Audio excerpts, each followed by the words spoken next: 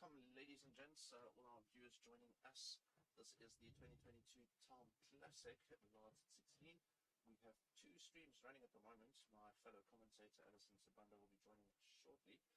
And the match that you're watching now is in the signature room down in Durban at the Q-Master Snooker Center. And we have Schalffer against Johnny Sideratos. And we are now in round one. It is the top 16. Players have already played qualifying matches to get to this event, and they have now formed a top 16, and they will be competing here this weekend. They have started the proceedings. The players have had their meeting, so we're about to get the matches underway quite soon.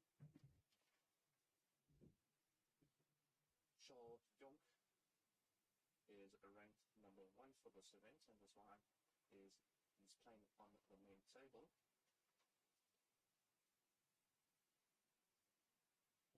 Johnny Sideratos is playing for the Goodwood Snooker Club, being able to win his qualifying match to make his way through to this tournament. Basically, how this whole tournament is set up, it starts with a total of 64 mini qualifiers, and then qualifying matches, and then the main event. The last one we had was also in Durban. That was back in February. And that event was then won by Schalffer.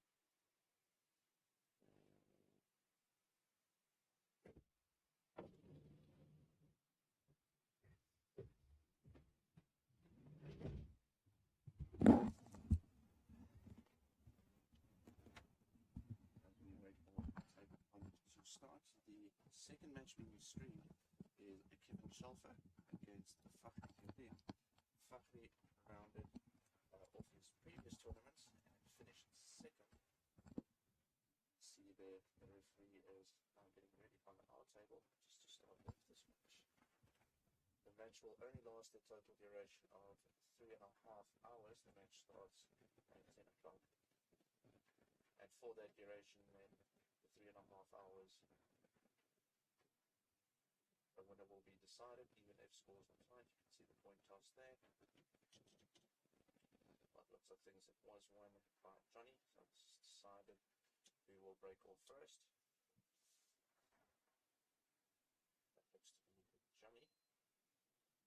Just for some of the views, just so it makes sense as to what is about to happen. This is called the break off, and chances are very likely Johnny will not play the shot to make a ball.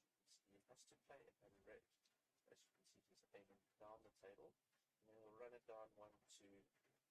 That is too soft. Yes. All right, thank you. Left Shaw on a straight red. A very good morning, ladies and gentlemen, and welcome to this 2022 TAOM Classic Last 16 encounter between Kevin Schalffer from Port Elizabeth and Fakhri. The much anticipated TAOM Classic is well underway. Fakhri leads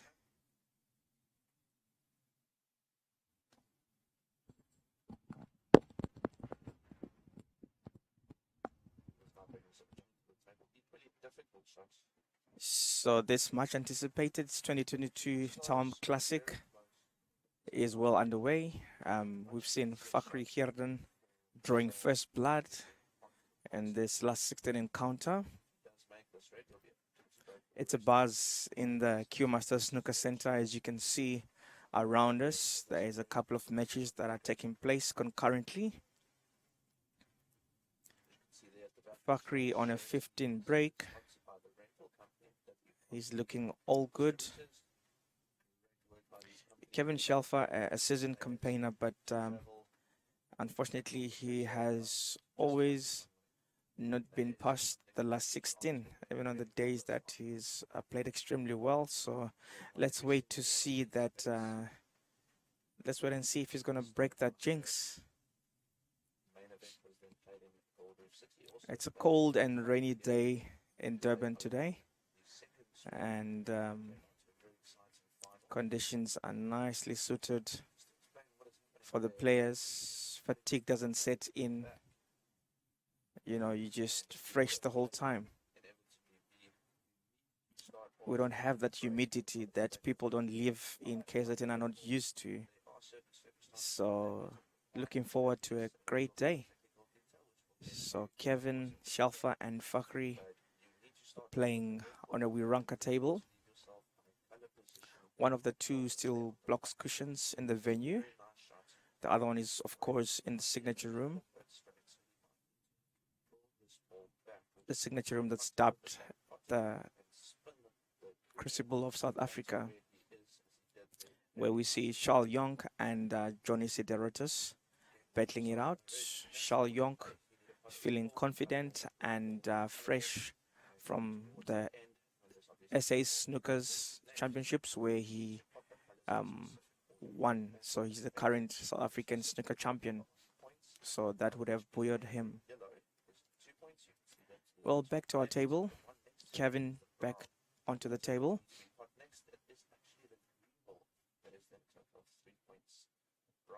Bit of an uncharacteristic miss there.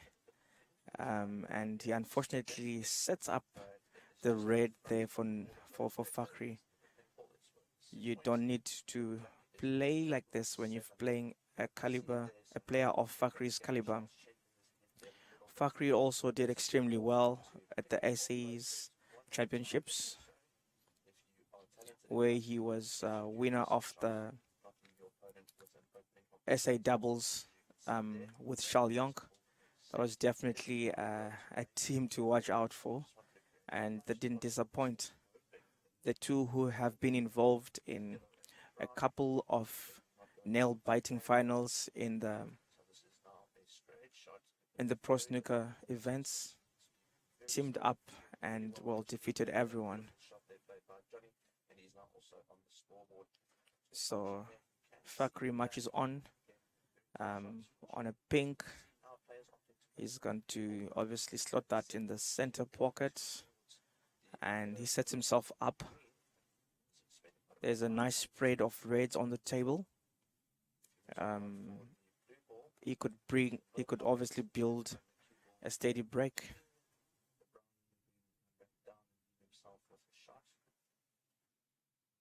He's definitely going to build a decent break from that.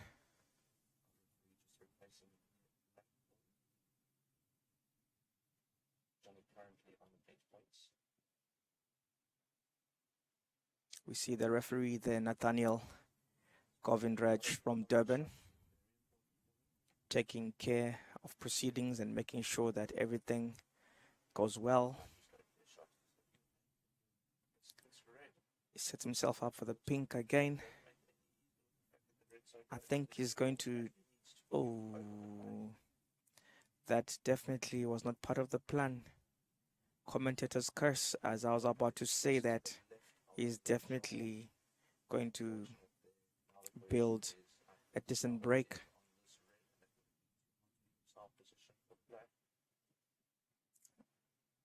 Not too sure if there's an issue with that center pocket.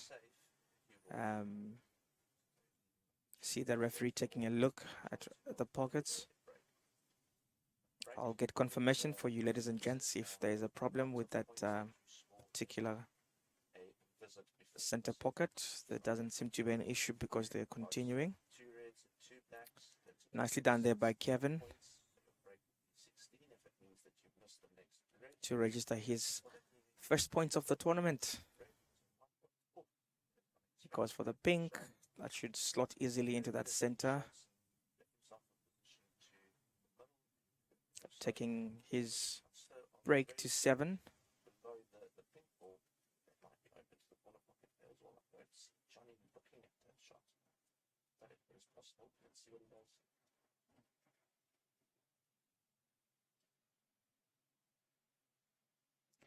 That being said, he brings Fakhri back to the table.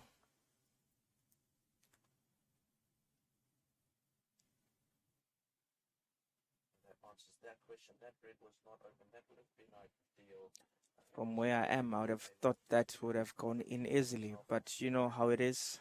See that the bottom right of your screen. Sometimes sitting in the commentary booth and being on the table is way different. Nerves always creep in. Just off the draw. So a big thank you to our sponsors who have made this event a possibility. The main sponsor obviously being TAOM Billiards. TAOM Billiards, who with the different stakeholders have made sure that the prize fund increases from 50,000 Rand last year and has gone up to 75,000 Rand. A little bit into the triangle of reds. It's not really a triangle anymore, but initially it was. So a little cluster of reds just holding the cue ball, so he's left himself with two options here. He can play to the pink, which he is doing. That made position on the next grid quite a bit easier. It looks too soft. Oh, that is too soft, and it might have just drifted a little bit to the left. Unfortunately, there for Charles, you can see there left himself nicely on the next grid. Johnny with another opportunity. Points difference is only 13. Still an early match.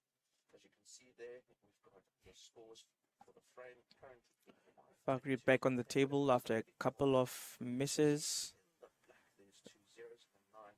Basically means I think he's going to make sure going forward. Doesn't necessarily result into the end of the match if you win 5-4 points. Definitely one of the But if scores are 4 favorites in these pro snooker events. We're seeing a lot of uncharacteristic mistakes from him. Again, like we said, this stage is big. There's a lot to play for. Total prize fine of 75,000 Rand.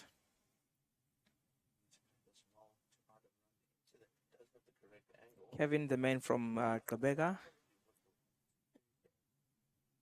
might be behind in terms of current points, but he's definitely looking relaxed. His body language looks good. He's definitely aware that he has to do better in this tournament.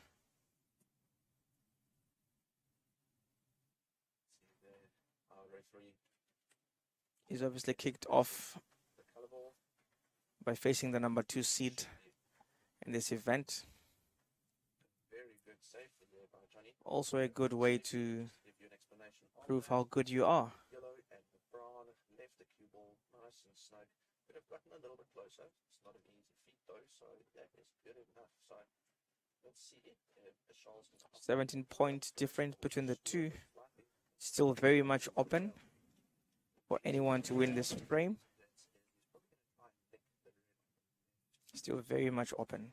slowly back down to the table. Oh, he opted to just leave it in slightly nicely behind the red. Is he going to get there? He does get there completely. I must say both players are yet to find their rhythm. No shot left here, so we'll see another safety beam. They are yet to find their rhythm. The shot that I was referring to coming off 2 rails. I think it will always be an issue of you need to get accustomed to the conditions of the day. You need to get used to the table. You need to see what your opponent has got and planned for you. You just need to get comfortable, and they are not at that point where they're comfortable yet. Fakhri does play on still block stable, still cushion box table at the Wanderers, so he should be the one to quickly accustom himself to the table. This table used to be in the signature room, and seed 1 and seed 2 always play in the signature room, so he definitely knows his way around this particular table.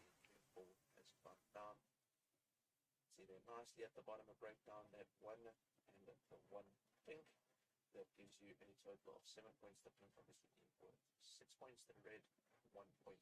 Bit of a defensive scuffle going on at the moment as well. I think both players realize that there's still everything to play for in this frame, so no one wants to give it away. Importantly, he missed the red, which means it is pink of his visit. He now step away. Johnny comes to the table and then left with a very long red. This is a talent in and of itself. It's called a long pot success rate. So the defense scuffle And the object ball will continue for a bit. the red ball has a lot of distance in between it. It's incredibly difficult when you are close. The margin for error from the red to the cue ball is less. So that helps a little bit. But if you've got distance, you miss a millimeter by the time that cue ball reaches your object ball. So TAOM products are some of the best in the market.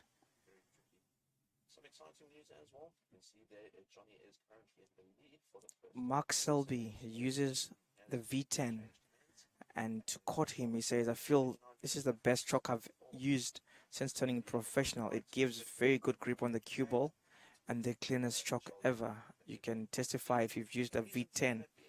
Very, very clean chalk, and the grip that it gives to the cue is immense.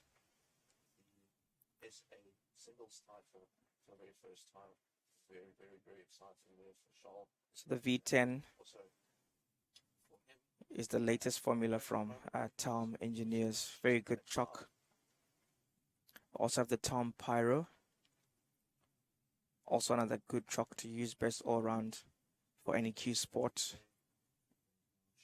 And then we've got the TAOM Fusion Tip, the TAOM Soft. It's also another chalk that's good for all type of snooker cues. Just go to their website and you'll realize that there's a lot that you could use. You can get TAOM products from United, King of Pool Tables in Johannesburg, Alberton, or you can alternatively get from Cue Masters in Umhlanga, Durban. They do online sales as well, so wherever you're situated, they can assist you.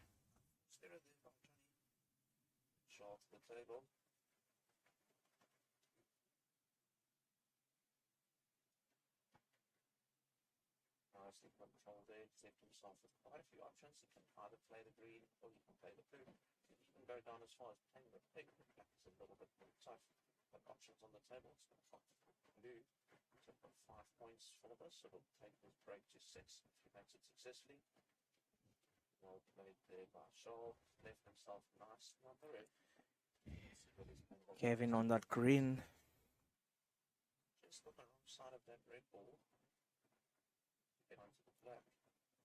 I don't think he wanted to be on that side of the red. He'll possibly. Oh, that's a lovely cut into that center pocket.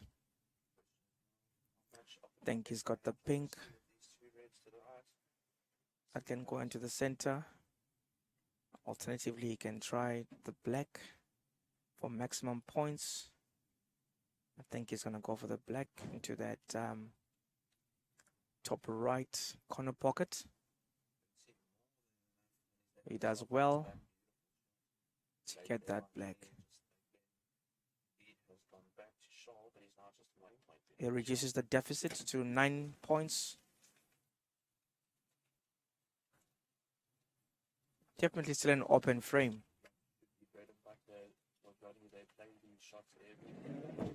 That worked out quite well. Reason for that being is the red, the pink, the blue, the brown, the yellow, and the green always go exactly the same spot. You'll see that. So we're down to the colors. For the fact that if there is a red or another ball taking up that spot, nicely controlled there. Very close frame this is turning out to be. Get off the rail, get position on the black, which is done. Excellent shot by Fakhri, ensuring that Kevin has got little or no options. This is looking good for Johnny. This will give him a lot of confidence. Oh my goodness, I think he's left it open for Fakhri. This is a He fell for that trap. The table is incredibly large. To give you an idea, it is more or less about 4 times the size of a normal pool table. No distance, you're walking the whole time, bending, you need to stay still. And Fakhri fluffs that opportunity. Incredibly important. But luckily for him, I don't think Kevin has clear view of that. See there just above the score, so this is the 2022 Well, he seems to. Classic. That should be a straightforward, straight shot. And he slots it in. It is an absolutely incredible brand. For 2 points, so being down to the color balls. Very unfortunate there. It's a little bit of lack, but it's not much on the red. The red is. He has the green. So Schalffer And then he's gonna do the brown. But only if that goes in, and it doesn't. such an incredible. He's left his white in a very good position though. Whole bunch of products. I think that rolls in Kevin's favor. He should be able to safely deposit that green into that bottom left corner pocket. Back to our main sponsor, TAOM Classic, incredible products, and there's so many professional. There we have it. Some of them you might have Kevin looking good for the goal. a big fan of his board. The first one being Mark Salvi. He's won the World Championship in Snooker. The brown definitely should go in there. There's Sean Murphy, who's won it once as well. And then you get to He doesn't go according to script. Brings back Mr. Fakhri the fireball to the table. He, however, fluffs the opportunity as well. And I think Kevin will bury that into that center pocket. Sets himself up for the blue there as he levels the points. He just has to keep his nerve and make sure he plays the cue well, and he's done so. Up to 44. Scott, and a fairly easy shot off the pink. If he leaves himself in a good position for the black, then he wraps this up. And well executed there by Kevin. Definitely going to draw first blood. There we go. Kevin Schalffer 1, Fakhri 0.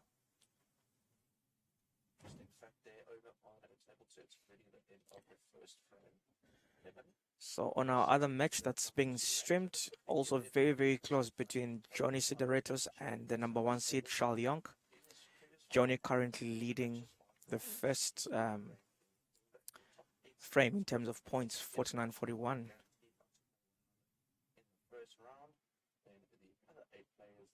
The number 1 and number 2 seeds definitely feeling it this morning as they've been given a good run for their money. This is what we live for, moments like this. We want everyone to get a good run for their money. And this is what's happening. So if you just joined us, folks, welcome to the first session of the 2022 TAOM Classic Last 16. This is the second edition of this particular event, the TAOM Classic.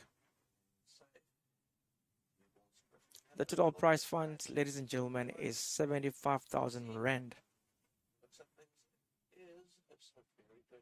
Broken down for everyone. So there is something for everyone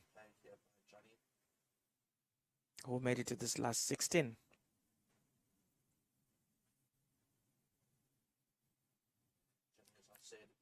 Kevin gets us underway with the second frame. That first frame would have definitely given him all the confidence that he needs. He knows that it's a lot of work, being stereotypical, but it can be done.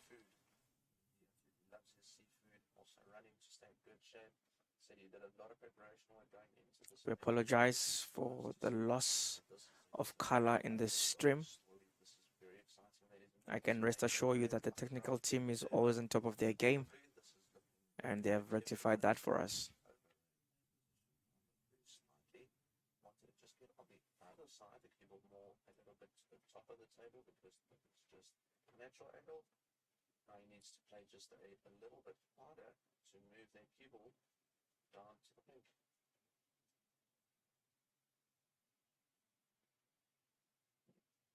Oof, interesting now. The lighting looks good again.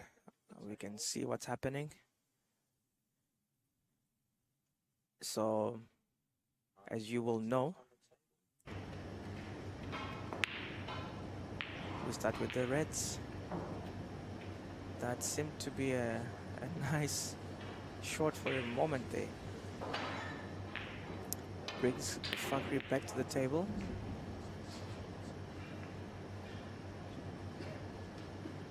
And lands the white in that cluster of reds. I don't know if he's got a good view of the center there.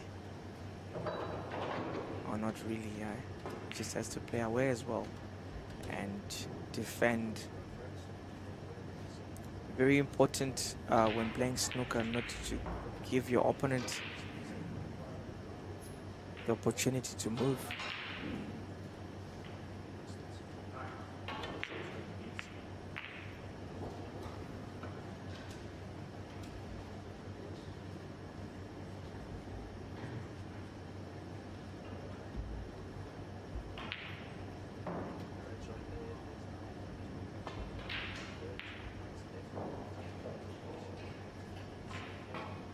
Kevin will also go defensive, but I think Fakhri has got one or two options.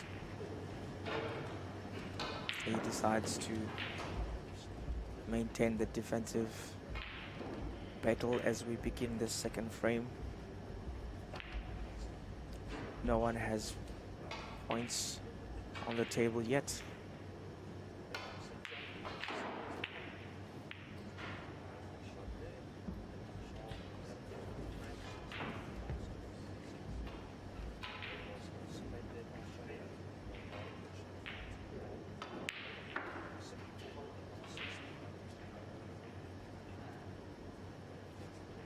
The news coming in from the signature room.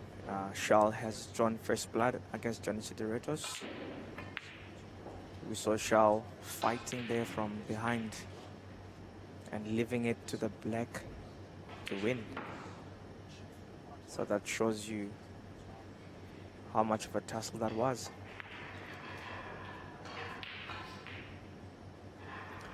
Fakhri on the table. He'll definitely be looking to level terms. He's on a 9 break as he moves to a 16 break with that black that he ported now.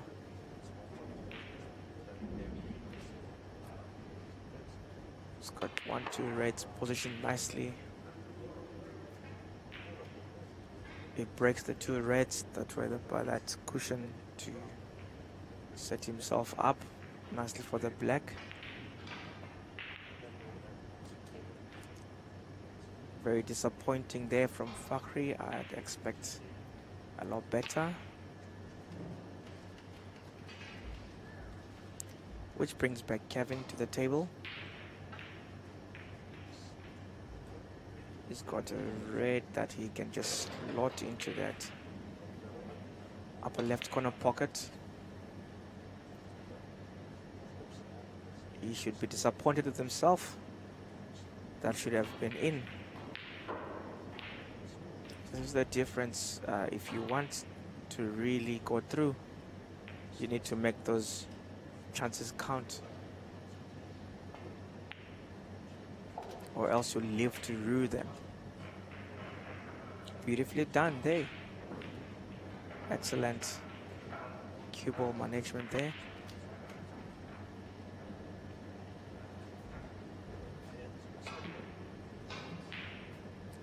sets himself up for that red. That should be a routine shot for him. Oh, he's got the black again.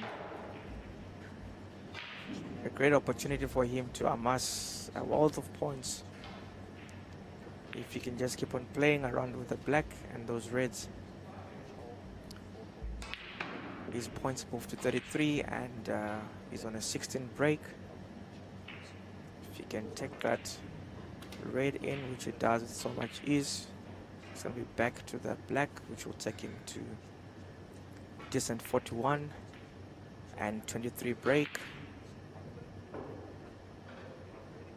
There's also a prize for the highest break.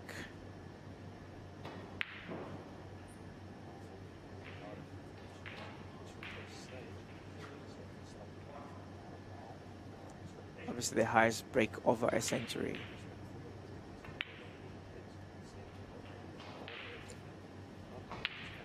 Nicely done.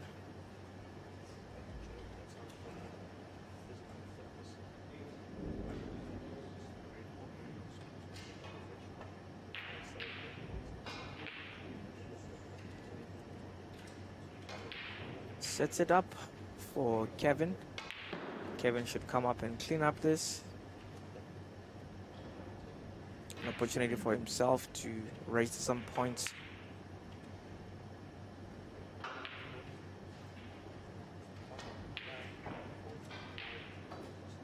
He trails by 41 points currently.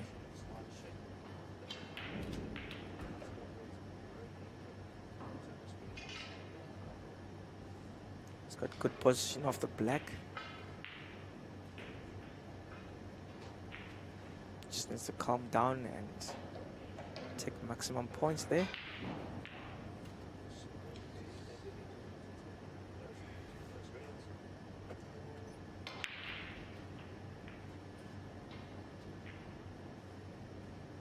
Okay, I don't think he wanted his white to be where he left it now.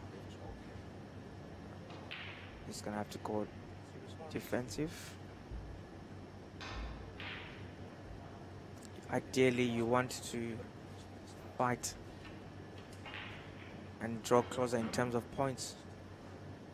You don't want to be so much behind a player of Fakhri's nature. We did see Kevin in the previous frame fighting back and claiming it. So I guess impossible is nothing.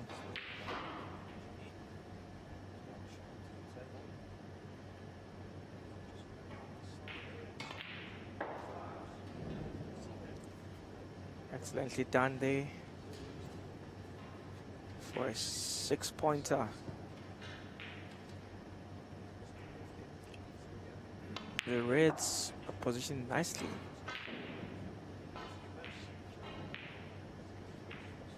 And so is the black. A great opportunity for Fakhri to cement his lead in this particular frame and obviously draw level.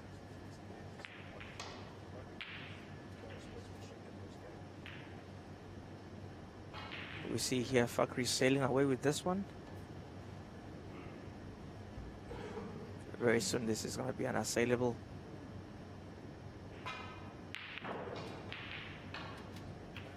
Excellently done. The red to that upper right corner is as easy as 1, 2, 3. Just left himself again in good positions for the black. We can safely say that Fakhri is leveling this frame.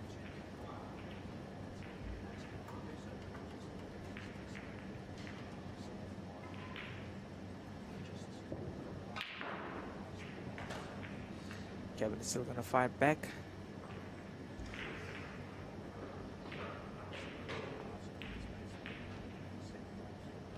Excellently done to get that red in. Is a good position of that blue down to the left. corner pocket, or is he going to go for the black? He needs to maximize. The black is so close to that pocket, and he fluffs his opportunity there.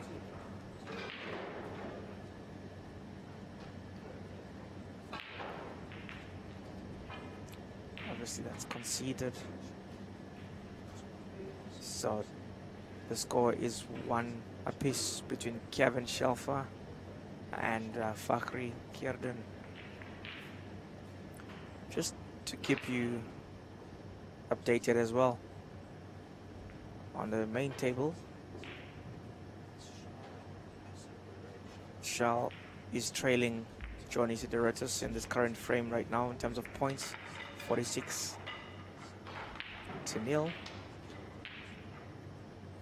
Although Shal leads by 1 frame, Johnny definitely means business, because even on the previous frame, Shal had to fight it right to the end. Fluffed an opportunity. So back to our match.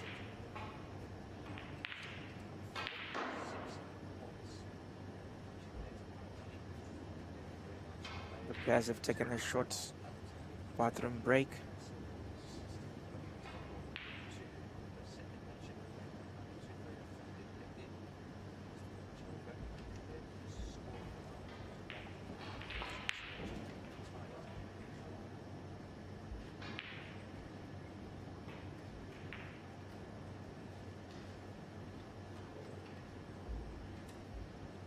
Looking for the perfect product for the entire family? With so many products to choose from, the only difficult decision would be deciding on the right one. He wants a pool table, but she only has eyes for fashionable furniture. Here's the perfect compromise. He's looking for something special for his man cave, and them for their studio. Find your brand new home entertainment products right here at United King of Pool. United King of Pool, the player's choice.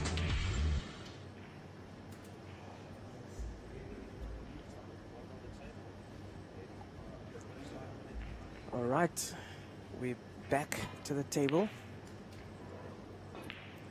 Kevin got us underway. Oh, that's a ruthless shot on that red. Fakhri loves hammering that ball in whenever he can, as we can see.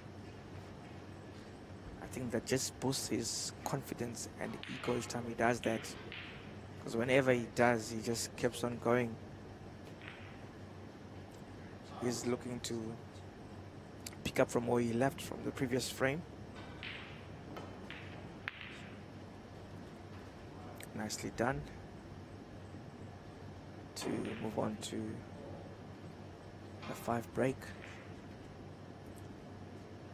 Possibly going to move to a 12 break. He's got a great position for that red, and he must set himself up for the black. Excellently done by the number 2 seed. Needs to go.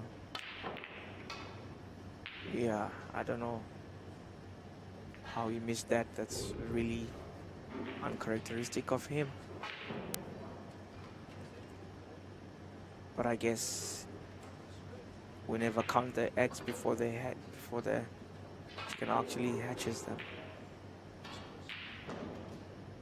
Kevin back to the table. Long shots that didn't make it to its destination. Unfortunately leaves the white in excellent position for that red to go into that upper right corner pocket.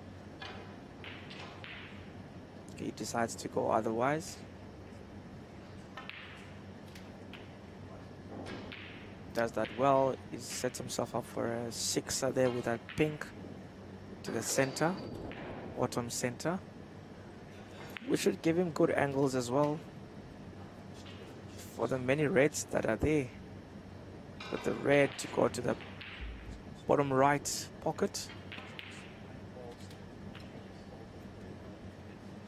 He's got good position on the pink to that upper right corner pocket.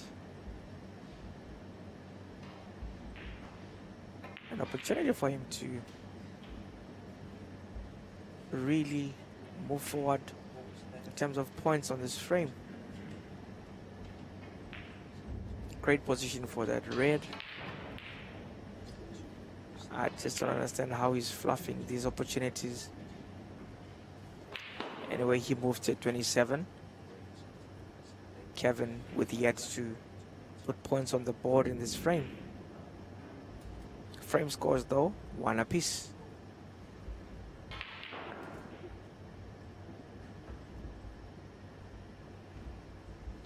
One thing I admire about Kevin Schalffer is he always fights to the bitter end.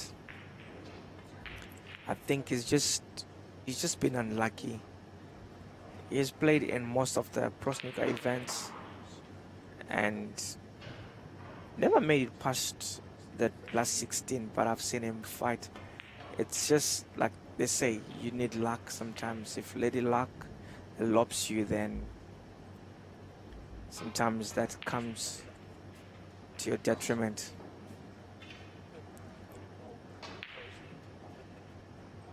Got good position of the yellow, leaving an excellent position for the red to that top right corner pocket. Should be a routine shot. Okay, needs to extend his cue.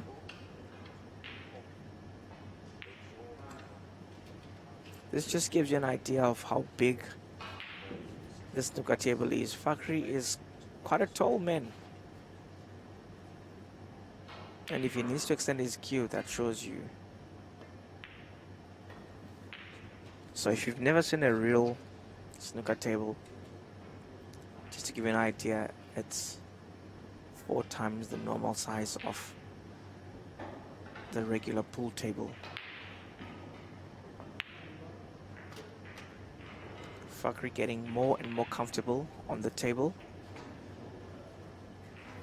You don't want him to get this comfortable as an opponent. As a fan, we obviously enjoy what he's going to produce on the table. So he's got that pink to the center. Routine straight short, he gets it. I think he's gonna go with a red to the upper right pocket. No, he's changed his mind. He goes for the center again with the red, which pays out good dividends.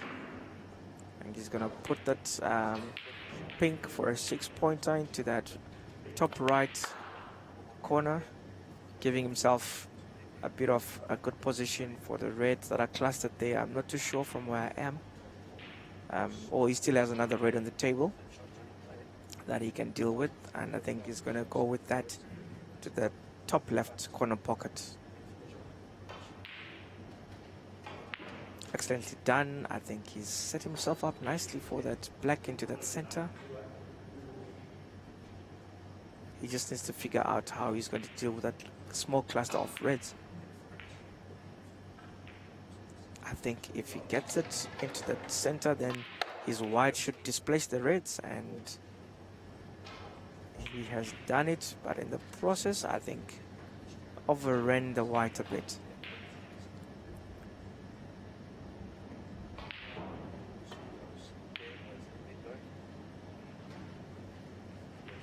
Yeah, he had overran the white. Not threat, however, from where he left the white from Kevin, so he's not threatened at the moment. He leads 59-0.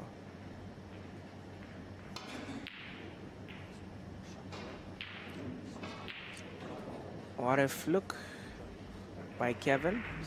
You know, sometimes you need that luck. Luck always favors the brave, so we see that happening.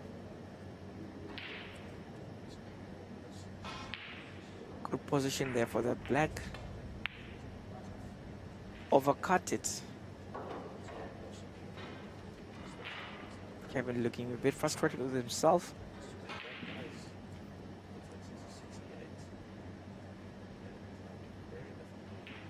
Brings the fireball back to the table.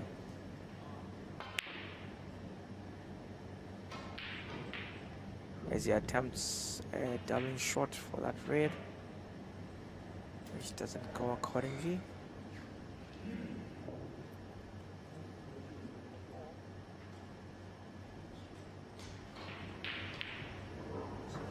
See if Kevin can get that center. He does with so much ease. He's got a mountain to climb. He's got a mountain to climb to catch up with Fakhri right now. As he... Alright, that's excellently done. He's got good position for the red, probably to that top center pocket. He's gonna have to put as much points on the board as possible. He'll have to dig deep and be as clinical as possible.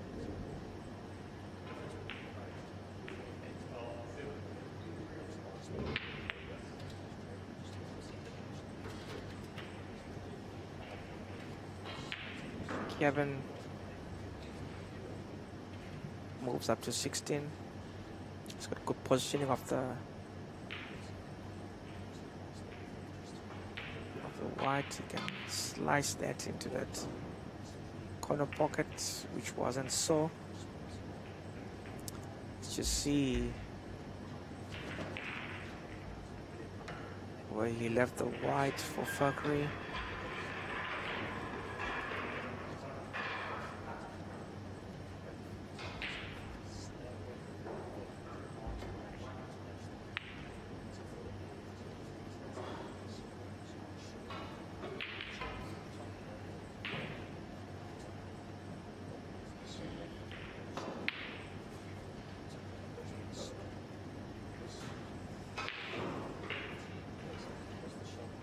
Kevin opting for safety there, not that he had much options. For the next couple of shots, we might just see a safety battle going on. No one is going to want to give away, but I think that didn't go accordingly for Fakhri, as he has left a very, very clear shot. But definitely need to extend his cue there, Mr. Kevin.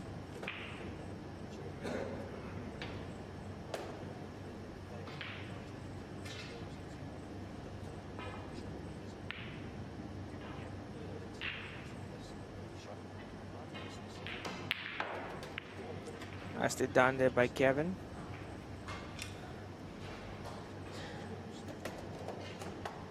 I don't know if he's gonna go for the obvious and go for that green, or he wants to go for more points,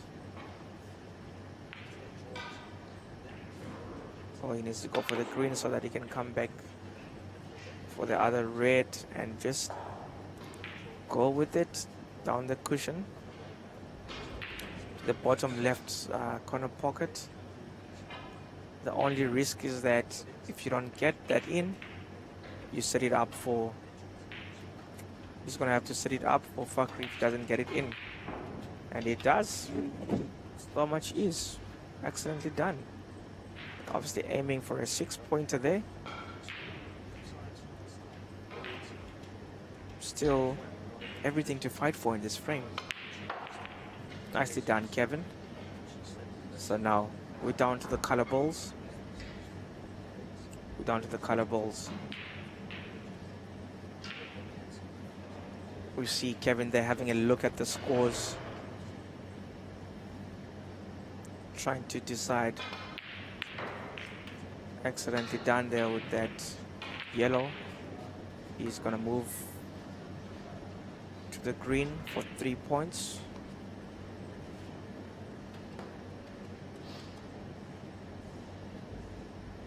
All he has to do now is to put everything that's on the table in correct order. Opts for defense.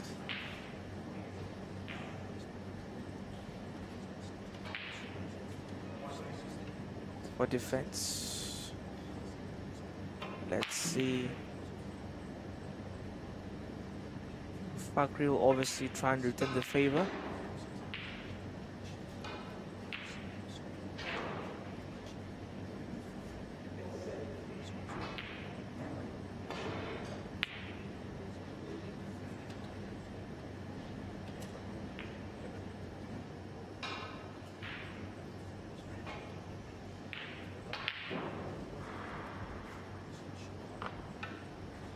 Well, Fakhri hasn't put points on the board for a while now.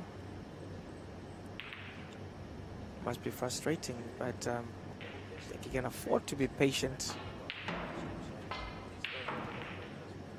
Let's see if Kevin is going to continue with the safety pedal, which he does.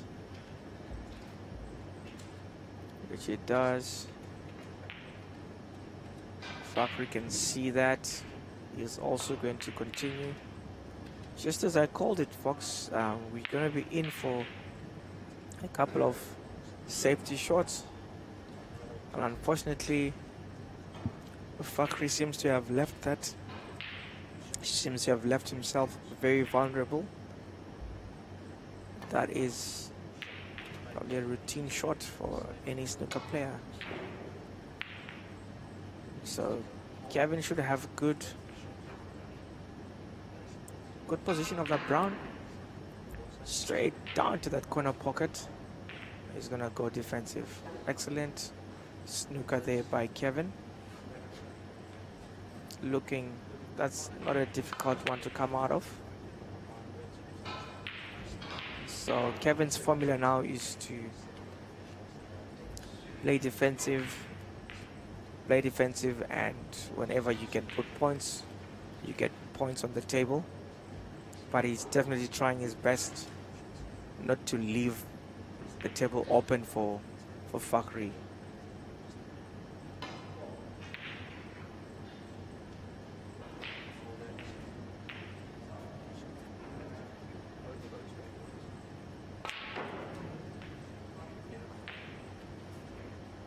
The safety show continues.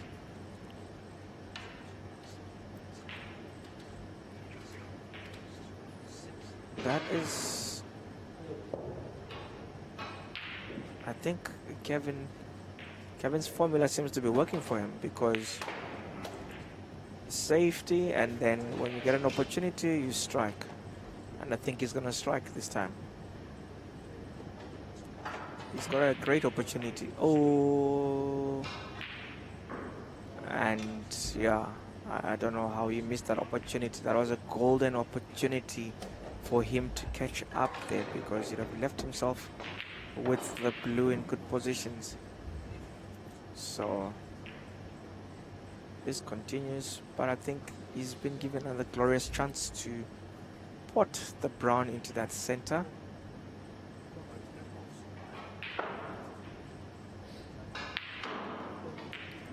If you can get that brown into the center, then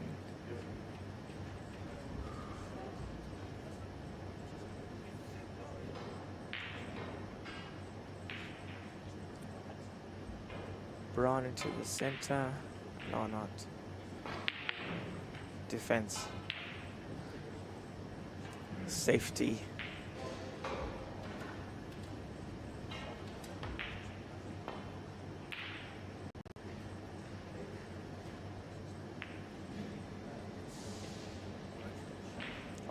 On the other encounter that's being streamed, it is Shal 1, Johnny Sideratus 1. Turning out to be a very, very difficult encounter there. Johnny, one of the last players to qualify, giving the #1 seed a good run for his money. Excellently done there by Fakhri there.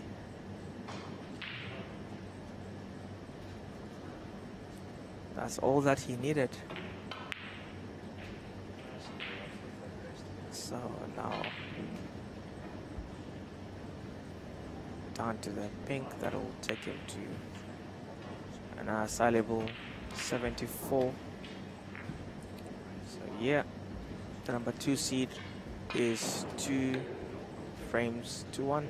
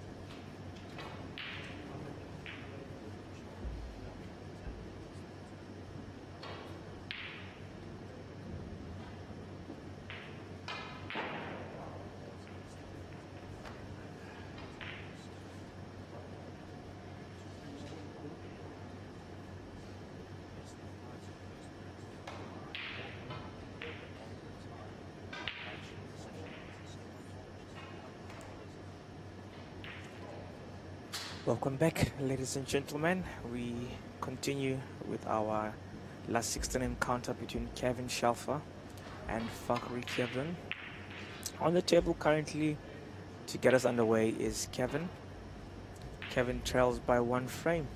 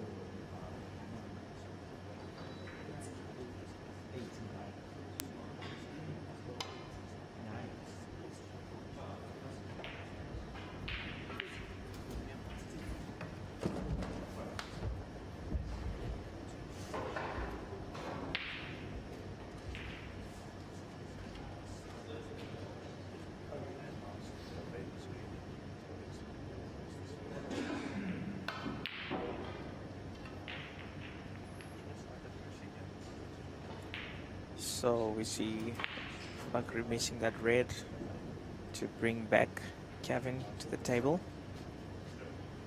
Points, Fakhri 4, Kevin 0 for now.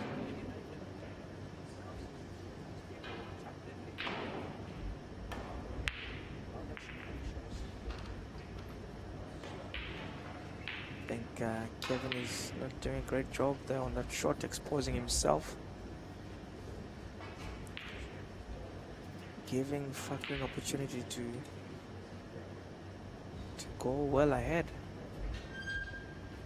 There's a lot of reds that are clustered there and a very good opportunity for a good player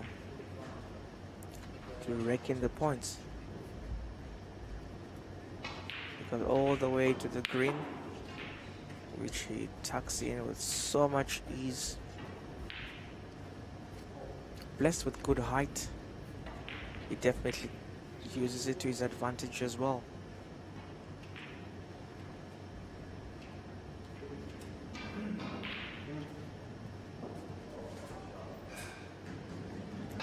Doubles winner with Schalffer in the SA Snooker Champs. Finalist in the SA Snooker Classics, lost to Mutalib Ali. So no wonder he's number 2 seed. It's definitely way up there.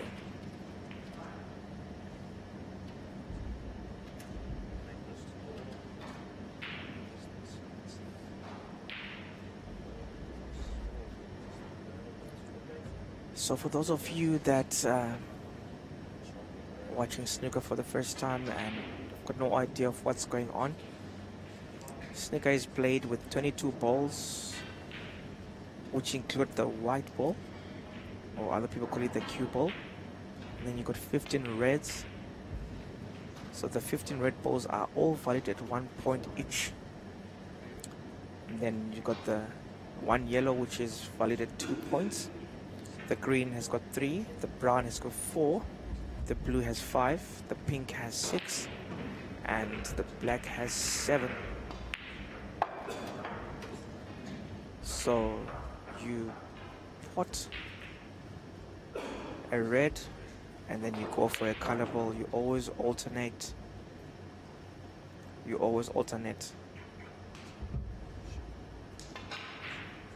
So the more points you accumulate, which is the main goal, the closer you are to winning. So for every red that you put, you have to support it with a color ball.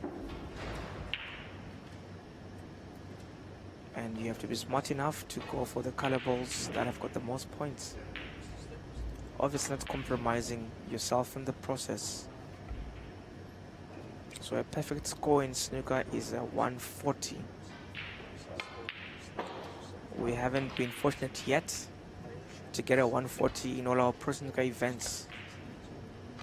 However, the people at the SA Championships were close to being blessed with that one, as Schal scored a 136, 4 short of 140.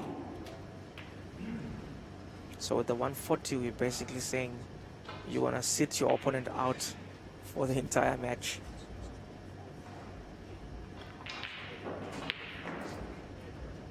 In normal pool terms, that would be an apple.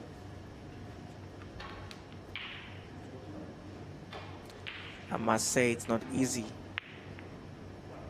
with this big table to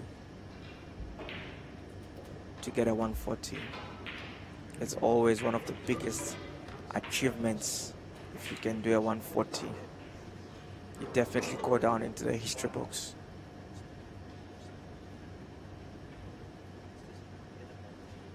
Kevin Schalffer on a 22 break.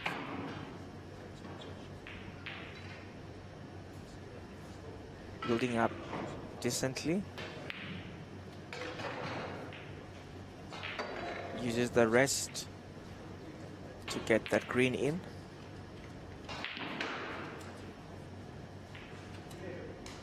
Moves to 25 break. We haven't seen a high break yet in this match. So let's see what Kevin has got in store for us.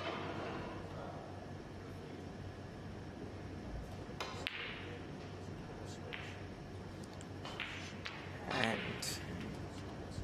his decent run ends on 25.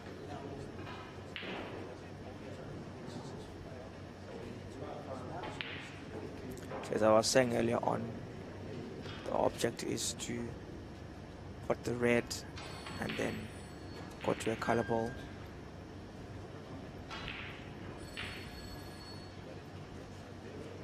All you have to be doing is red and then color, red and then color. When you finished with the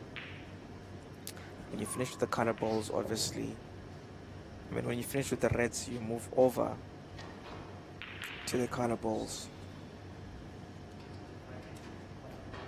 and you have to put them in their order of value.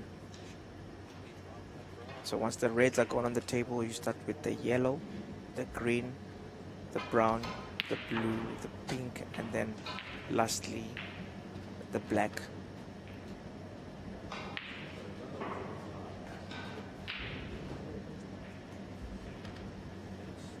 And then some of you are gonna ask, what does it mean to be snookered? That word is just used carelessly everywhere. Even in pool, it's used every now and again. So what is to be snookered? So to be snookered is to be unable to roll the cue ball or the white ball in a straight line and hit the ball that you've chosen to play, or the ball that you have to play. So if you're distracted, if you're obstructed, then you are snookered. You need to find ways to get to the object ball.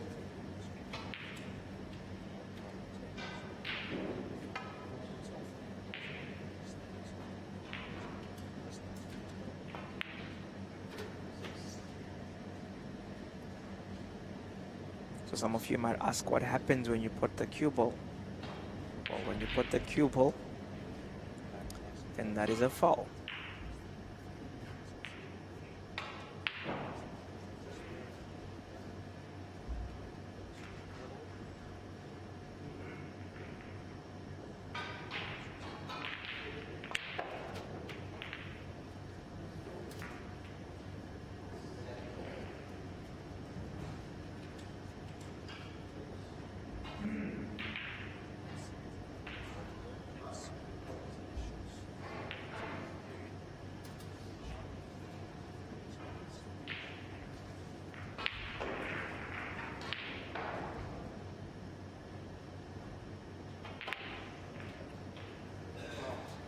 Okay, so Fakhri on the table.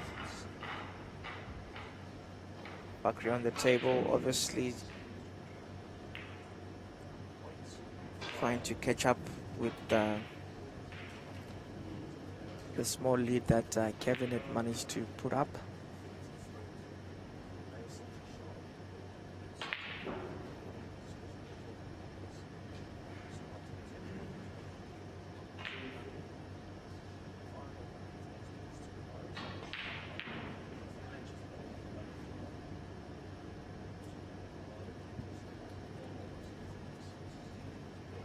Kevin wary of Fakhri and tries by all means to put the white in a difficult position, which he doesn't do with so much success because that center was quite clear there. Just overran that a bit. So he's got the black in clear view and he's gonna need a rest to go for that red. Oh, he just needs to extend his cue. Alternatively, he needs both. The pool table is the snooker table is enormous in size. It is gigantic, to put it mildly. A very good player with the rest. So we obviously use the rest when it is difficult to reach out to a shot that you need to take. Excellently done there by Fakhri to move to 29 points. He's on a 9 break. He's got good view of that black, and that should be a routine pot for him, which he does with so much ease.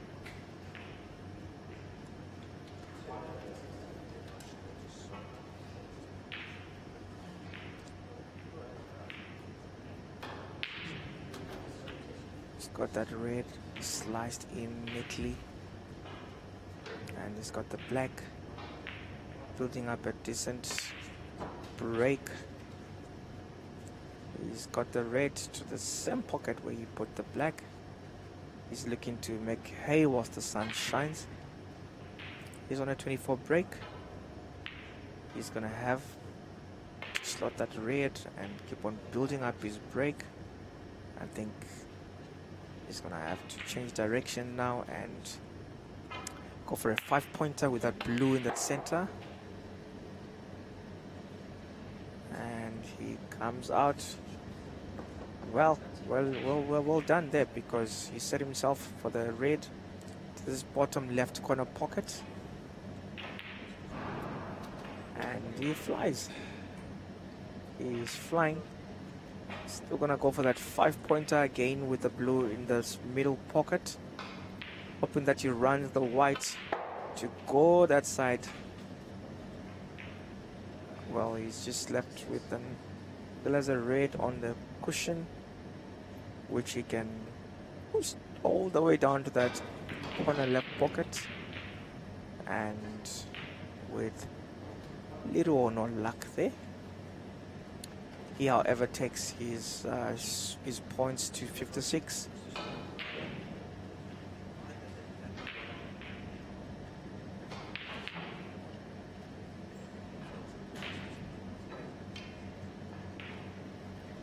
Kevin will fancy himself.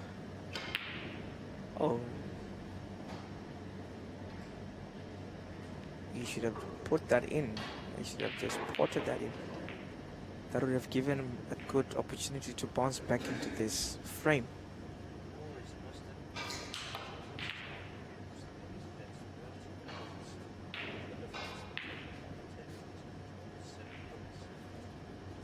Okay, he's been given a new opportunity to claw back into this match, rather into this frame, which he does well. He can go for 5 points there with the blue into that middle bottom pocket, hoping that he leaves the white somewhere close to the cushion and he can go down with that red. The only thing there is he has to be sure, because he's gonna set up the red for Fakhri there if he's not careful. So it's what you call do or die. He's clever enough not to leave it in a good position for Fakhri. Not sure though, because Fakhri has got good sight of that, and the way he's gone down to the table shows that he can slot that in himself. Well, it doesn't happen like it's scripted too. That's the exciting thing about snooker. Not everything is obvious, and you're never out until it's really over.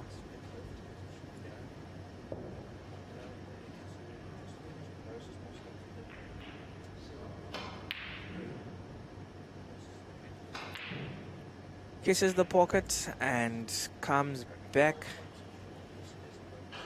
An absolute opportunity for Fakhri to secure this frame. Alright, didn't happen that way. I think they're swinging the opportunity to each other.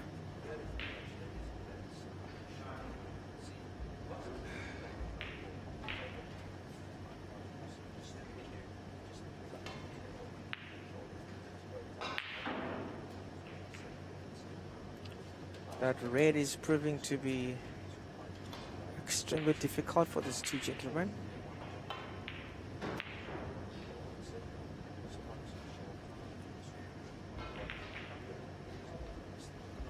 Don't know if Fakhri has Kevin snookered there, or you can see it.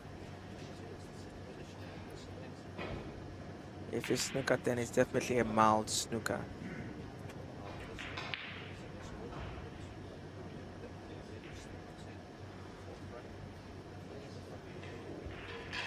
So on our other stream running, Shal has leveled the terms and went on to lead 2-1 against Johnny. Quite a battle going on into that in that frame, or in that match rather. Shal is always used to breezing through most of his matches, but Johnny is got other plans. Back to our table where Kevin trails by 24 points. He's got the center to his disposal for that pink.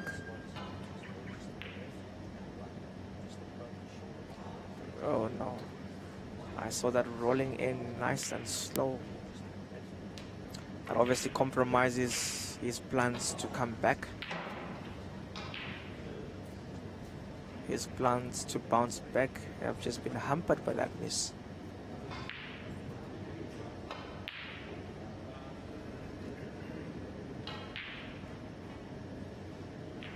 And Fakhri missing that yellow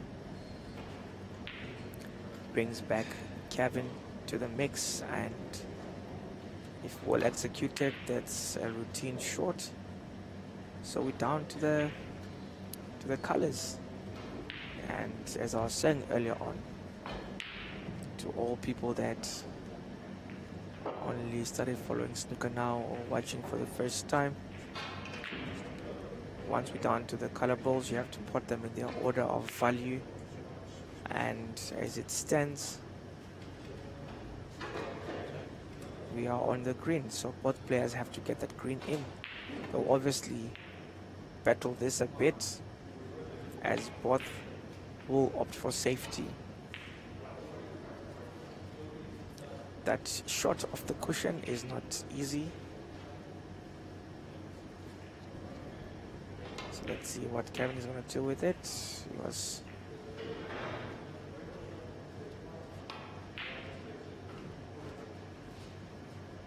and it's going to be a battle for a bit. And Kevin might just struck gold there because Charles has left that green on the pocket. All he has to do is tap it in and then make sure he sets himself up for the brown. And he just overran that a bit, but I think he's got a good position off the center from where he is. You can go middle, or you can opt to continue the safety battle, which at this point in time would be a bit risky because the table is quite open. Nicely done there to move his break to 7. If he gets that blue into that bottom left corner pocket, then he's going to move to a 12. And he fluffs that opportunity. Leaves a clear-cut chance for Fakhri to seal this frame. Obviously smelling blood, he'll go for the kill, which he's going to do with so much ease. That's obviously conceded and Fakhri is running away with it. 3-1.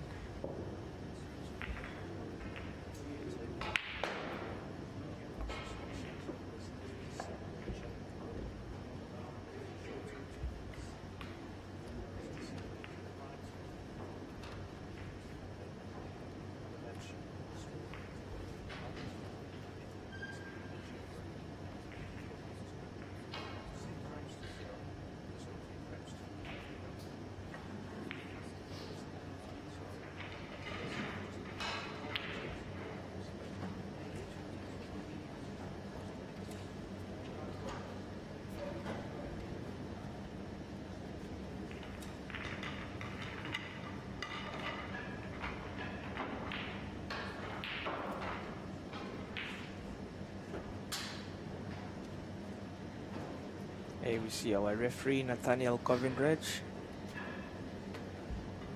the Natal man, decent player himself. Played a main qualifier and just fell short in that main qualifier. Otherwise, he'd have been part of the guys that are playing today.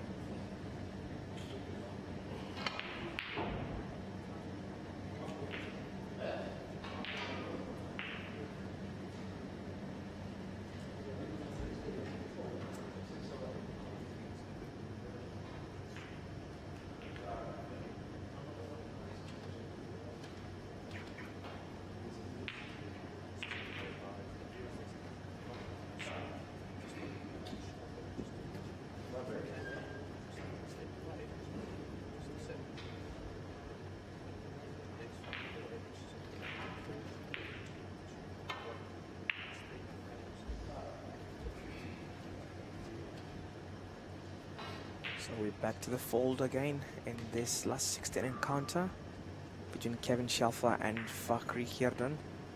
Fakhri currently leads by 3 frames to 1.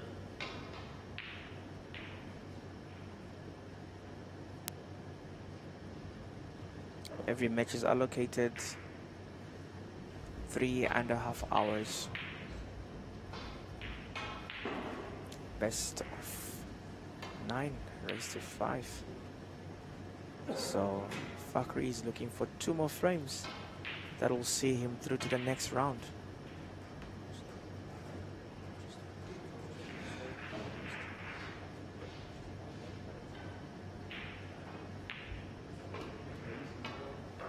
Kevin Schalffer finds himself in all sorts of problems, having been the first to draw first blood. He finds himself trailing by 2 frames now. And Fakhri finds himself in an excellent position to secure this frame number 4 for him. If he really takes advantage of what's going on right now, he might really open the gap.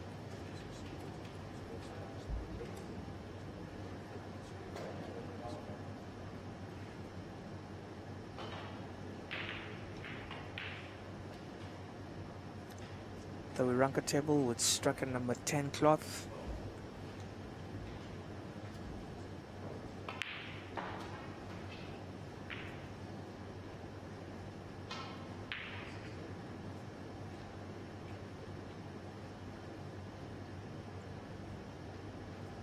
So Fakhri obviously making sure that he gets everything going. He has to get it going for him. He's number 2 seed, and it shows in the class. I think, like I called it, he's going to definitely milk this cow as much as he can. You can see there on the picture, the head ref just showed his face. Andre Detoy, very experienced at international level as well. Though we see Fakhri with a decent break, 32, going on to 33. And we see him obviously going to 39 break if he gets that black in. He'd have loved to displace those reds more than what happened now.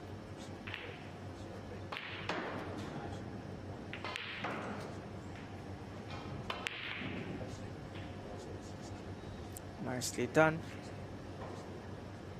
Not too sure if one of those reds can go straight to that corner pocket. It seems that's the case.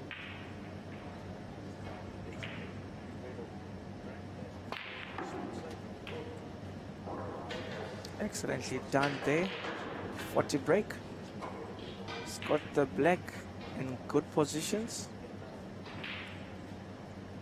And there's a routine red. As soon as he's done with that, there's a red that's already inside. So that's a 48 break. We're in for a high break this time around. A very cold day in Durban, but Fakhri is warming his way into the tournament.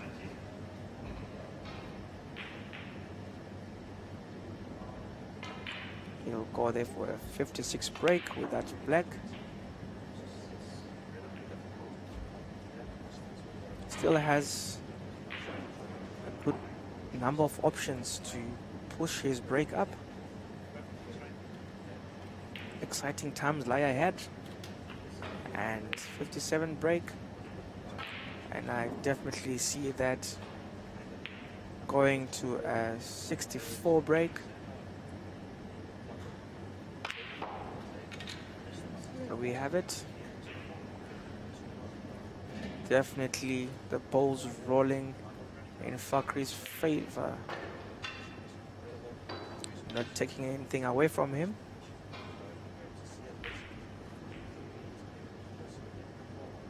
Needs to extend his cue.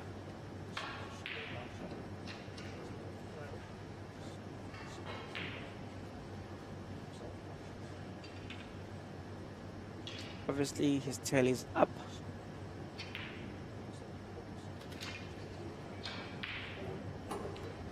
Definitely making this count. I see a 72 break.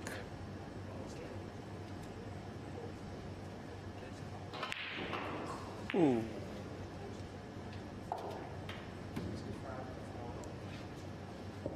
And a foul there as he dropped the pink and awards Kevin nice 6 points. Nice to be Kevin at this point in time. You just get 6 points without porting any. But Kevin trailing behind. And he'll have to keep his cool to catch up here.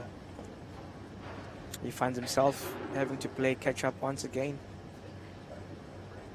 But excellent break there by Fakhri.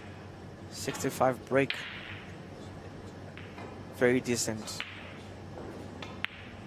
We will definitely see more breaks, more high breaks coming from him, I'm pretty sure.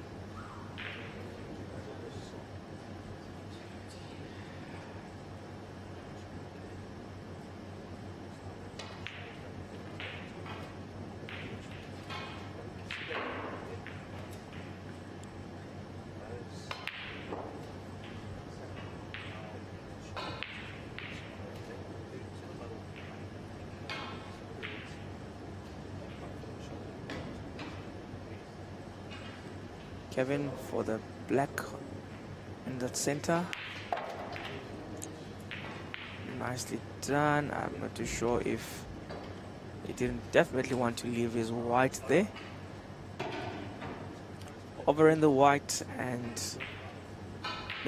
displace the other red to the cushion. So let's see if he can slot this into that center. Not. Brings back our number 2 seed, Fakhri, back to the table. Going for safety. No, he's going for the kill. Missed that by a whisker. And we welcome back Kevin Schalffer to the table. Obviously opts for safety. I don't know how safe that is. Doesn't look as safe. Doesn't look safe enough.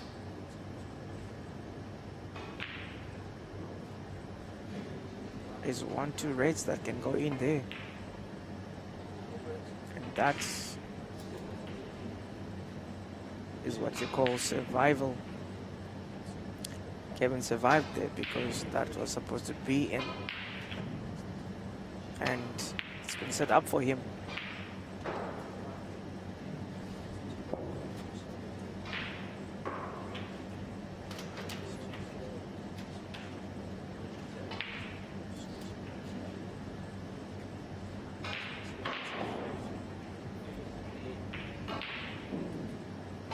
He's gonna attempt a 5-pointer to that corner pocket, which he does excellently. He's got that red clear.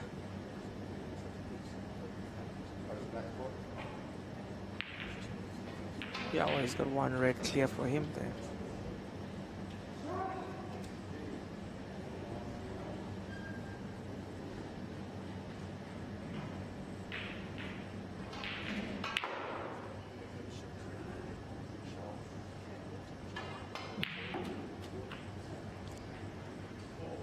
Smoothly done.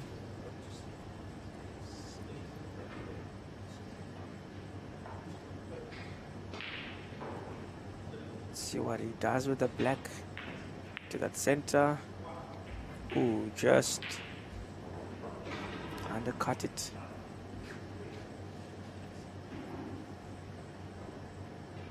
Fakhri back to the fold. Slots that in with so much ease. He's gonna go for the green so that he moves his white towards the cushion for that red. Excellently done.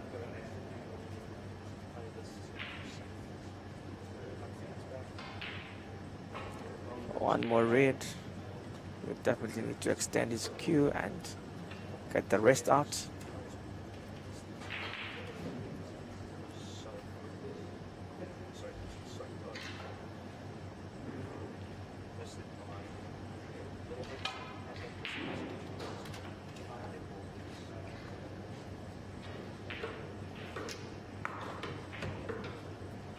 The blue there right in front of him, to that upper corner pocket, onto the right, nicely done. Then down to the color balls and set himself up nicely for the yellow. So this is definitely going Fakhri's way. It's getting unassailable by the minute.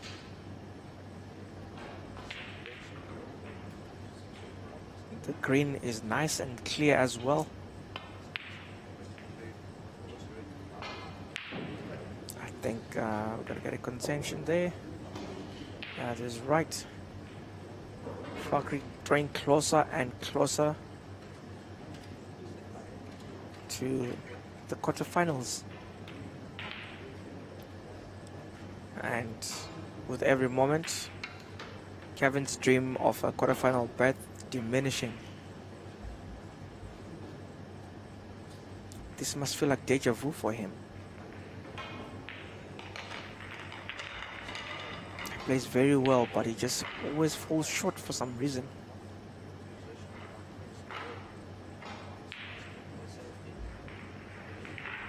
Guess all I can say is his time is coming.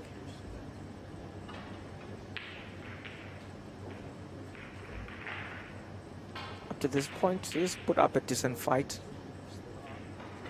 1, 2 small mistakes that have cost him.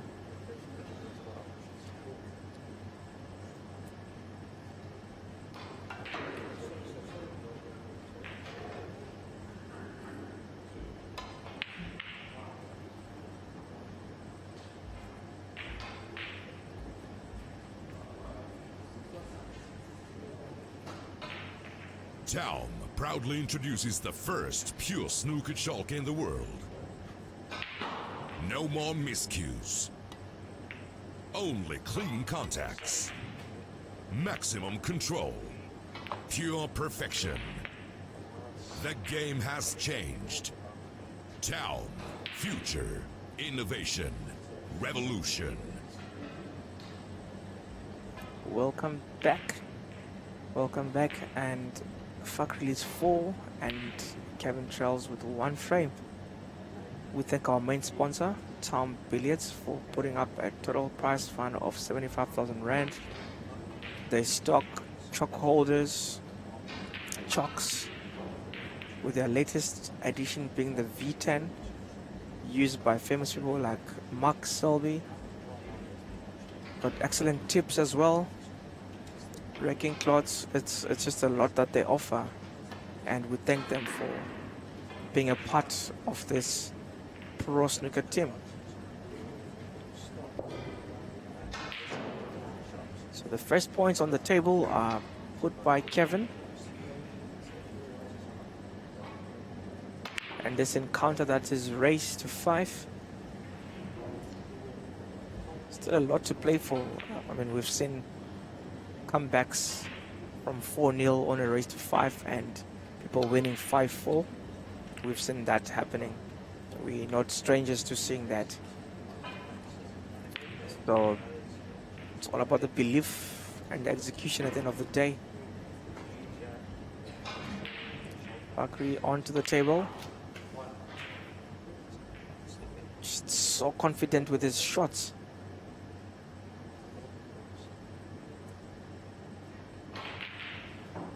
And his snooker's Kevin. I think he had no option after overrunning that white. He had to do something like that.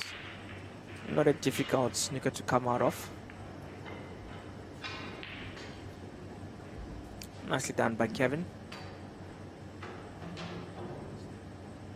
Leaves the white though in good positions for Fakhri, who obviously fluffs that opportunity.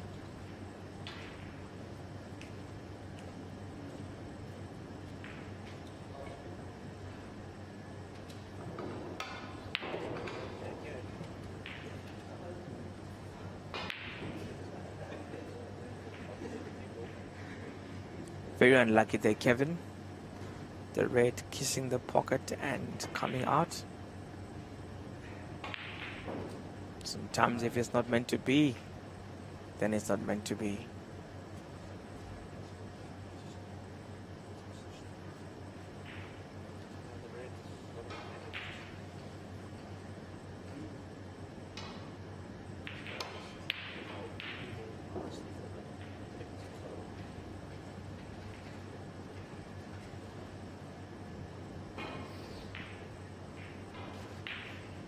Missed that red by a big margin, must say.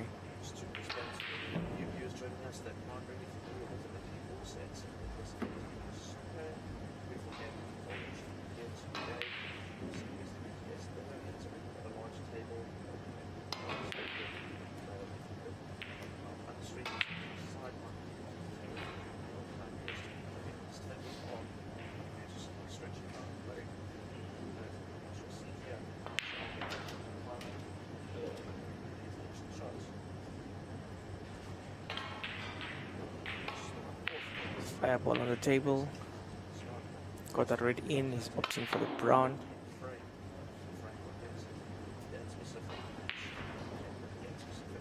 He lands the white just behind those clustered reds. Gonna have to try and just split those reds,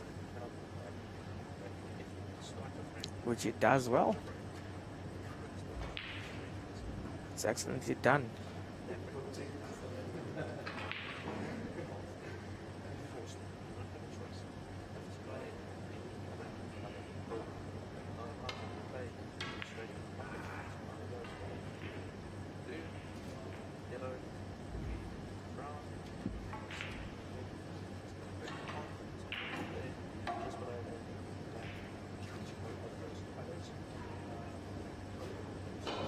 We can safely say that his risk has paid out of splitting that cluster of reds, because now it has come back to pay some dividend for him. He's got the black and the yellow to opt from. He opts for the yellow. Absolutely done well to control the white. He leaves it in excellent positions for reds. I must say the reds are nicely placed. Gonna go for 7 points. Routine shot. Comes back onto the reds. He's spoiled for choices in terms of reds. Very, very spoiled.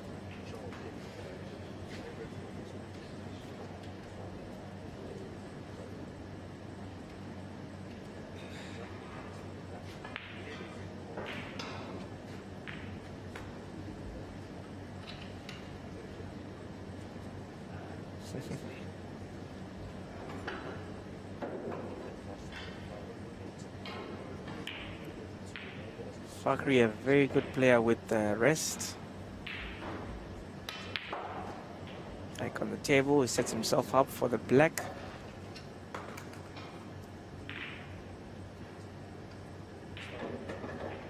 He's going to amass a couple of points here. Let's be honest, unless he fluffs any chance here. But ideally, from where he's standing, he wants to finish this game so that he's got ample time to rest before his next encounter. He definitely doesn't want this to go down to the wire, because it'll mean that there won't be time to rest, you know. But given the time now, he's got enough time to have lunch, relax, and be ready for the next encounter, which is the last 8. It never gets easier as you progress into the tournament. I actually didn't see any match that I can say is easier or is easy in this whole thing. That's an absolute fluke, and he raises his hands in apology there to his partner. Great sportsmanship. On a 33 break is Fakhri Hirdan.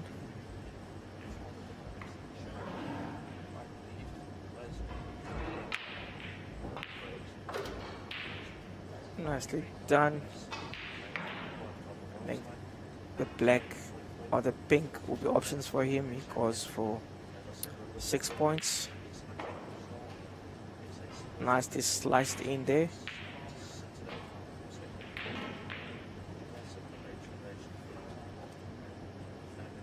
He's got excellent positions. This frame basically is now his to lose.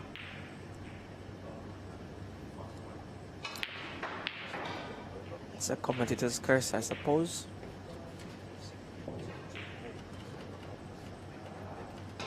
So Kevin's got a mountain to climb.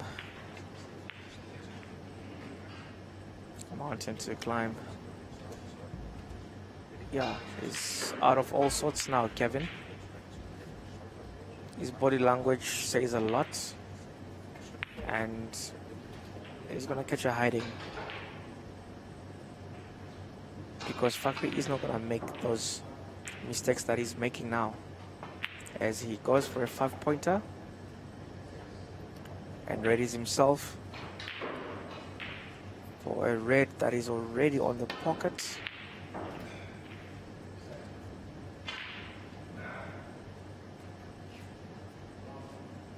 Didn't want to have displaced the black from where it was to the cushion.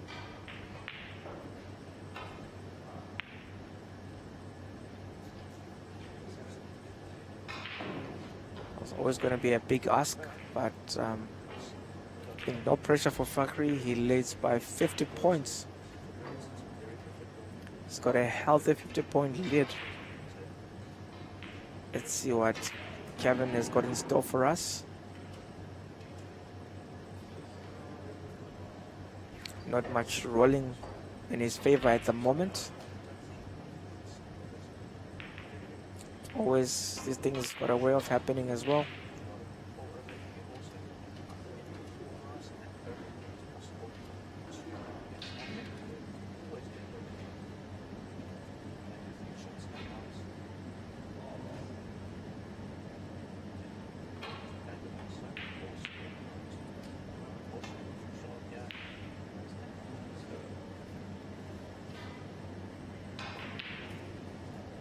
Yeah, we see Kevin's body language showing that he's not impressed at all with the last couple of shots that he's played. Not impressed.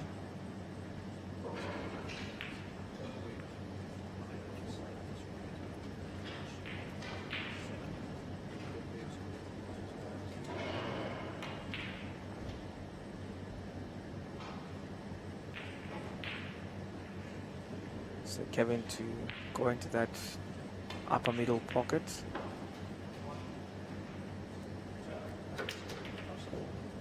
He's got a chance to play the pink to this bottom right corner pocket.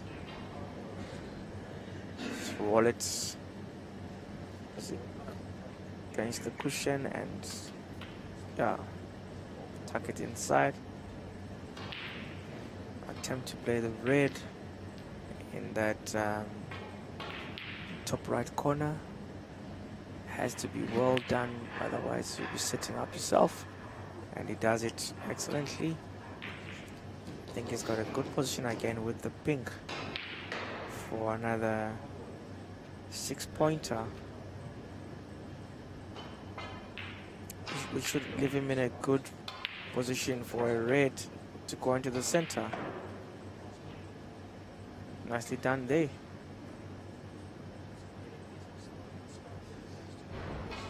If he just keeps his cool, then he can tuck that red in that bottom center pocket. Oh, he went for the longer route. The longer route let him down. As I always say, it's easy for us to be choosing which balls you must take whilst we're sitting in the commentary booth. But when you're actually in the thick of things, you're the one with a better view. And sometimes pressure can also make you make the wrong decisions.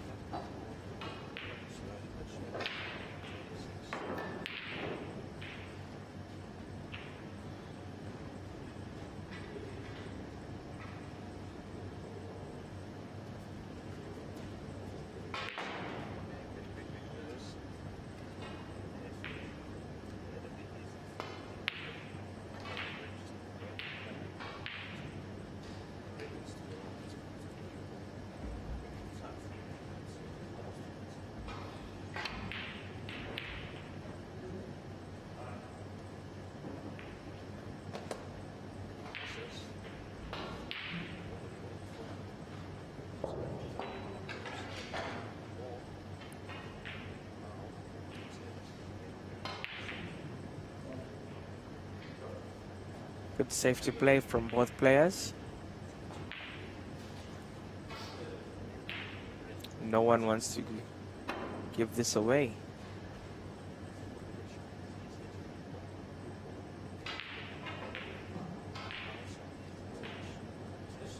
Kevin knows that he's got an opportunity still to get himself in this game.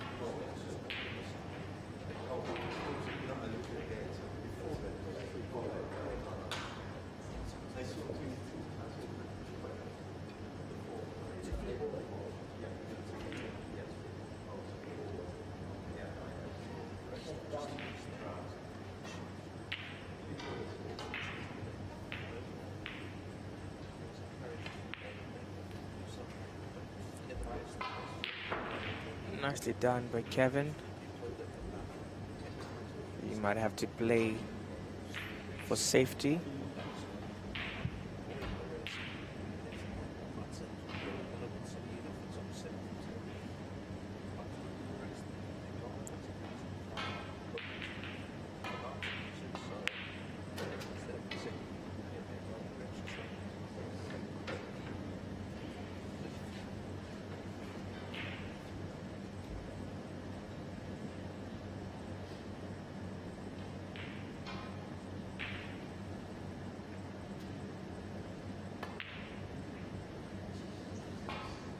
Just unlucky there, Kevin. Just very unlucky. He's had a couple of those unlucky shots that have kissed the pocket and not going in.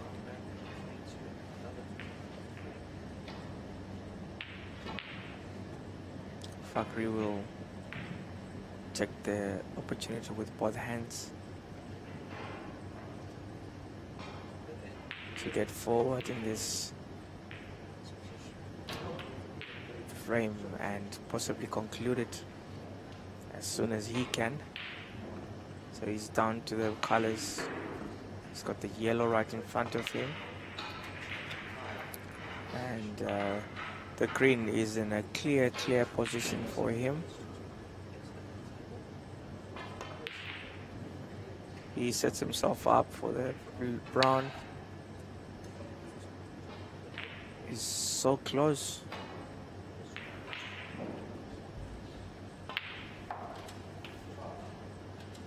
I don't see him missing that blue for an additional 5.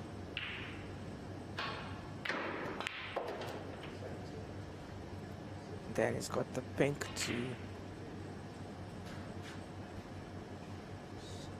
He's got the pink out. He would have loved the white. And unassailable. So Kevin concedes, and congratulations to Fakhri making it to the last 8 in style. So 5-1. He defeats Kevin Schalffer 5-1.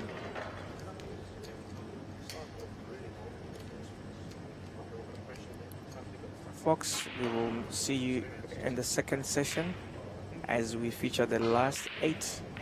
We'll confirm who that's going to be, but follow our Pro Snooker channel and watch live interviews. We're going to have 2 live interviews just now. One for Kevin Schalffer and the other one for Fakhri Hirden. So watch out on the Pro Snooker Facebook live page. You'll definitely get interviews with both players Thank you so much for staying with us. And yeah, it's only the beginning. Cheers, folks. Bye.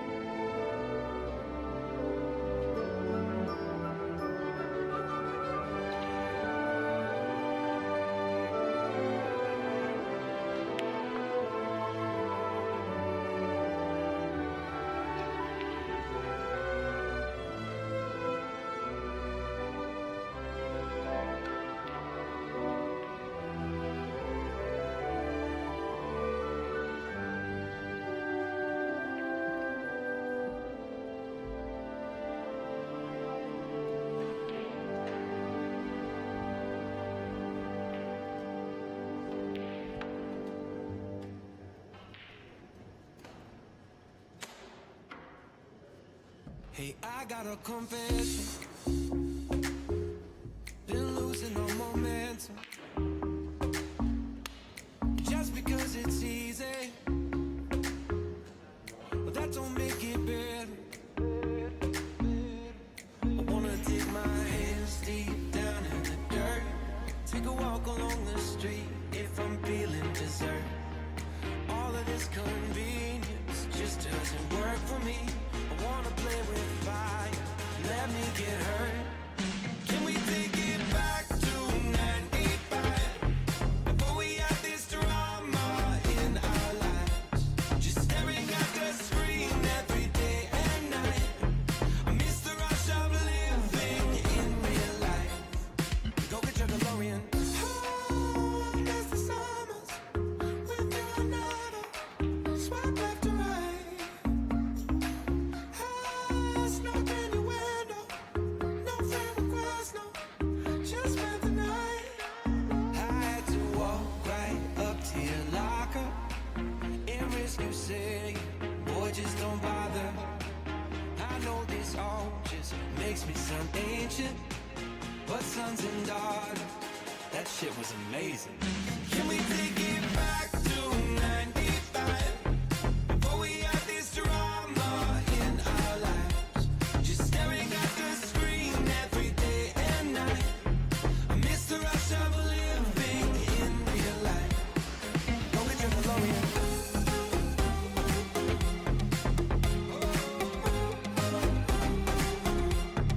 Go get your DeLorean.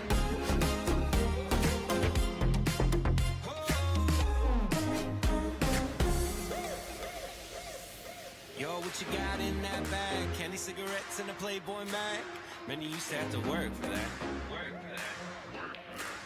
Wait for me, gotta dial up. Can't call my landline cause it's all tied up. Just bike over then. Oh, oh, oh.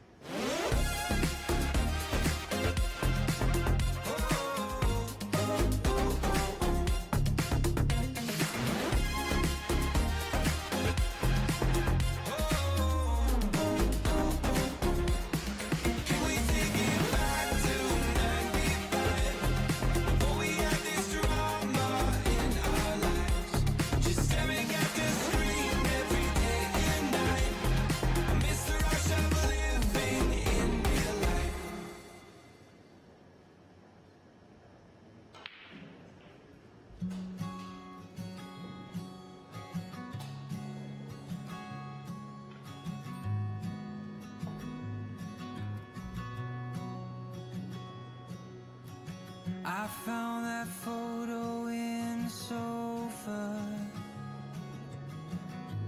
and it's from way back in '01.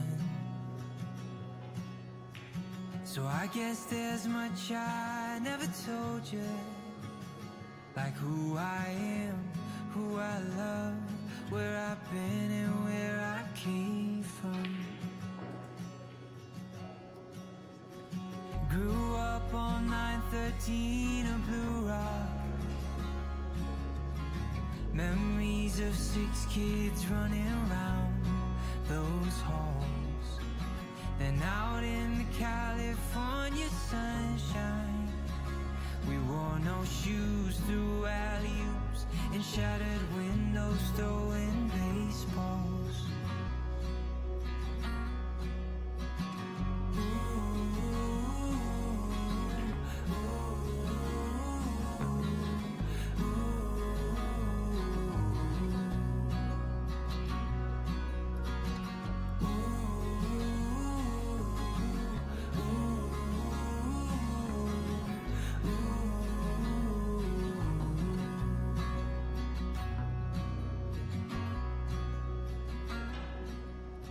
Mom packed me a brown bag every day,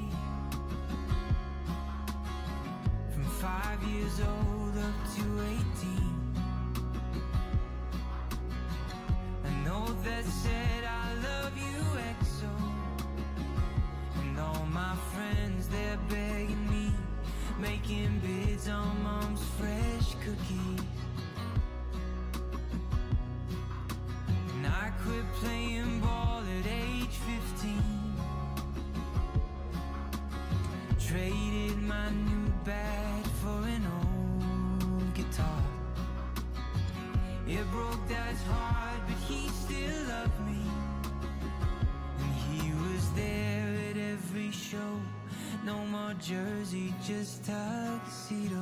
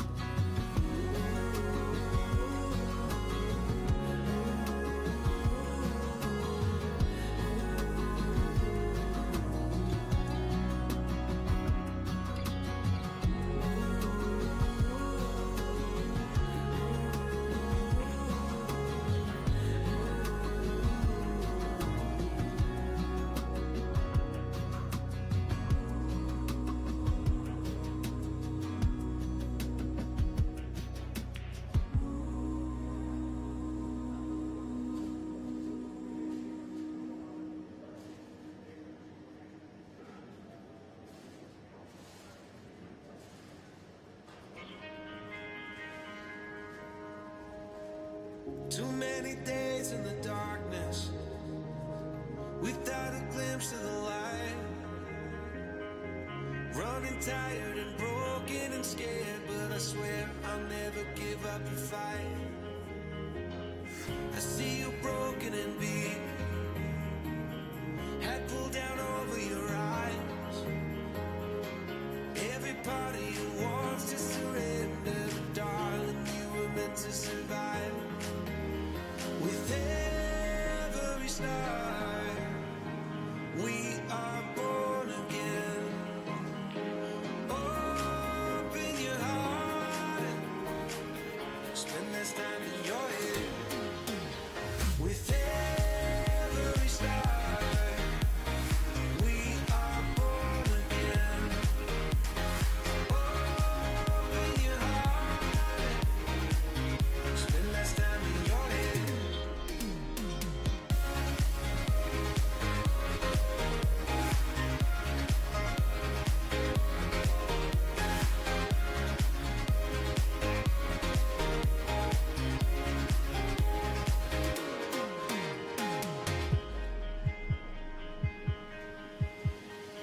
Just like a seed in a garden, garden.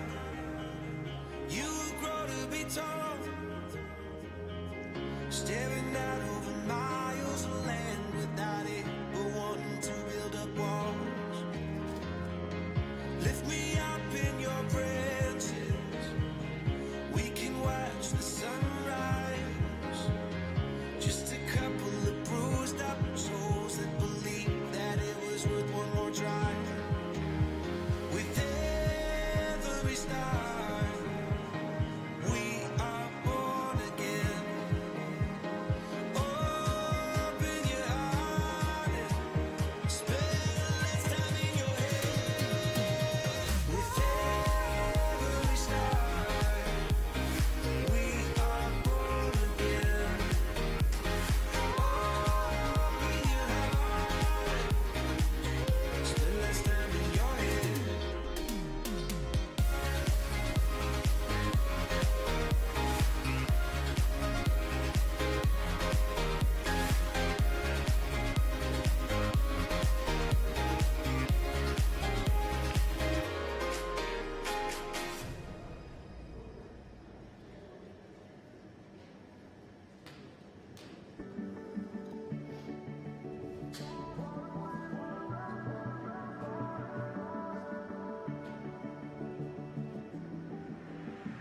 I deleted all the pictures of you I had on my Instagram. You can see it in my dreams, I hold you close just like I wish I can. It's late at night, I know you're gone, and I can't sleep cause you moved on. I wish I tried, but you're with someone else tonight. Oh, why do we end up broken hearted?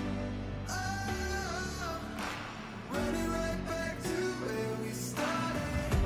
Tried to make it all okay, but the end is still the same. Oh, why do we end up broken hearted?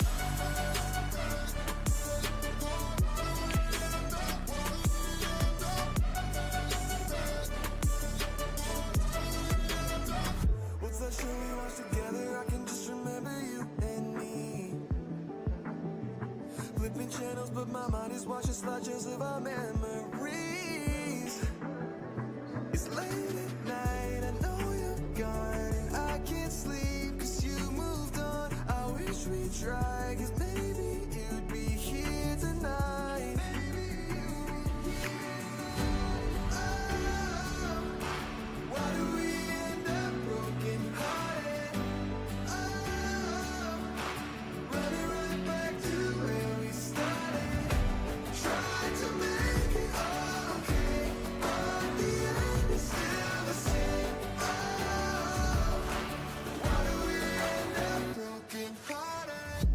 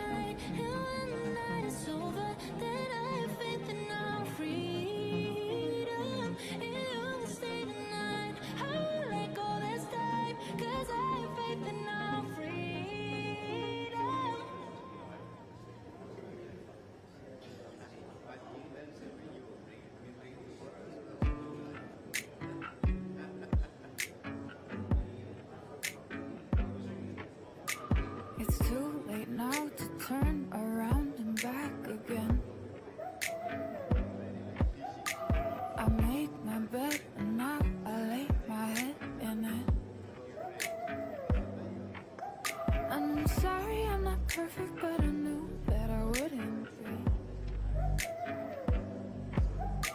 I guess it's for the best, you know the worst in me. I'm no good at being good, but I never said I was. And I feel misunderstood, cause I'm trying hard to love. I'm sorry, my actions, they haunt me, and I'll never live it down. I'm no good at being good, but I never said I was. You call my bluff, I won't pick up, I let it ring. Record your voice so I can listen back again. I'm sorry I'm not perfect, but I knew that I wouldn't be. I guess it's for the best, you know the worst in me. I'm no good at being good, but I never said I was. And I feel misunderstood, cause I'm trying hard to love. I'm sorry, my actions, they haunt me, and I'll never live it down. I'm no good at being good, but I never said I was. So do you wanna take me back? I'll have a broken plan, so we can start again. Won't turn down a second chance, I'm too selfish for that. I'll let you fall again, I'll let you know that I'm no good at being good, but I never said I was.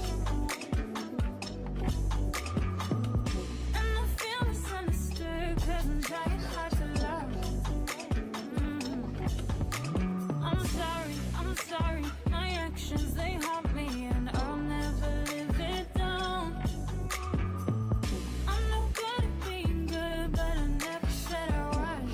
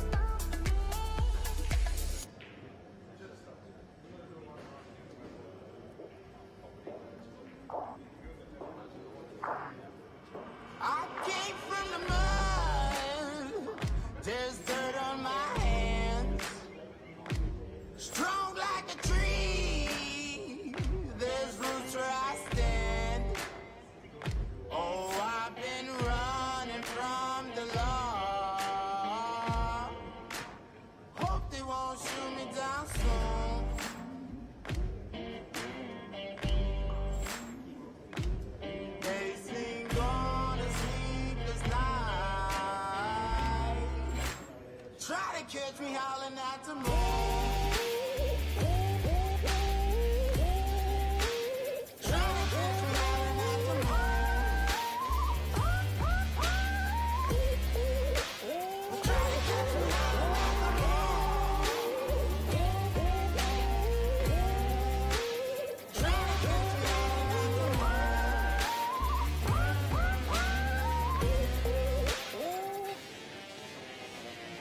When it rains, it pours.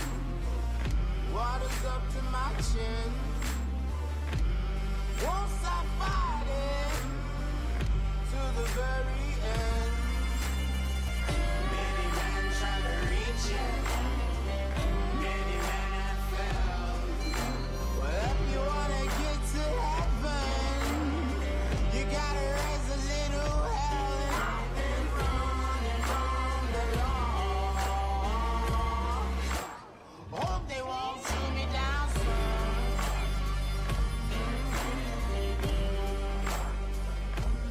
They say no to sleepless nights.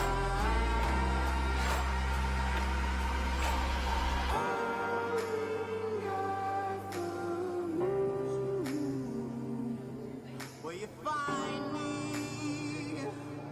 Hope you find me.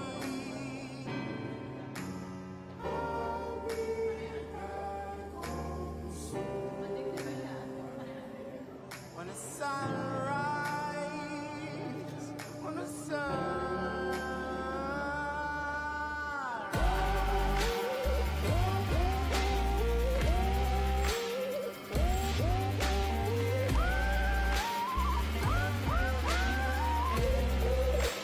we're trying to catch me out of the moon.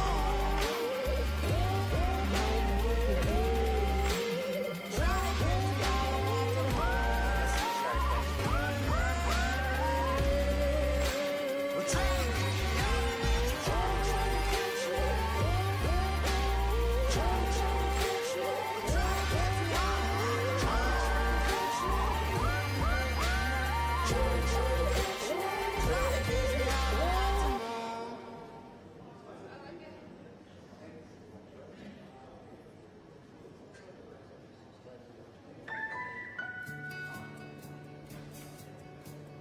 The road ahead, it twists and turns, and the sun it beats down and it burns. But I keep on pushing through. And every step quicker than the last, my feet tread down this beaten path, and I keep on pushing through. 'Cause I get up, and I may fall right back down, but your love lifts me back to solid ground. Yeah, I get up, and I may fall right back down, but your love lifts me back to solid ground.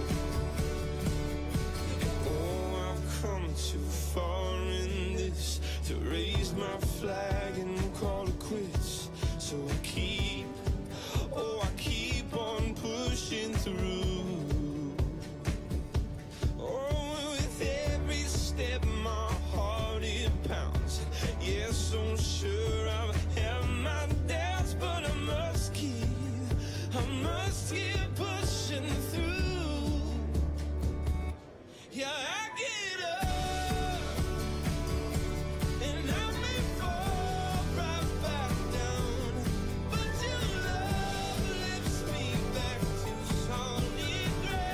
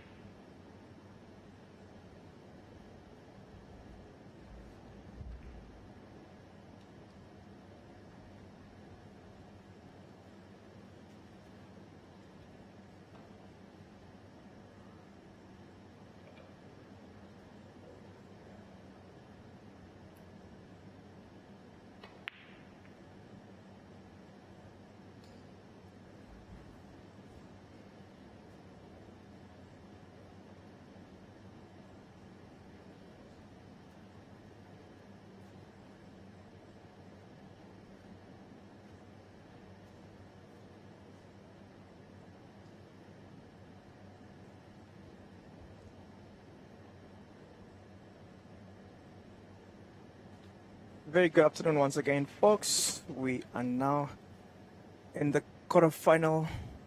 We're in the quarterfinal stage of the TAOM Classic 2022. We have Mutalib Ali all the way from Cape Town versus Tami Jabavu all the way from Johannesburg. So it's the mother city versus the city of gold. Mutalib Ali making it courtesy of defeating Kiyashin Mudli, and Tami Jabavu making it through defeating Jaden Nobben. Jaden Nobben was seated number 4 in this event. He's currently number 6 seed in Pro Snooker events, but currently, due to other people falling out of this event due to unforeseen circumstances, he was sitting on number 4, sorry. So a shock result coming in there with Tami Jabavu making it through to the last 8, or rather the quarterfinals. So gonna be exciting to see who's gonna make it. Mutalib Ali, a very seasoned campaigner, a former SA champion, and Tami Jabavu, who is fairly new in terms of snooker. This is his 3rd event though that he's qualified for. I remember clearly all his matches that he's played. The first event that he played he played against David Anderson, who's not here in this event, and I think he lost that one 5-1. He also played in the Gold Reef City Championship, where he faced number 1 seed Shal Young. Very tough match for him, but stood his ground. I think he ended up losing 5-1, but that scoreline not really saying exactly what happened in that match. It was an excellent match, and today he has managed to move around better than the previous times. So congratulations to him for playing well with the big boys. He now meets Mutalib Ali. Mutalib Ali is fresh from the SA Snooker Championships,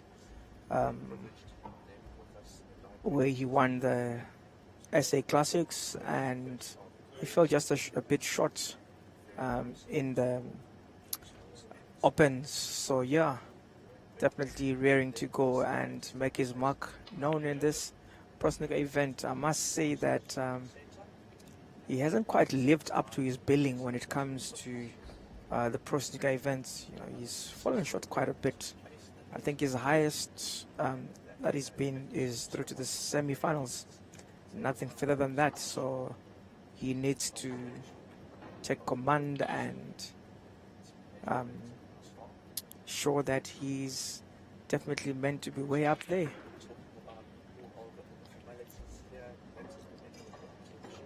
So we just want to appreciate TAOM Billiards for their second sponsorship in obviously 2 years. We really appreciate them. Otherwise this would not be a success without them, and we want to boldly as well thank Mighty Brands, who keeps us hydrated all the way. So thank you so much to Diamudli and his team for a wonderful job.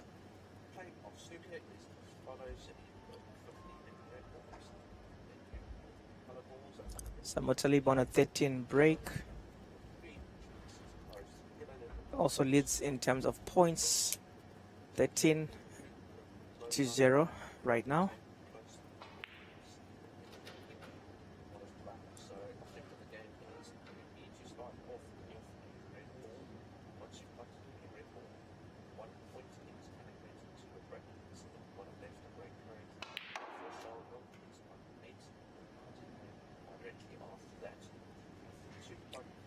Actually tucked in with a lot of confidence, oozing brilliance as well.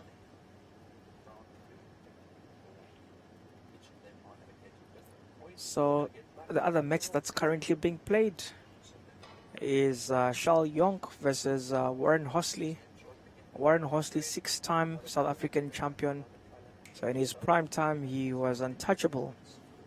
He's made a comeback into the snooker scene, and this is his second pro snooker event. So looking forward to seeing what he's going to do against current SA number 1. So back to our table. Mutalib is on the table. The Ant, as he is affectionately known in the snooker circles.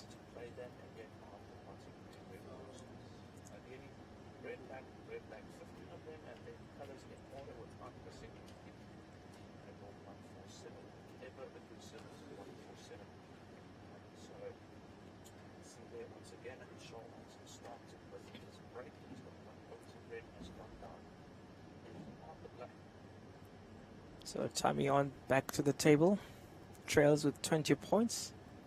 At this point in time, it's for anyone's taking.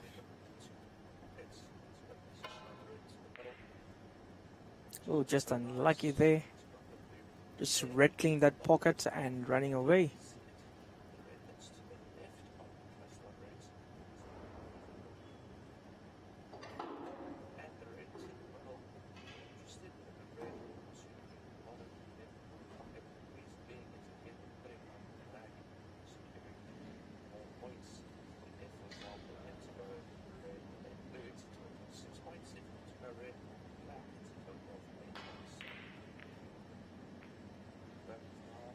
There we go with Mutalib, definitely opting for safety play. The points still 24 for Mutalib and 4 for Tammy.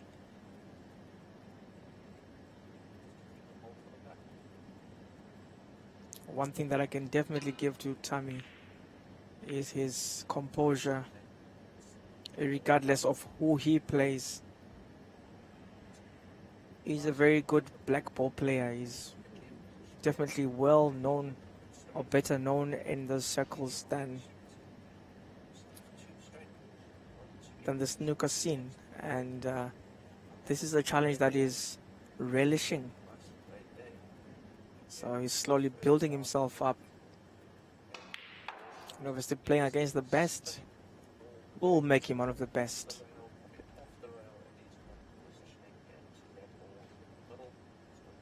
The red nicely tucked in there by Mutalib with lots of confidence on it.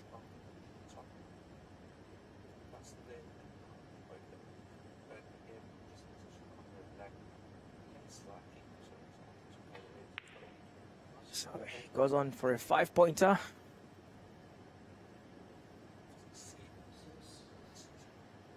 To take his mini break to 6. Hope he'll keep building it.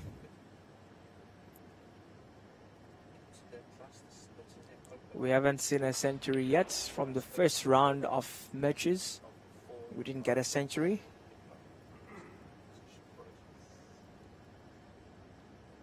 We're hoping that as the tournament progresses, it'll get bigger and better, obviously.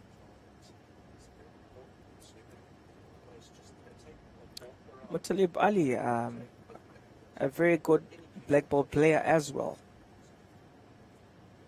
A couple of months ago, he was a winner in one of the biggest pool tournaments in the country, which is done by Canterbury Sports Pub in Cape Town. I think that tournament carries a first prize of 50,000 rand or something. So he's always seeded, but this time around he had to qualify. So he had to work hard to be where he is today.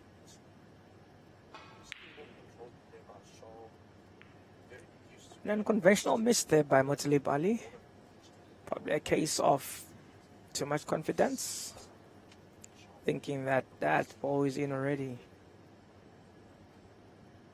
But until it's in the pocket, then you should always think that there's a possibility that you'll miss it. And you focus more.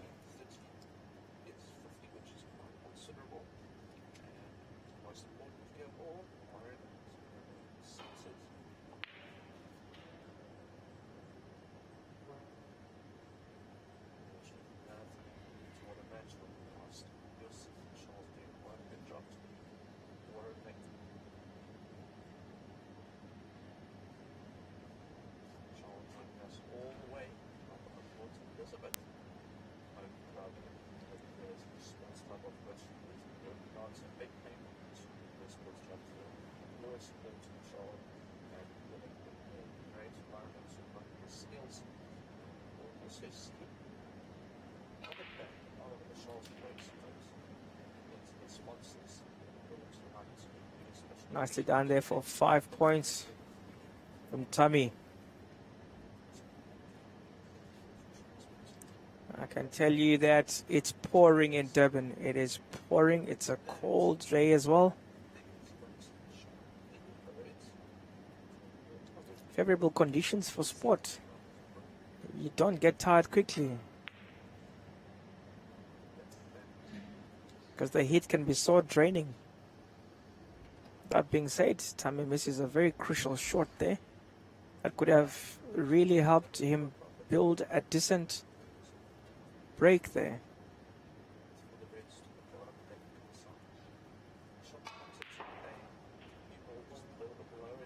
Making life easy for Mutalib as he positions himself for that black.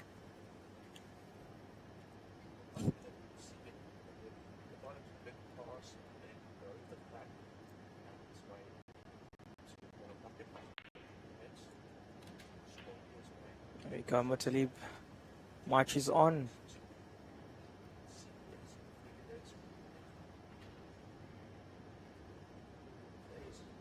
Sitting on 44. He seems to be claiming his stake of this frame.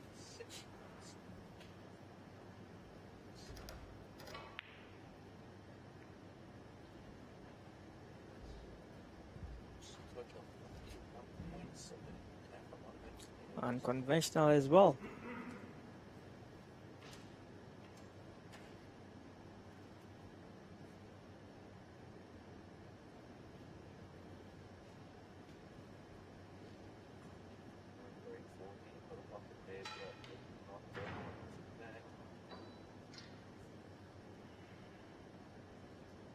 Sangade is left with a bit of work to do. The table, however, Warren has conceded first frame, so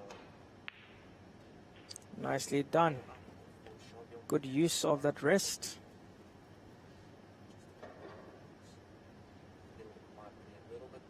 Overran the white a bit, sitting on the cushion now. I think his best chance to get points there is to try and have that blue into that top center pocket. points for Warren is the base. But remember the ball also take a frame. But however, Nicely done. Positions himself for some reds there. He's got a couple of reds that he can play around with if he does execute well enough. So our other quarterfinal match between Schal and Warren.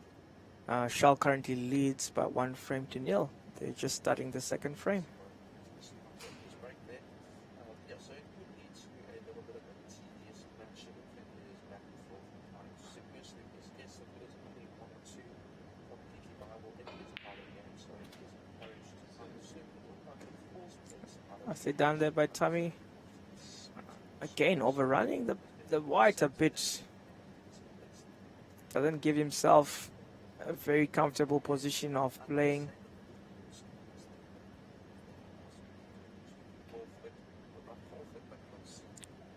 Probably targeting the 5 points from that blue to the center. Or I can't see from where I am properly. Maybe he's got a good angle of the black. So he'll be looking to go for maximum points wherever he can, seeing that he's trailing.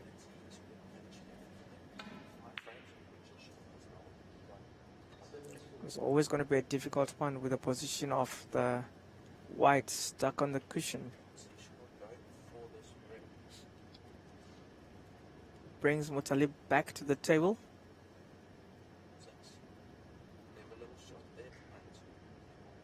Seen a bit of careless shots from Tammy that have given Mutalib easy access to gaining a few points.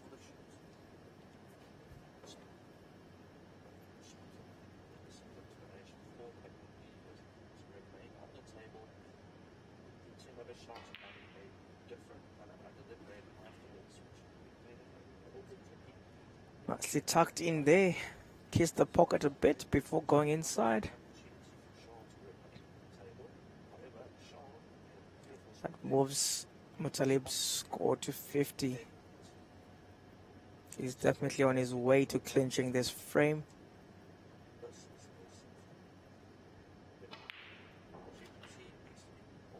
Nicely done.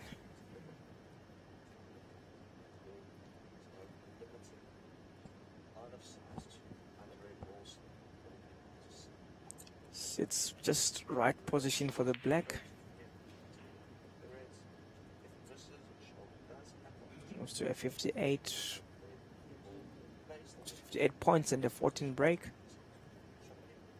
It's got good position on that red also. Nicely done. Well positioned for that black.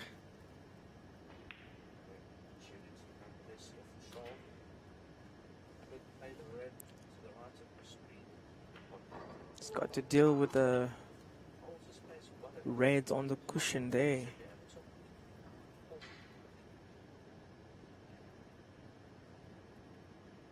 All those two reds killing the rhythm.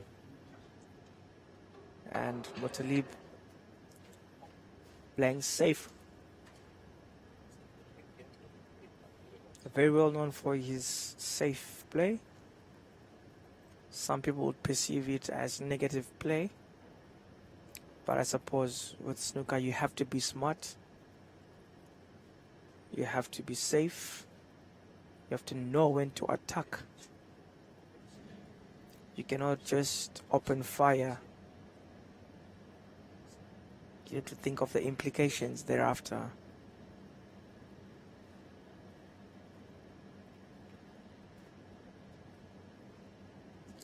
it's gonna be a bit of a scuffle. Not for long, I'm pretty sure. Just people playing safe. Someone is going to fall for the trip.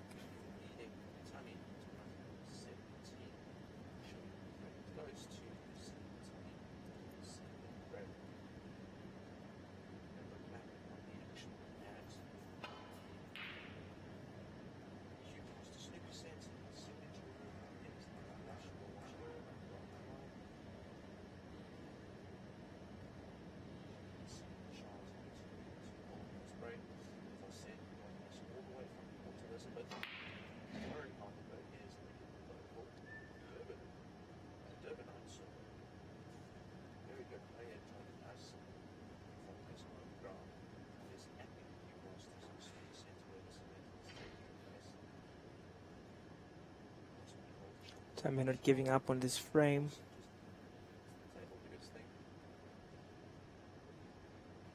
Just gonna need an assistance from the rest in that instance. And that was almost a fluke of not there.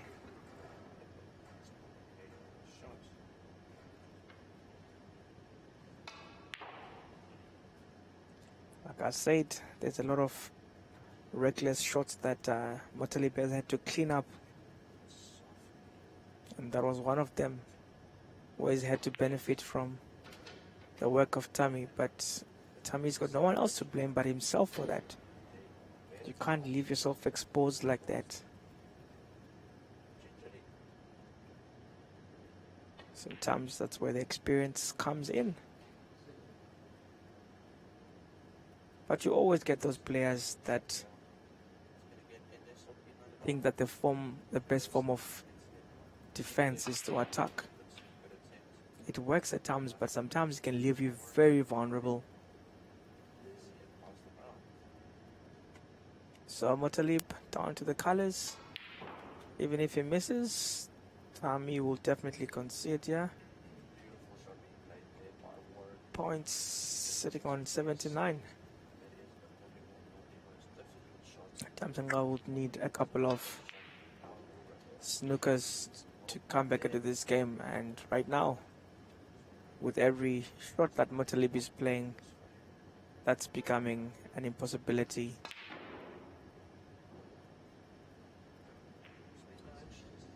And I conclude that frame definitely. High score of 82 to 17.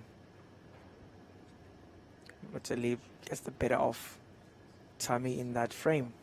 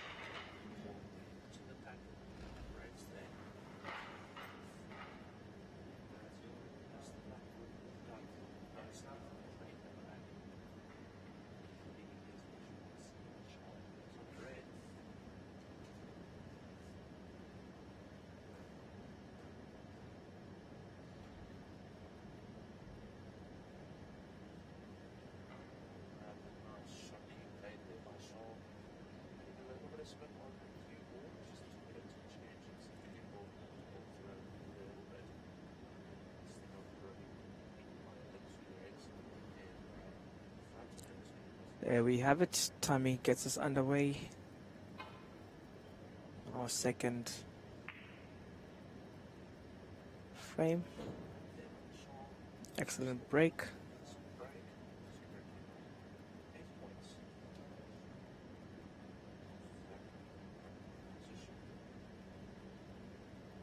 Mothalib, a very cunning player who doesn't fall for such tricks.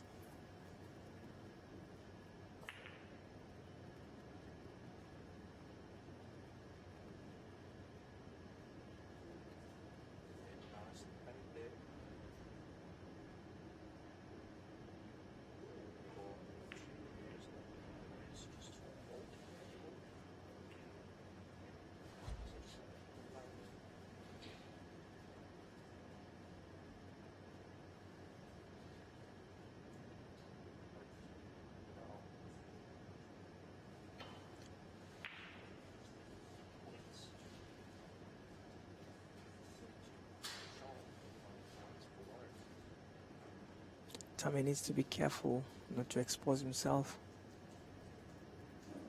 He's playing a very, very cunning player in the form of Talib.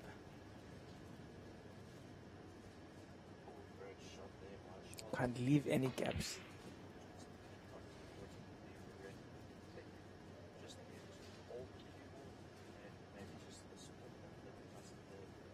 Was a bit wild there from Talib.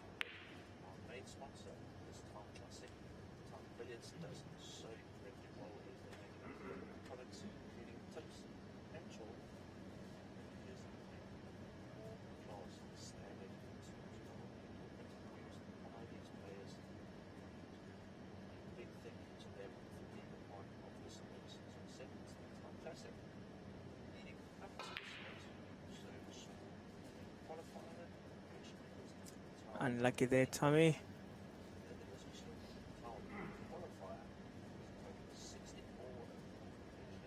Unlucky there for Tam Sangma. And that brings Mutali back to the table. Who's most probably going to play for safety as well. He was fencing his chances for that top center pocket.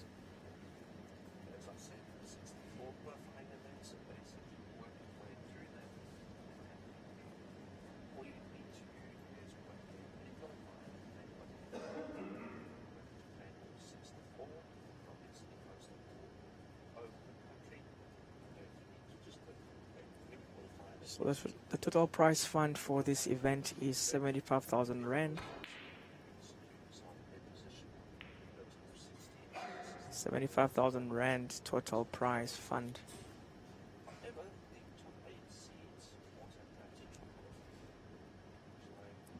So you might be sitting there and wondering, what do I need to do to be a part of this big stake of money people are playing?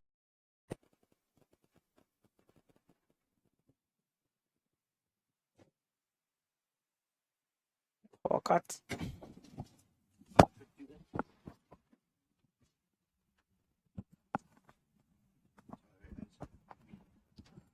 Start the quarterfinals. Second frame is also white and wild. All right. Be back as soon as we can. Just apologies there, ladies and gents. Slight issue with the power here. I'm assuming it is load shedding. Something to that effect. Ladies and gents, we apologize for the loss in transmission.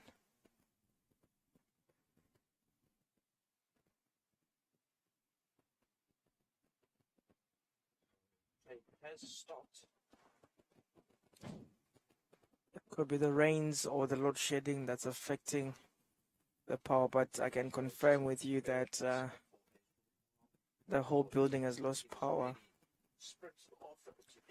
But we are powered by generators, so we should be up and running in no time. Just bear with us. You're not missing anything. You're not missing anything because the play has stopped as well. So just hang in there and don't go anywhere.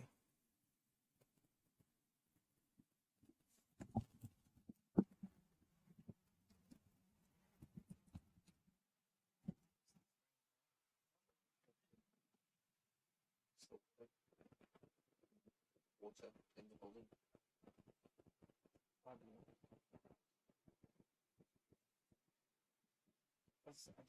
It's not scheduled for today. Saw that there was slippage too, but I don't notice their place.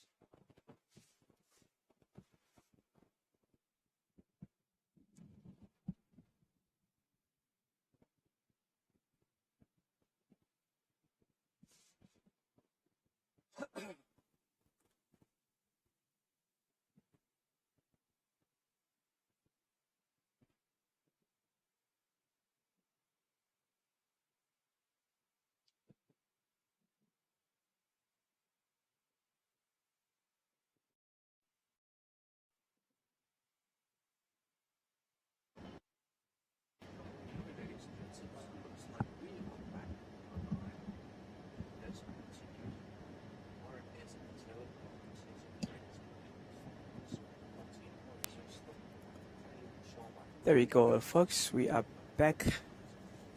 We're back in action, as you can see. It's still 1 point apiece between the two gentlemen. Matalib still leads the frames by 1-0. So yeah, back into it.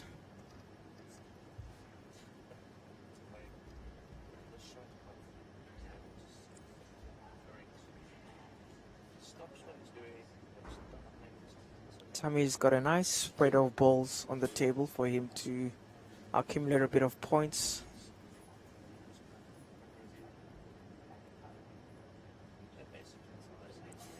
He's got the reds to that center. Sets himself up for a 5-pointer with a blue. That top left corner pocket.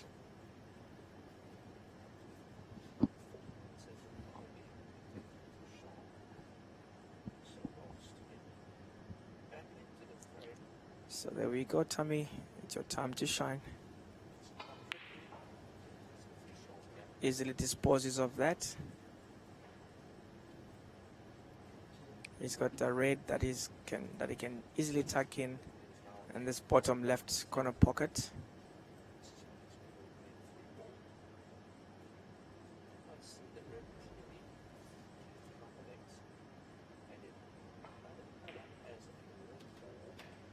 Nicely done, well composed. I think he's gonna go for the green.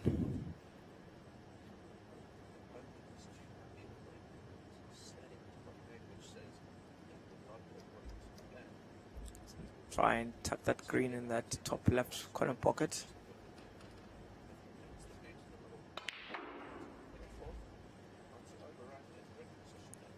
And he should have a good position of one red there in that in this bottom center pocket.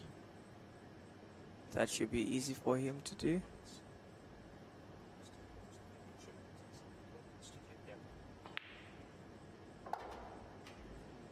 And that's easily tucked in. Is he gonna play around the green again? Most probably play around the green and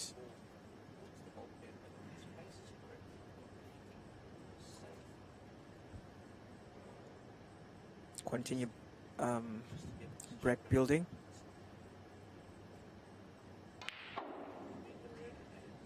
That should take him to 18.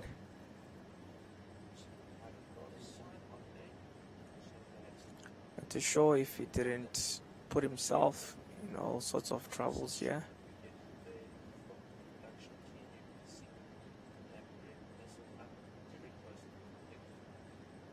Not too sure if he's got that center to the pocket. Does he have a good position? Does he have good view?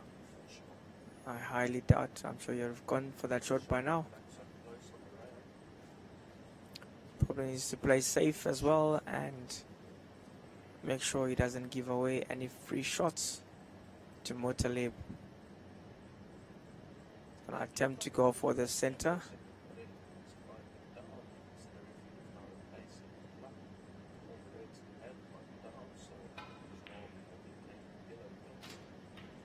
Nicely done there by Tamsanga as he continues to break, to build his break. He's on a 19 break. Safe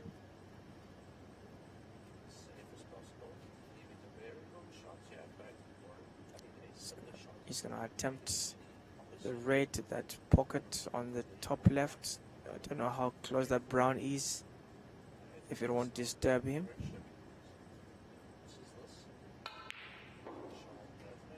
Actually, he was supposed to play the brown, the color brown, so he did well. My apologies there. Beautiful shot. There is no top line. It's now 2 for 2. And with the amount of pressure in this already quarterfinals, this is for position semi-finals. So, great shot being played there. Also showing a lot of maturity. Should have good positioning of that top center pocket, and he gets it tucked in safely. Probably play the green to this bottom left corner pocket as he steadily builds up a break. If he tucks that in, it should take him to 27, and he does, with so much confidence for that meta. He's getting comfortable around the table.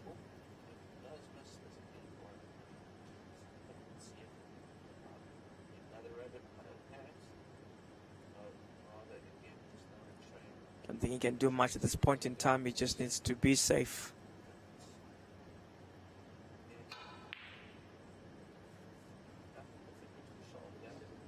He went for gold. Went for gold. At least he never left himself exposed.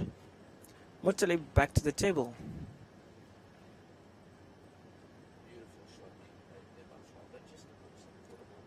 So stylish. Well played there. Overground position of all Reds. Still to the Reds in the middle. I wouldn't want to play on the pocket.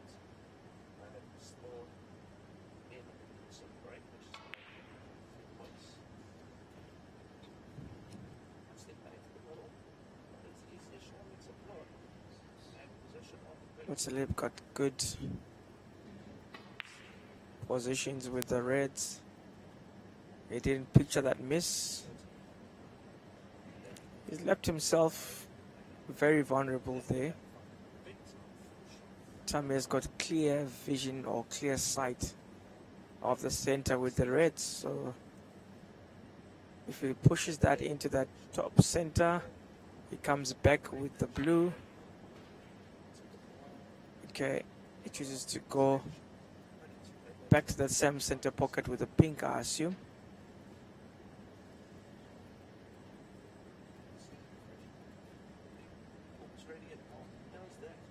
Just so that he gets maximum points.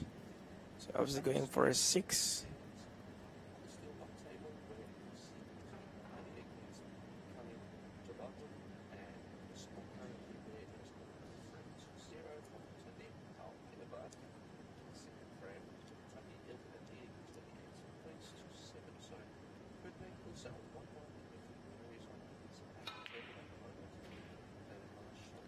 Lovely shot into that middle pocket for a nice 6 points.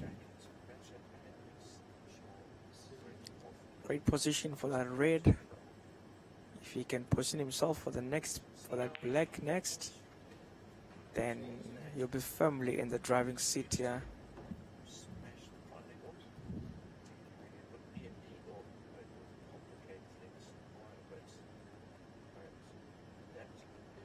He's got the black to his disposal.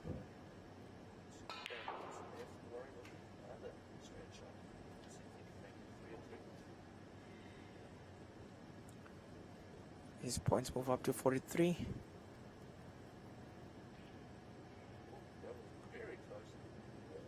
I think he's gonna opt for safety. He's got no pressure at the moment.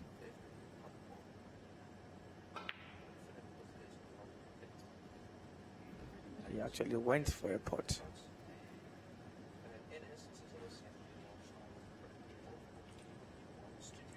think it's a good risk. I don't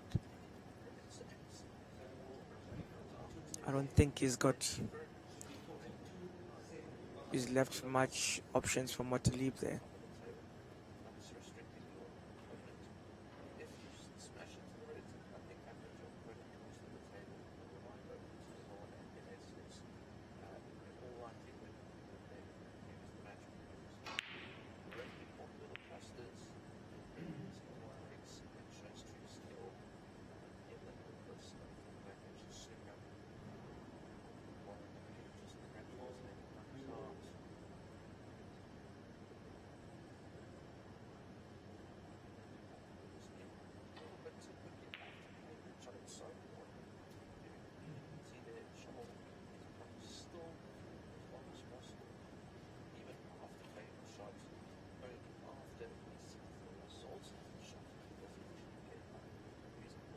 So Tammy, firm control of this current frame.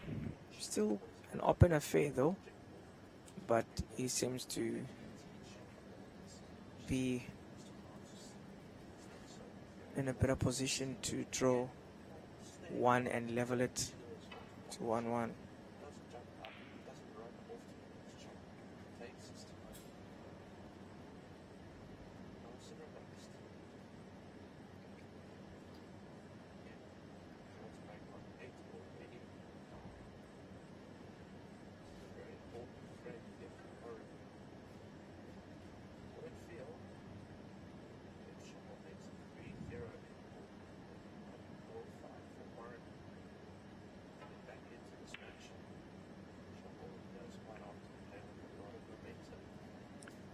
Attempted safety shot there. I'm not too sure if Motalib doesn't have a good, he seems to have good view of the red and could put it in that bottom middle pocket, so he went all the way, I think, in the name of safety as well.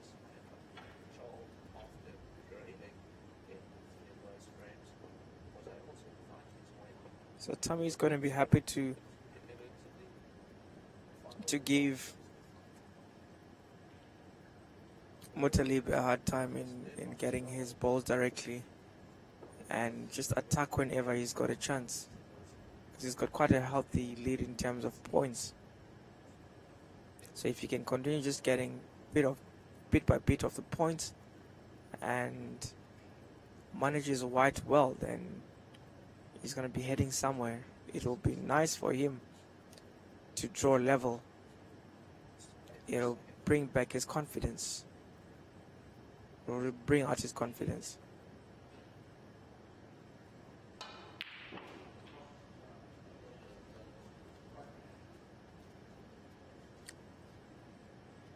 Nicely done there to sit right behind the black. So opportunity for him to really move with this, because that portion of the black, he should tuck that in safely and come back with the red that's right there, close to that cushion.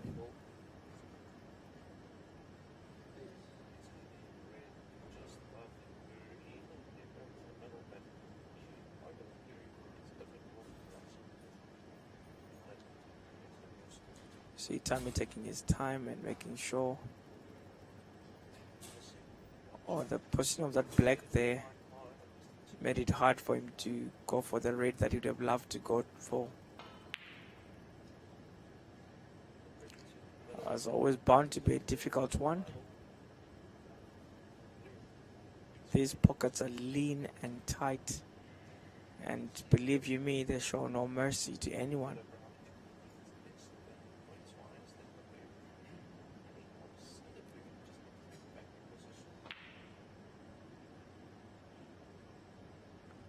Motalib could have done better there.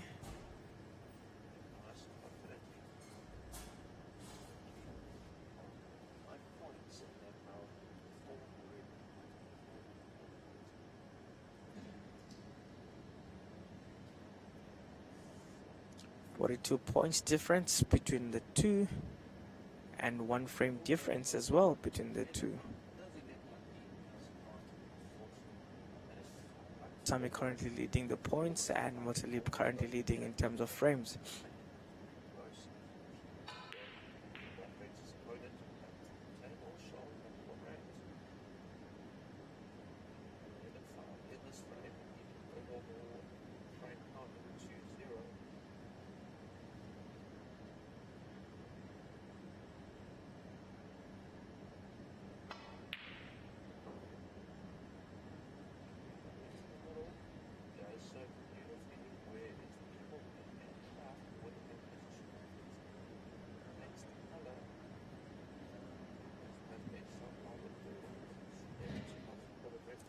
Tami weighing his options, deciding where and how to move from where he is right now.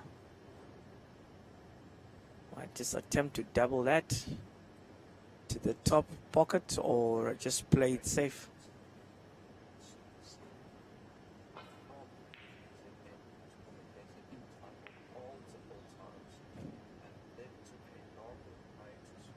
There we go, Tami opting for safety.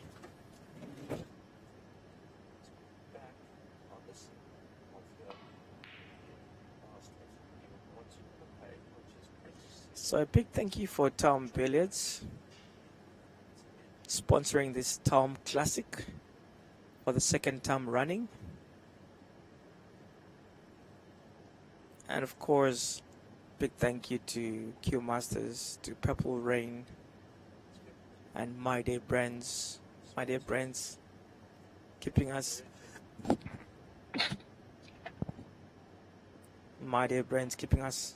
very much hydrated all the way. Proud drink supplier for Pro Snooker events.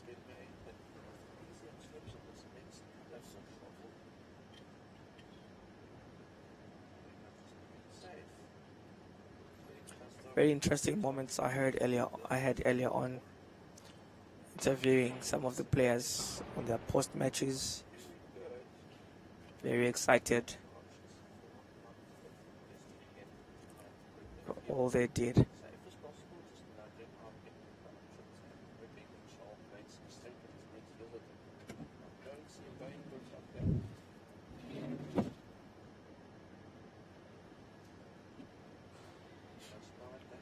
So remember, ladies and gentlemen, it's a race to 5 or best of 9, with obviously the first person to get to 5 winning.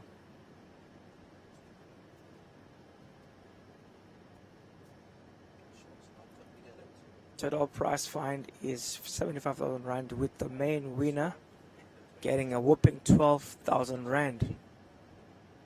It's a lot to play for.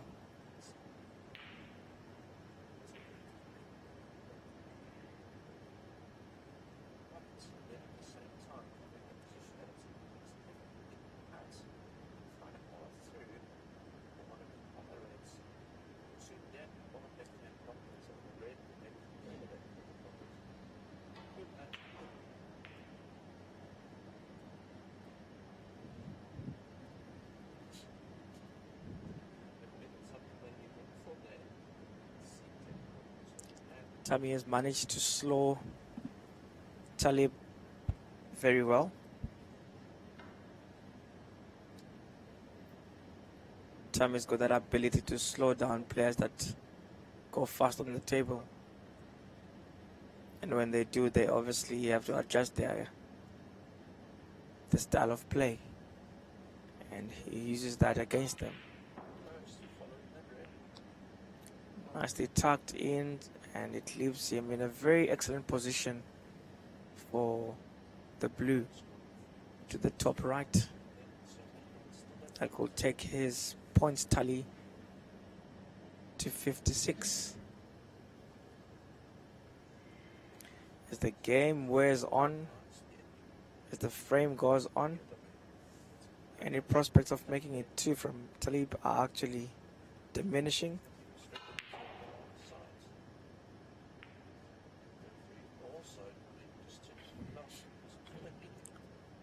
It's wonderfully done, though the white could have let him down a bit. Did well to Did well to move those two balls, separate them.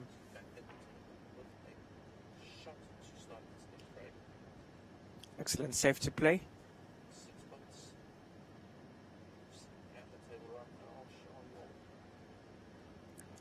And Talib concedes as Tammy levels the scores.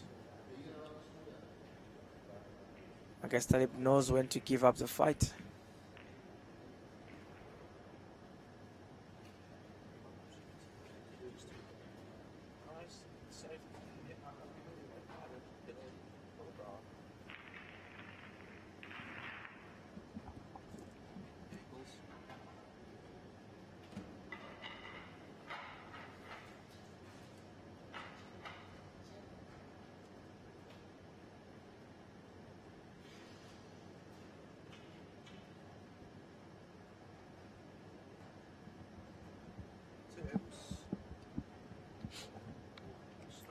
So back to the table as we begin frame number 3.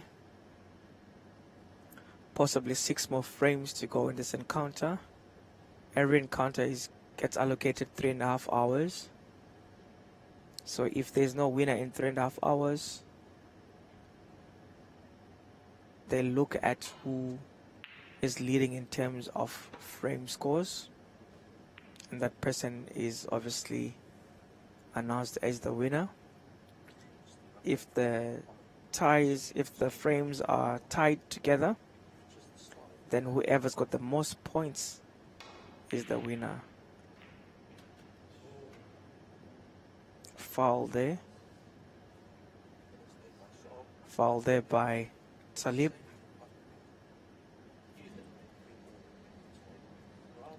Awards Tammy 7 points. It's always a nice thing when you gain 7 points without working for them, I suppose.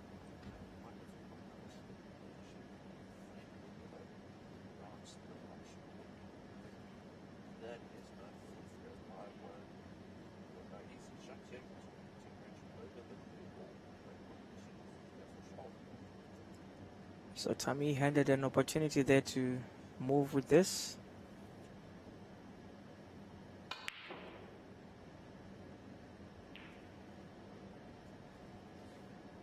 He can't believe how that didn't go in himself. He can't believe it. And Talib will be relieved at that miss. You relish the opportunity to claw back into this.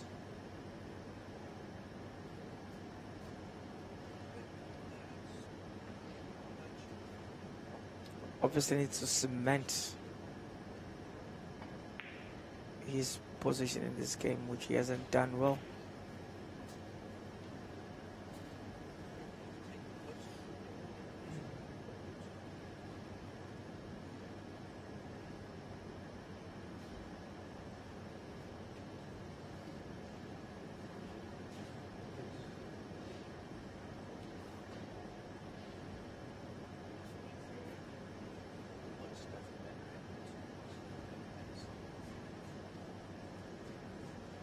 So Talib on the table.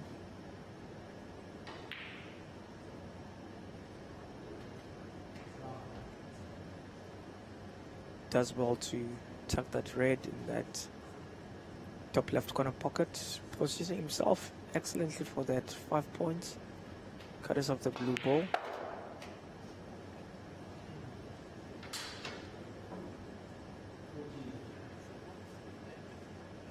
His reds are nicely positioned, and he blasts that into that bottom right corner pocket. Positions himself for the black. Don't know if he's got good angles of it. Yes, he does.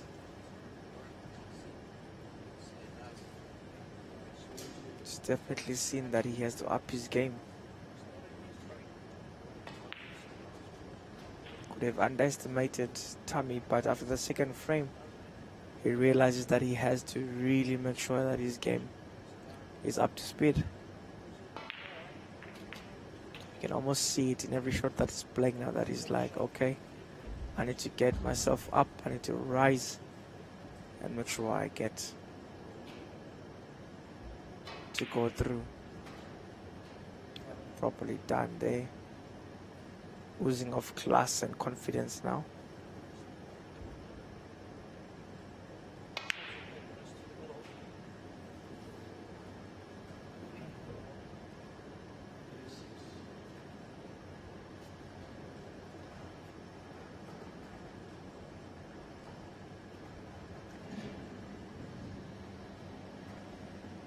Talib on a 36 break.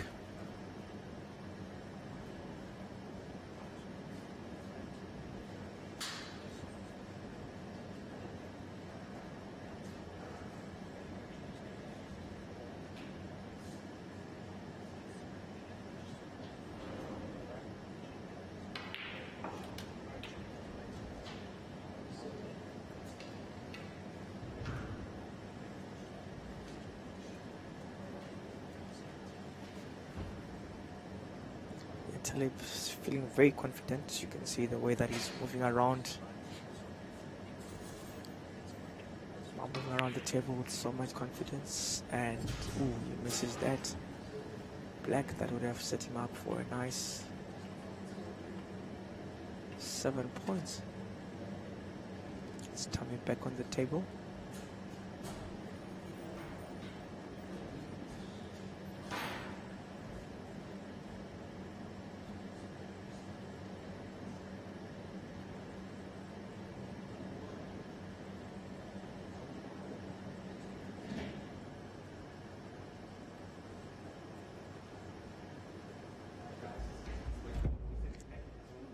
Tommy taking his time to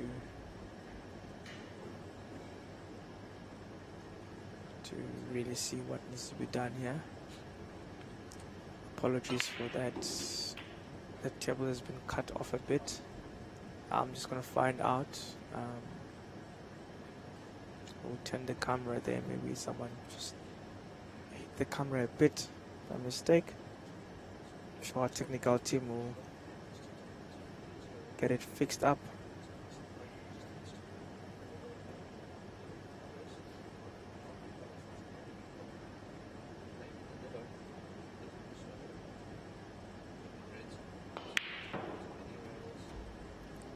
Whoa, that's unbelievable. How he missed that is $1 million question.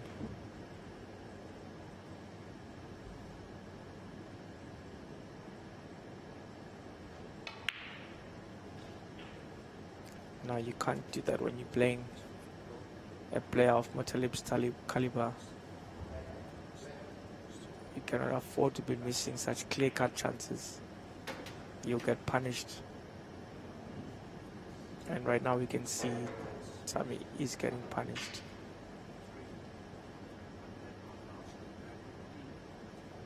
Talib has his tail very high. Oh, he has it too high then for him to miss that also.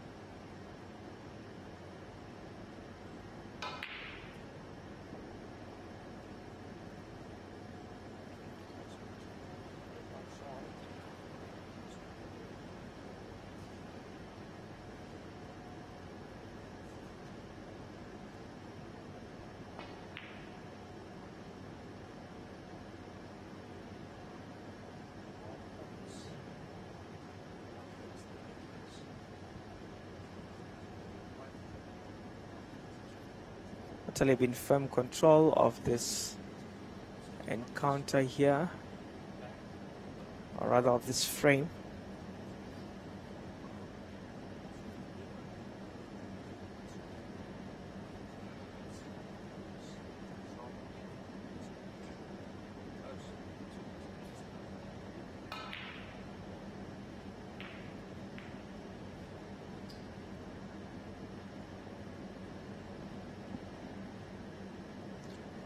So if you're new in the snooker scene, I'm just gonna explain a few things for you about snooker. So snooker has 15 red balls in the beginning and 6 balls of color and the white, which makes it a 22, which makes it a total of 22 balls altogether. So the 15 reds, whenever you're playing them, after you put one red, you have to put a ball of color, and you have to obviously try and attain as much points as possible. That is how you get to win. So for every red that you sink, you have to put a color ball as well. And the value for the color balls is as following: the yellow has 2, the green 3, the brown has 4, the blue carries 5, the pink carries 6, and the black carries 7. So the maximum break that you can do is 147. So if you get all 15 balls of 15 reds in, and you get 15 blacks, that gives you 120 points, and then the rest of the color balls will give you a total of 27 points. So if you add the 120 and the 27, you get yourself a 147. It's very, very elusive. Very few people have managed to get that perfection when they play snooker. So the goal is to get 147 and break records. But ultimately, the one with the...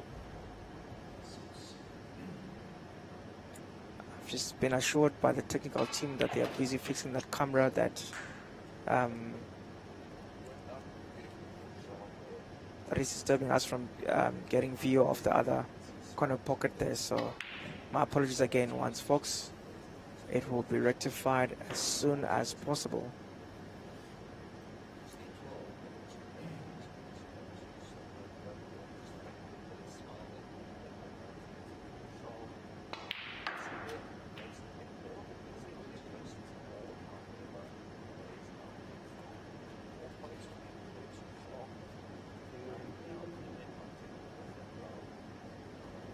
So Taleb in firm control of this frame, sitting on 58 in comparison to Tammy's 9.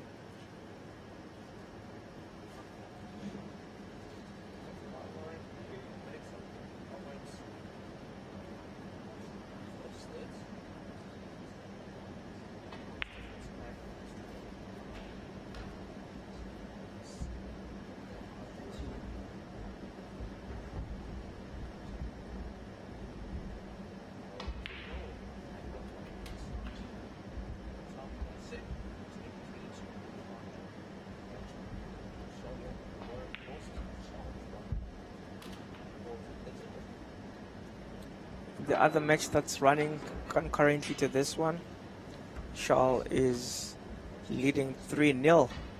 He leads Warren Hosted 3-0.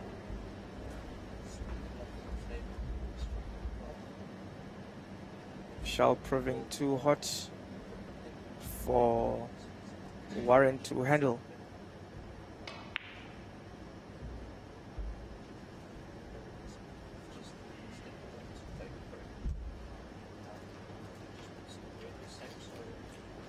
So there we go. Motalib goes 2-1 up.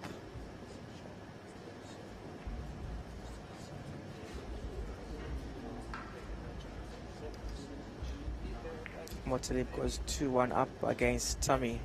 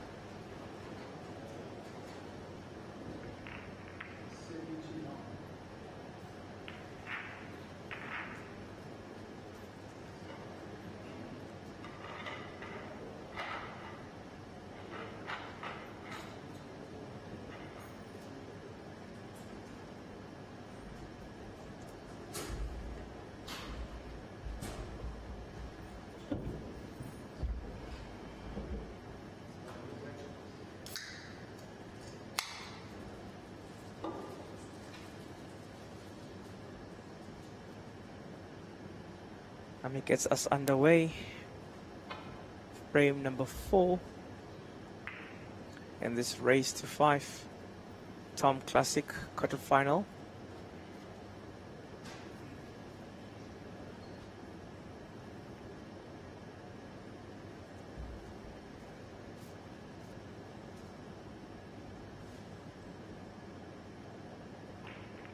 I'll be very, very cautious.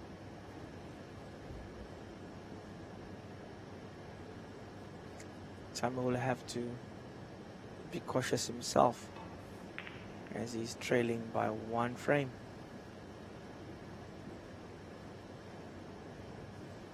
Interesting game on the cards. Both players came into this event unseeded and they find themselves in the quarterfinals.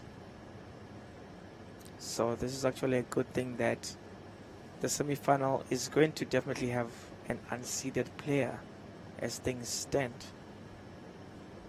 which is good for the development and growth of the game. It just goes to show you that you can also make it into this pro snooker. If you're sitting there and wondering how you can be a part of it, then all you need to do is you need to be in touch with the pro snooker team and find out which clubs host mini qualifiers. This journey starts with mini qualifiers from around the country. Most places are in Cape Town, Joburg, Pretoria, Mpumalanga, Durban, Vereeniging. You got all this, Soweto included as well. You get people playing mini qualifiers from there. Building up to this event, we had a total of 64 mini qualifiers, which led to 8 main qualifiers. From the 8 main qualifiers, that's where we got the 8 players that were versing the 8 seeded players today. So that is the journey that takes you to the pro snooker events. So these gentlemen that are playing here have had a gruesome journey to get to where they are now.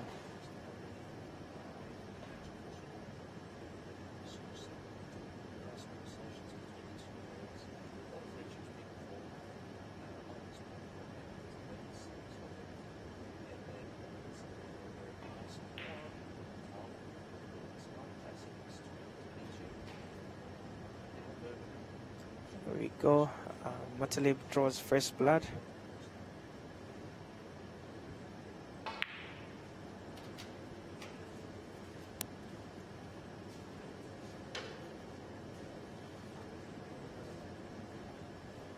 So Matalib.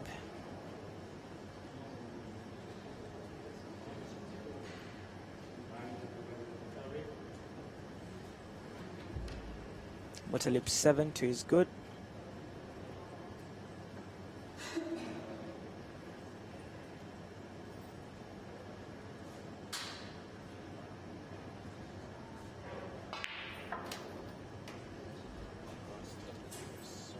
Good position for the black.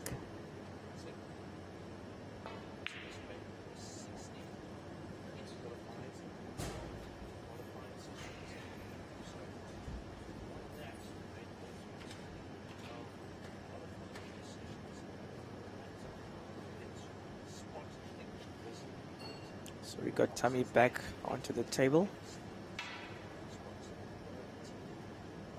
So as I was saying, you have to find a club that hosts many qualifiers, from many qualifiers to do mains, and from the mains qualifying to the main event. So with every qualifier that you play, you also get ranked points, and as long as you keep on playing, you will find yourself getting yourself in the 8-seeded players. So we always have 8-seeded players. 8-seeded players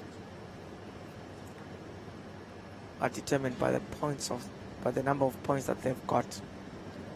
So this is how it works. So now We are in this. That started with 16 players, and now we are down to 8. So our other session for tonight is going to see the other 2 quarterfinals running. And then tomorrow we're going to have our semi-finals running concurrently as well, and then the final, of course, at 2:30. That's going to be live on DSTV channel 267.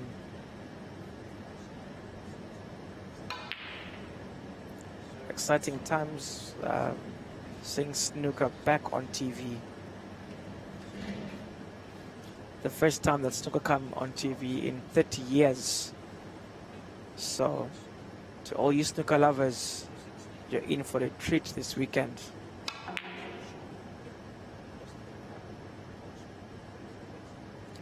That's red giving both players a torrid time.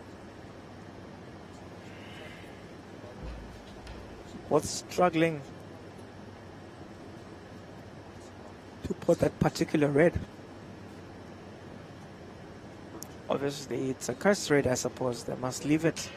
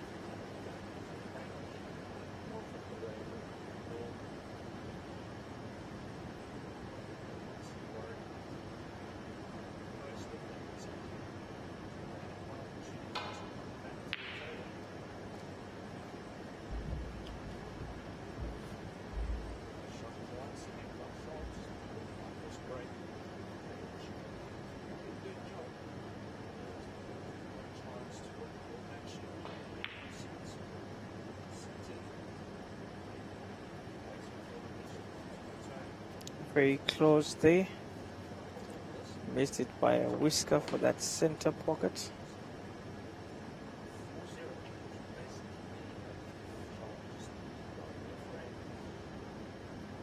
Lovely highlights coming from our technical team, showing us these beautiful angles.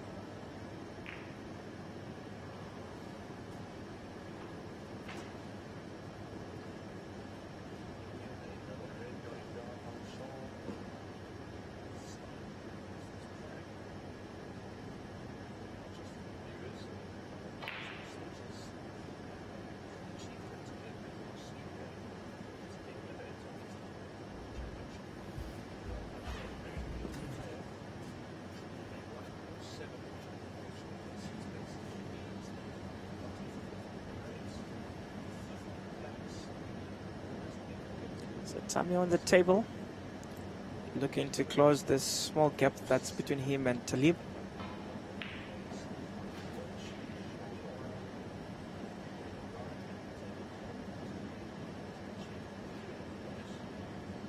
Closes it by 1 point.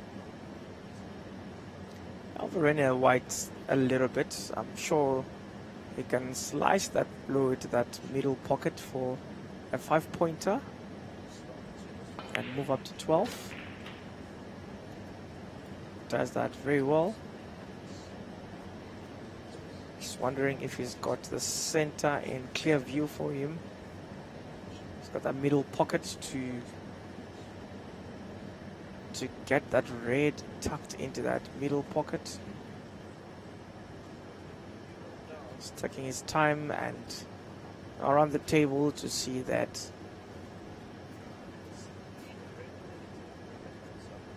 that is possible or not.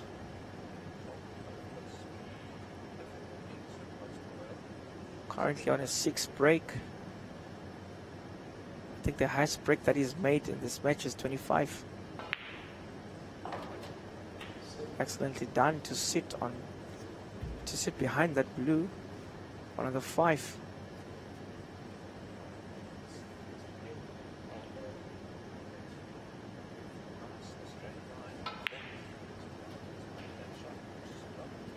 Perfectly done. He can really get a couple of points from that middle pocket.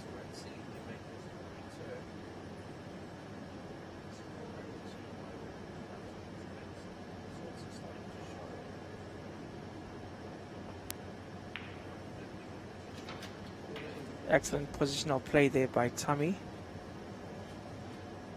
to sit right behind that blue for a 5, which will see his break moving to 18. The more decent breaks you build, then the more confidence you gain. So he's got that red into that center as well.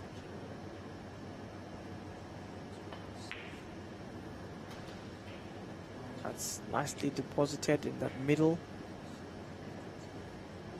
I think the green is his best bet for him to go to a 22 break and go to 28 points. Good execution there.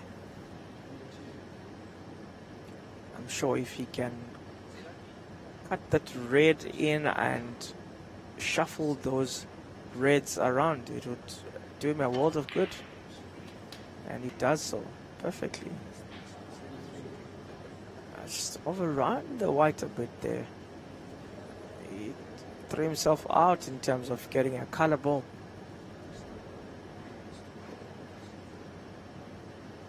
You'll have to really slice that pink into that bottom right corner pocket.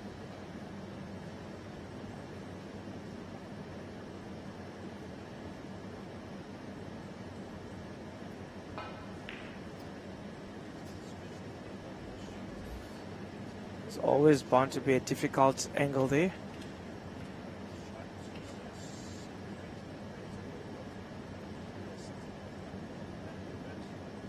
He's going to have to experience some tactical play from Matalib.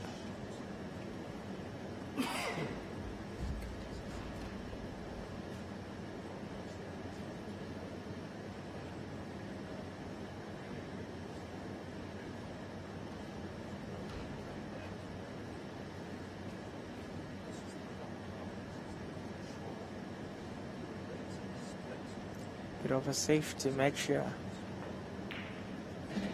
that we're gonna see. Yeah, it was bound to happen that way.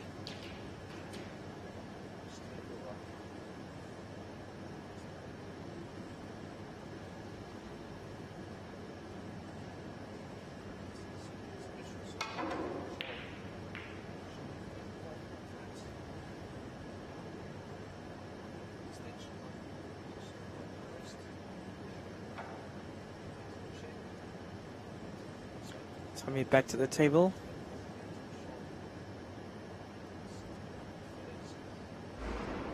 No clear-cut chances, but we could have that red that's close to the bottom right corner pocket. I don't know if it's in clear view for him.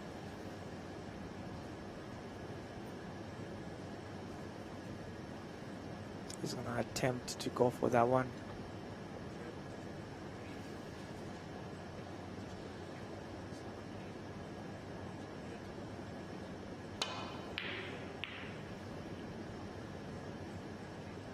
There was a fear of, if I don't get it, I might set up, but yeah, he has actually set up nicely for Mutalib there.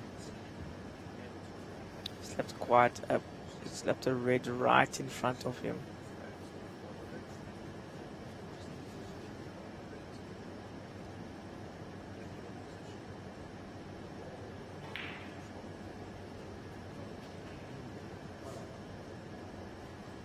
Great thinking by Mutalib to get himself good position on that pink.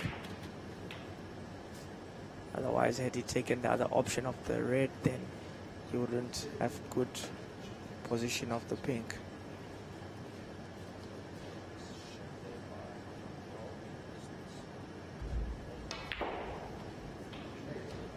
Then he's setting himself up for that pink in the center pocket. Building up his break. He's going to go to a 13 now, to a 14 break, sorry. Should get that red easily. Oh, that might have been a case of too much confidence, I guess.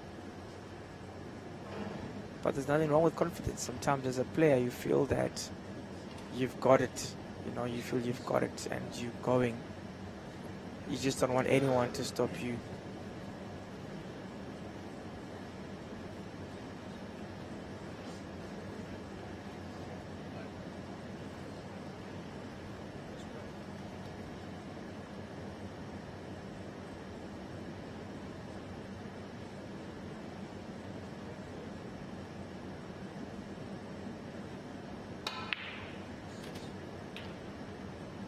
Nicely done there by Tommy.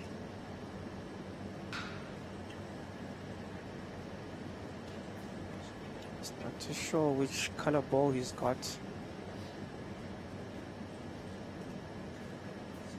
That'll guarantee him points there.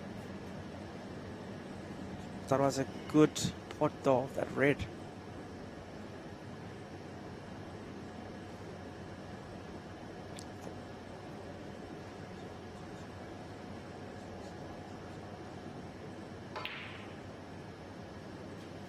Excellently done for a 5-pointer there. Takes his points tally to 39.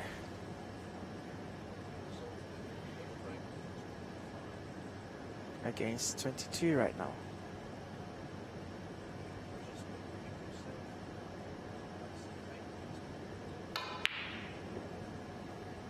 Just unlucky there. Absolutely unlucky with the red rattling the pocket and deciding to completely come out. Maybe better that way. It's better that way than just to have it set up for the next guy. Excellent shot by Mutalib. Showing a lot of composure.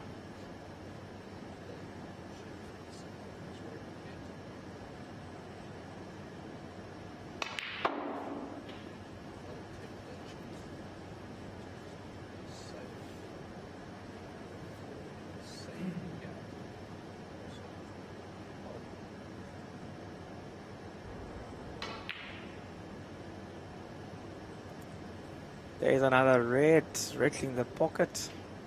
That pocket must really be difficult, eh? Because they've rattled a lot of reds on that top right corner pocket. I don't think Tammy's got a good view of the same red that was rattled by Mutalib, so he's just going to play it safe.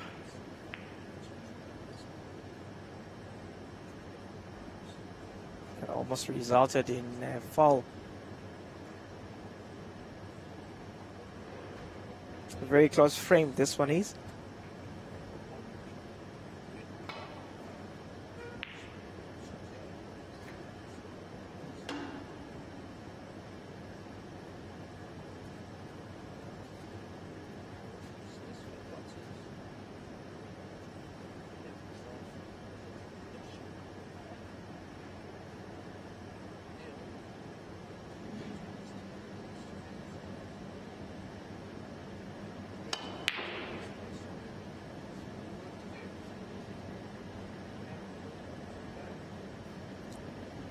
Almost fluked it right at the end. Don't know why you put too much force to begin with. But always it just comes with confidence. When you're feeling confident, you just smash it.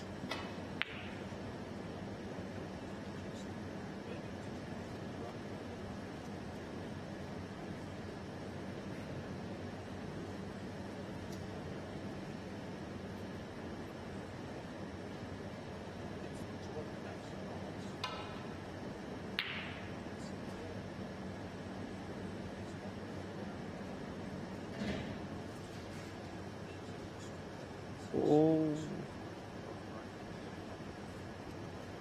He's done well not to leave Muttalib with anything easy to play.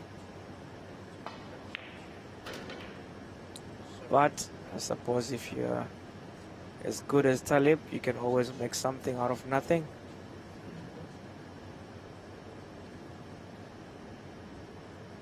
That should take him to 32.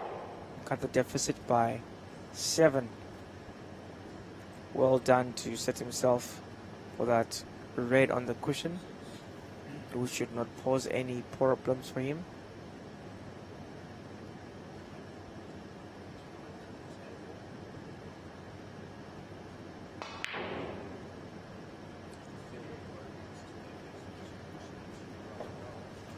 I thought that was in. But once again, it's never in until it's inside the pocket.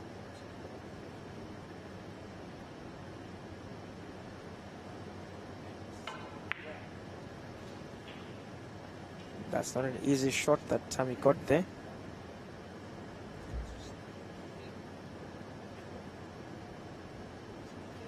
To move the ball alongside the cushion and have it inside is never an easy task.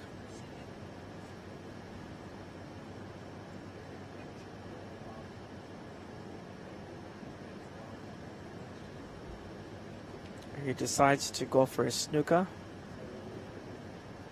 This is going to be a bit of a difficult one for Talib to come out of. Let's see what he's going to do. This is the first difficult snooker that these guys have actually done throughout this game so far.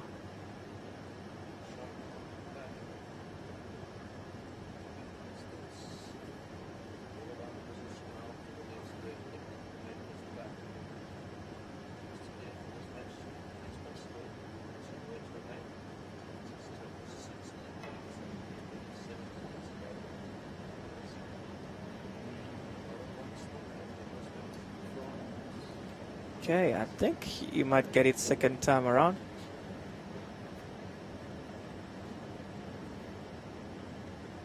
He wasn't too far off the mark.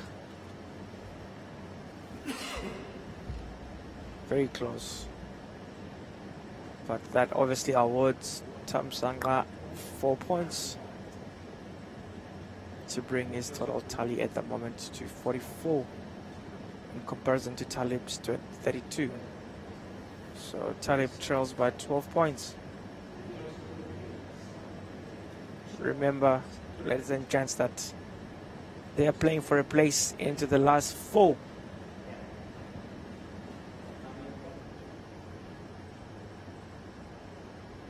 It's actually proving to be a very tight contest thus far. I think he got it. I think he got it. Definitely. Nicely played.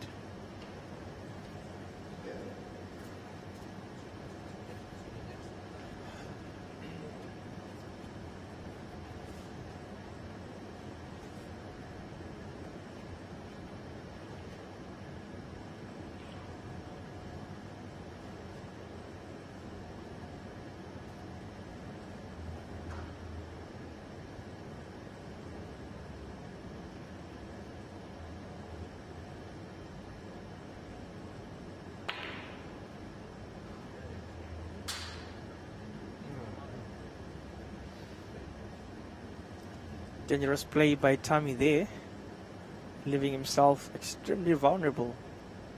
Well, it's positive play, but he definitely left himself open there. And I think Talib is going to take advantage of this. And he is definitely going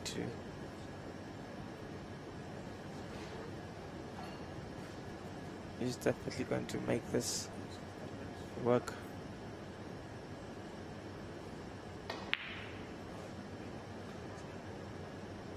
I didn't picture him missing that, but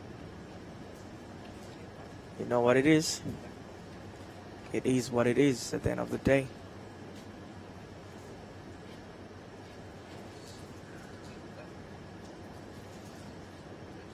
So down to the color balls.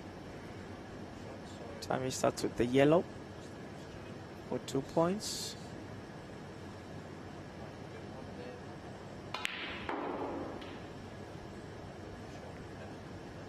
Excellently done to sit just right behind the green.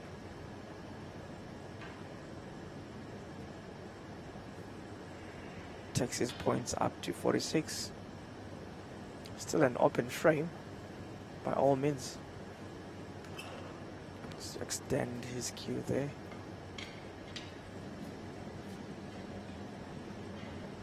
Goes to show you how humongous and how gigantic the snooker table is. The tallest of men will get an extension and extend their cue, get a rest, so you know Tamzanga does well to get that 3-pointer to take his score to 49. He's got a fairly good position of the brown to that center.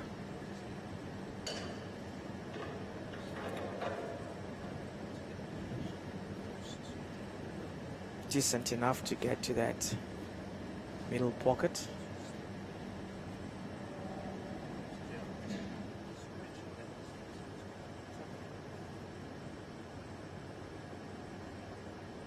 Let's see if he can complete these color balls on the table and wrap up this frame and equalize to make it 2-all.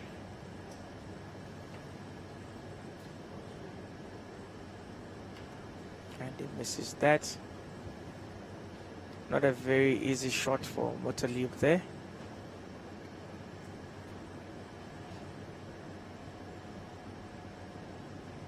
But if he gets it properly, could go in.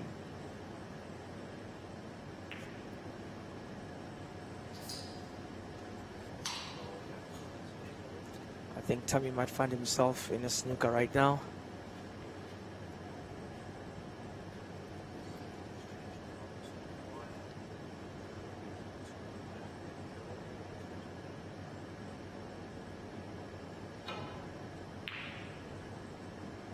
He wasn't actually snookered. He had good position. Well, not a good position, you could see the ball. So we're gonna get a bit of a tussle here for safety. It's gonna go on for a bit before someone unlocks the other.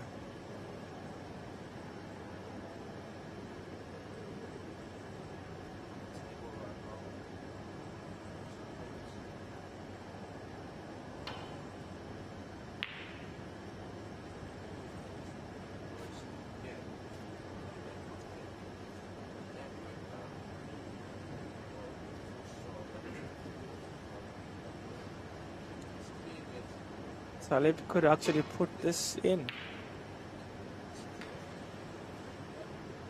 Obviously, overcut that. Not sure if Tammy's got good vision of that. Just needs to touch the cushion and start the ball roll. The risk though is that if you don't get it in, you should not leave it by the pocket.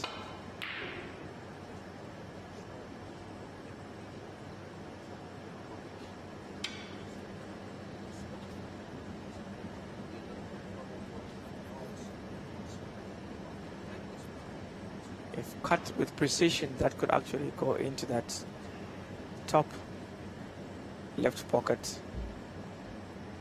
Is this anyone who can do it? Is this man who's playing the shot right now? And yes, he does it.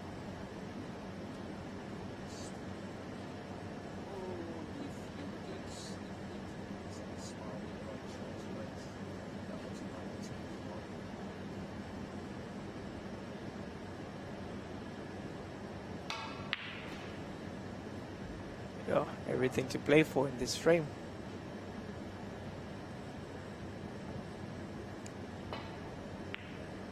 Talib does well to catch up. And yeah, he set himself up with the black nicely.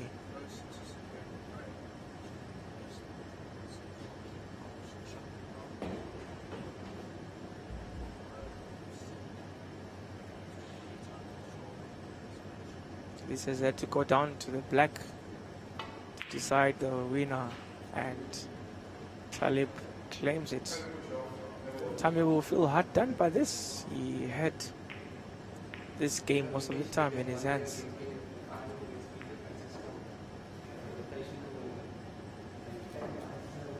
So well done to Talib there for a good comeback.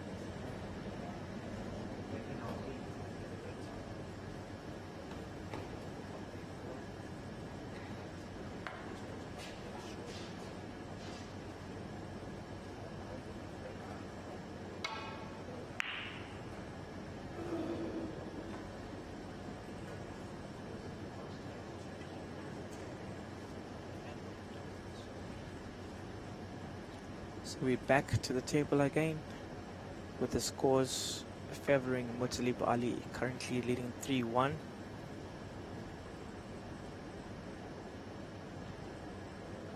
Identical scores on both matches that are being played currently. Shal Yonk leads Warren Horsley by 3 frames to 1.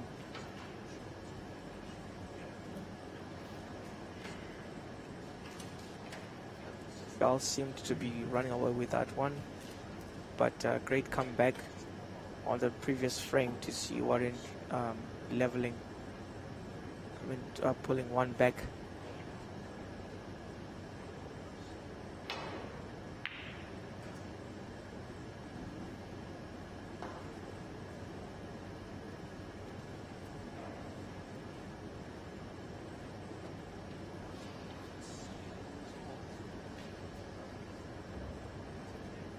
So just to share some of the first round results, in case you missed them.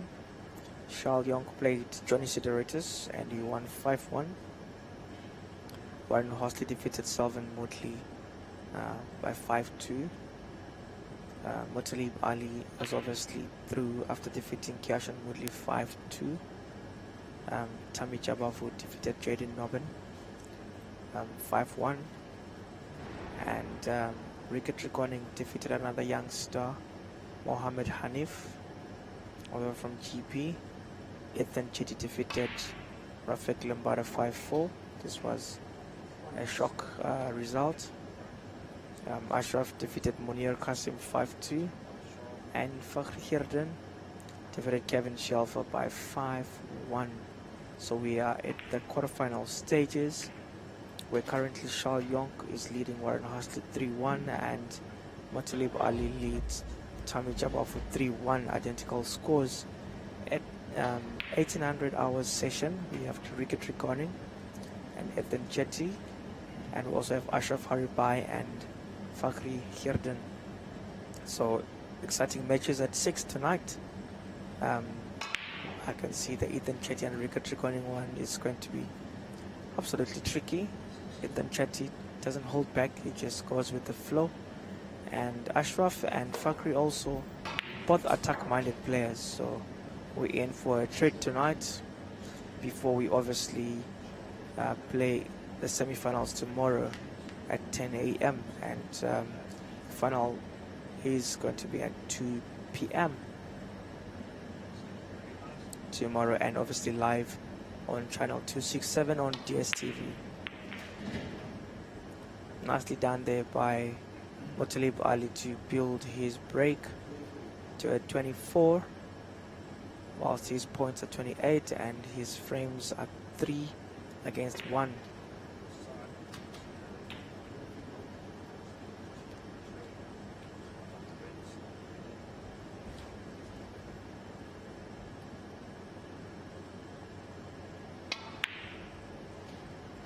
Mutalib doing absolutely well.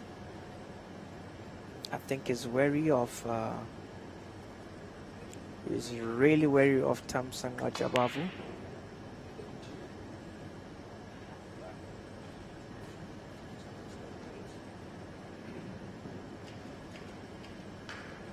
He's seen how much of a danger Tammy is actually. Tammy being unfortunate then not to be on 2 frames as well.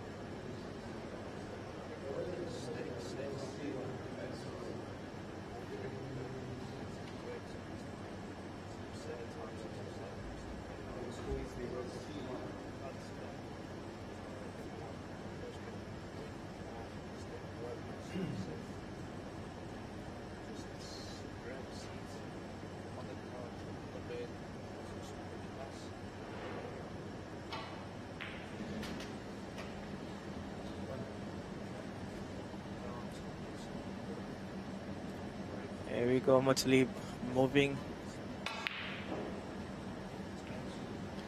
I don't understand how he missed that one, but I guess it's never easy.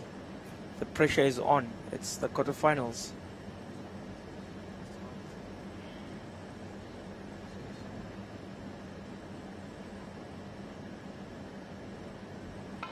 Tommy on the prowl now.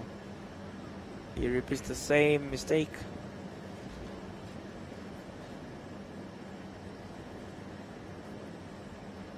If he's to remain in this game, he cannot let Muttalib go on to frame number 4.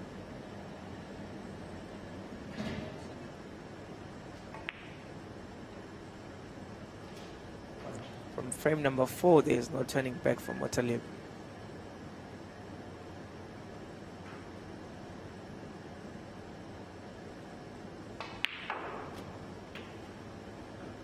Nicely done there.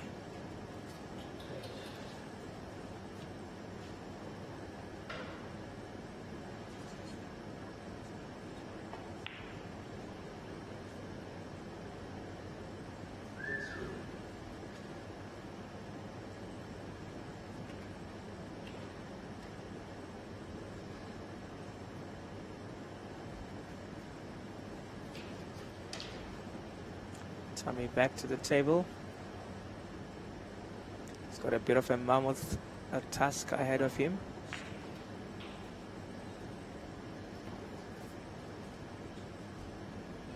To fight back his way into this is going to be very difficult.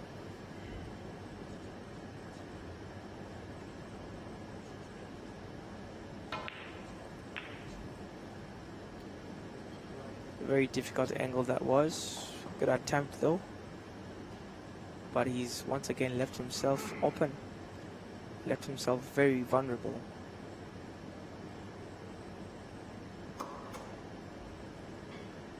Muttalib will definitely exploit that.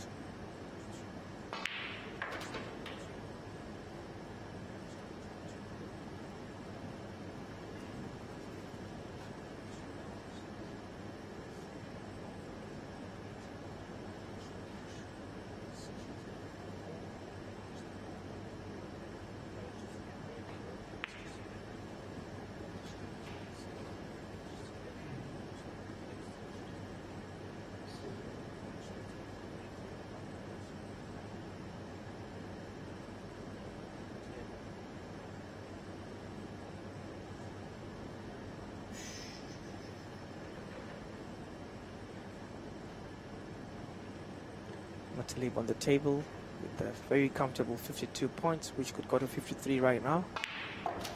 And it does with so much ease and confidence. I think it's going to push the pink to that bottom right pocket, which will take him to a nice 59. And that does take him all the way there.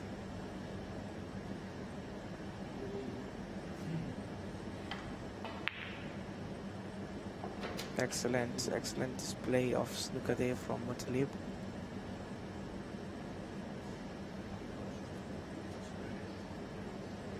Thank you. And there with the green, that was the easiest, given that the white was overrun. But excellent play, excellent passage of play from Muttalib Ali. It's almost like he instructed the white ball as to where it should be, or he took it and placed it there with his own hands.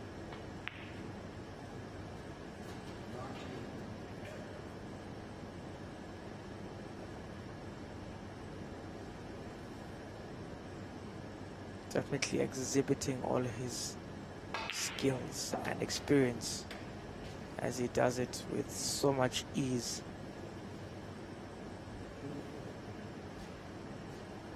Got the red that will just roll into that right corner pocket. And I think he set himself up for a perfect shot on of that pink that should just pot easily in that top right corner pocket as well. As he just makes everything seem so easy with that red now.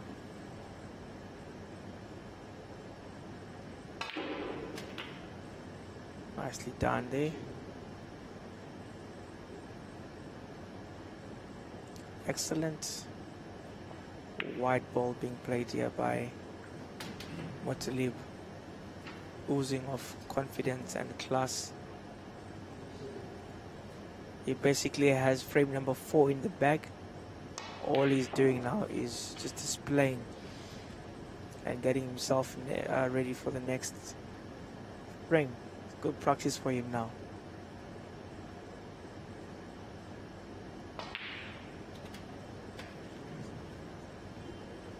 This is by far the best frame that Motalib has played in this match. Really showing how great he can play. He's currently sitting on a 42 break, score of 87. And there he sets himself up for that blue, which will take his break to a 48. And from then on, it's systems go.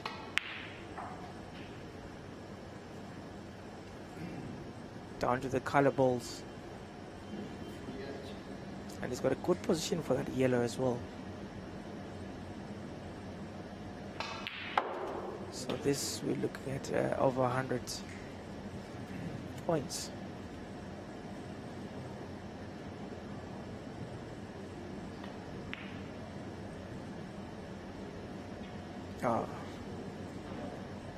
Commentator's curse. 95-1. It sees him go to frame number 4 in style, and that obviously puts him on the brink of going through to the semis. The only thing that it's going to stop him from getting to the semis is if Tommy wins 4 consecutive frames. And in all honesty, I don't see that happening. Taleb is too experienced at this level to lose 4 consecutive games.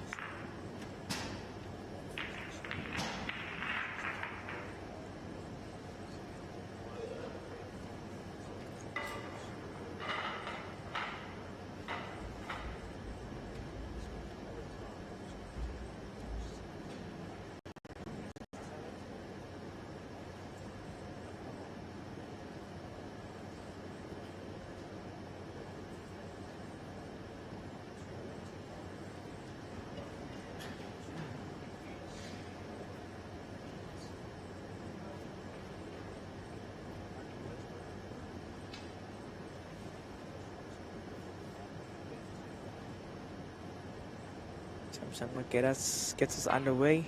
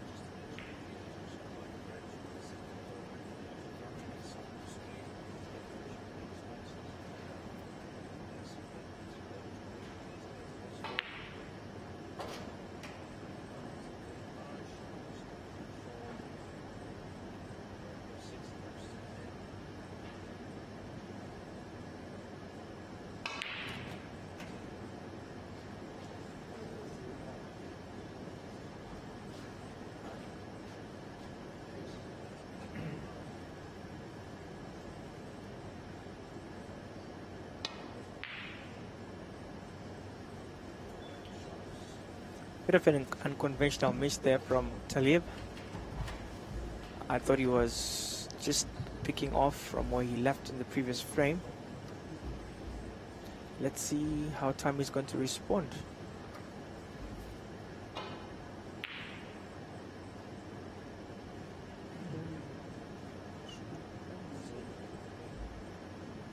Opts for safety.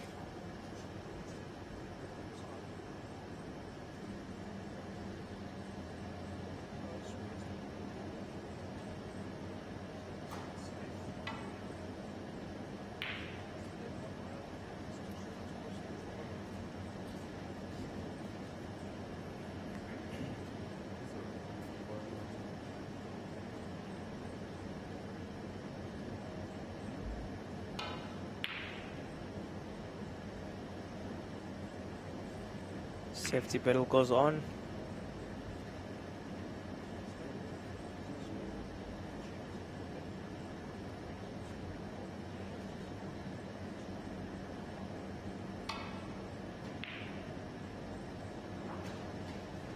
Oh, that's a foul.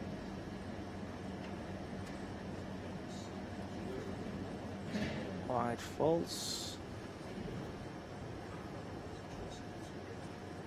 Easy points there for Tammy.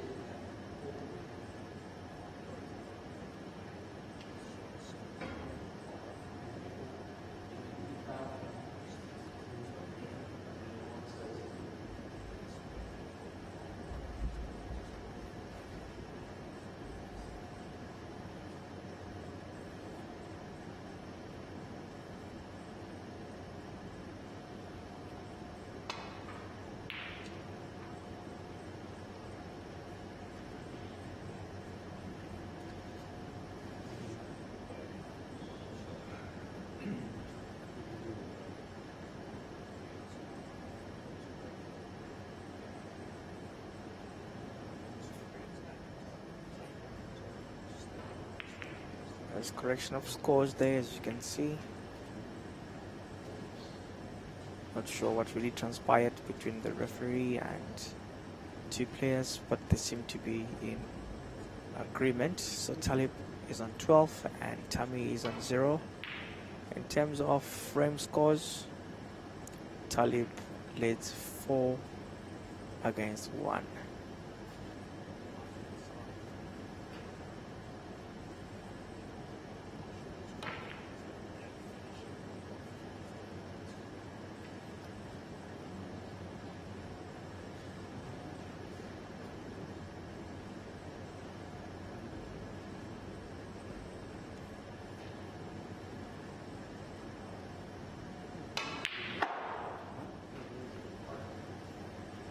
Excellent shot there by Talib.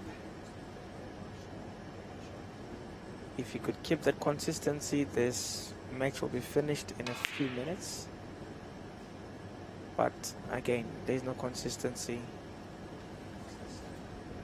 That should have just gone in easily.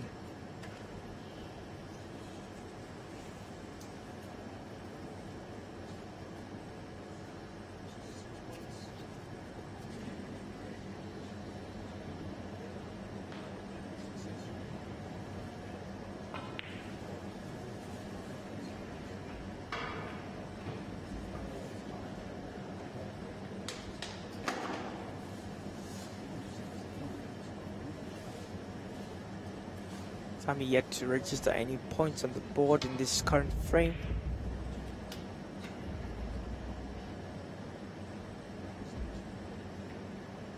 Utterly playing those long shots excellently, making sure that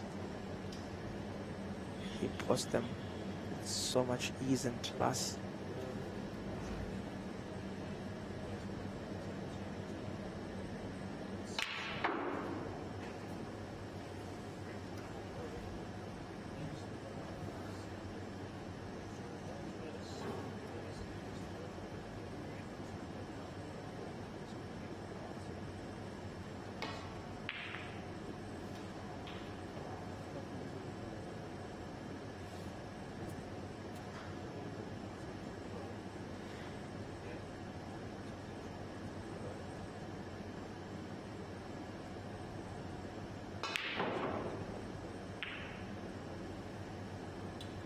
Wonder why he played that so hard. Some things are just not necessary.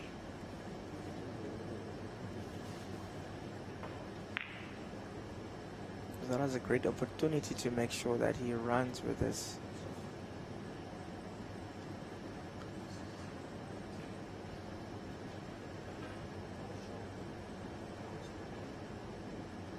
Tommy's fall break ended as soon as it began.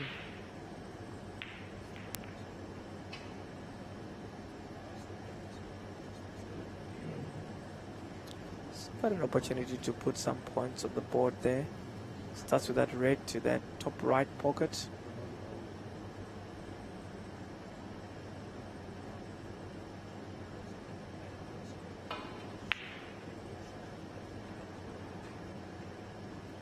Looks fairly easy to me, but yeah,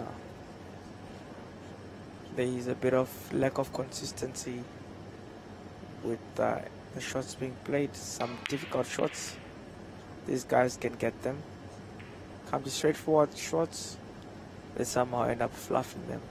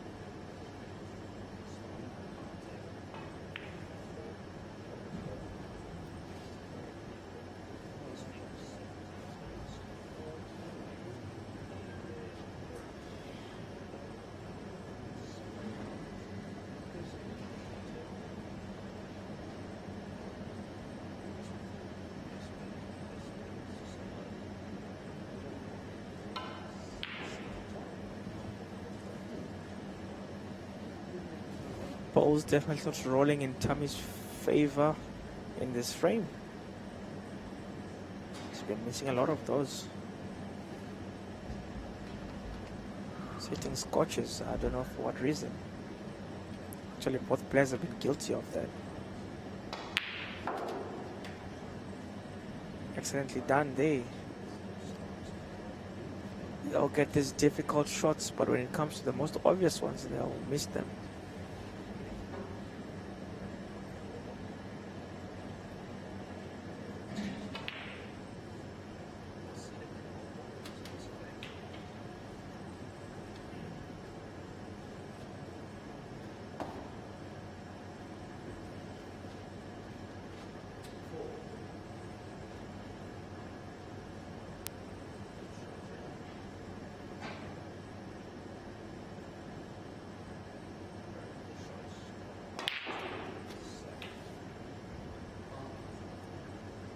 That's in.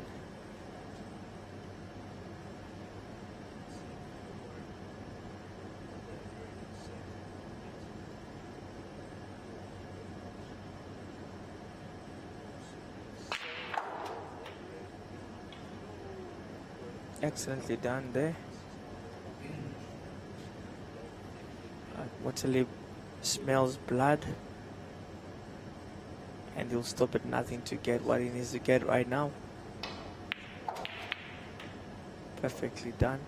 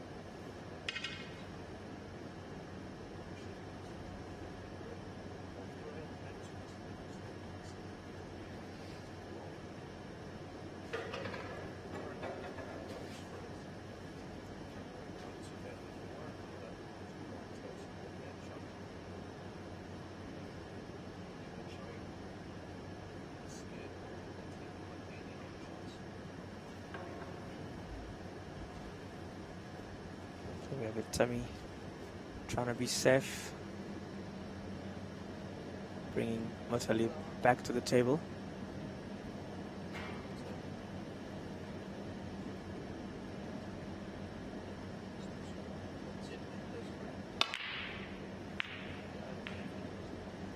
Very unlucky there.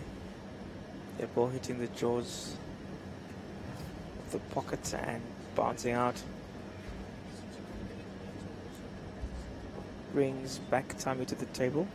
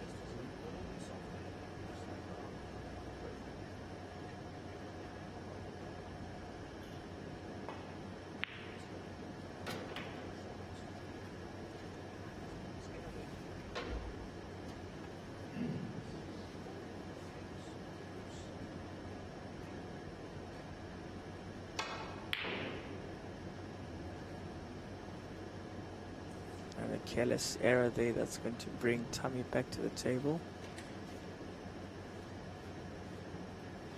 Motali leads him by 35 points to 4 and 4 frames to 1.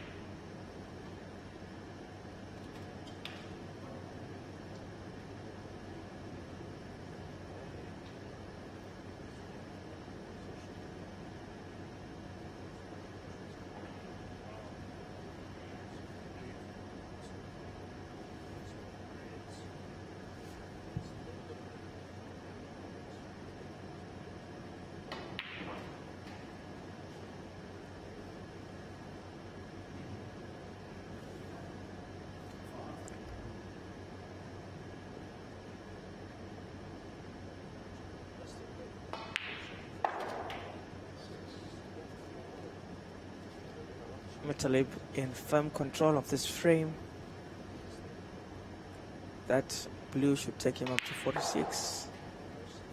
And he sets himself up for this red.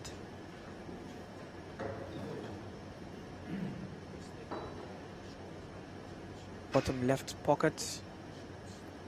That should be a routine shot for him. I don't know. He's gonna need to work on those shots going into the last 4, because those mistakes in the last 4 will cost him dearly. He's been fortunate in this one that he's playing someone who's also making his own set of mistakes, so there's always a chance for him to bounce back. But I think in the last 4, that's not going to be possible.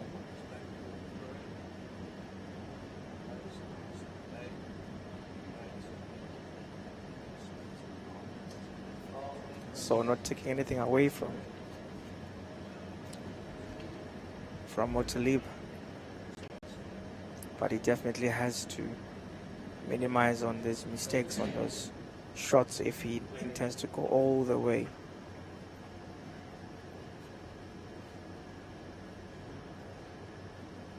He sits on 50 points to 5.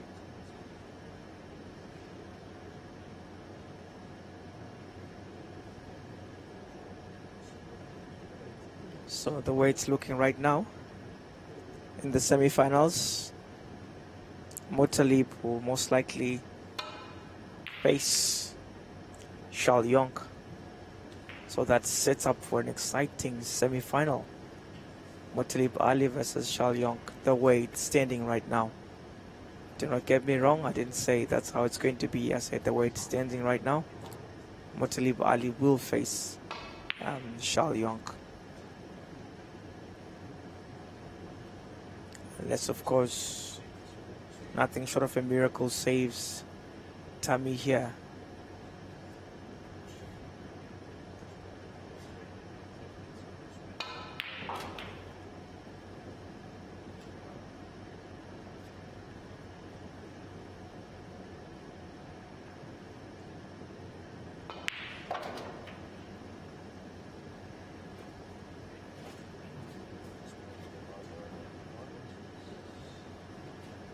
Tammy on a 6, on a break of 6, 11 points, trailing by 39.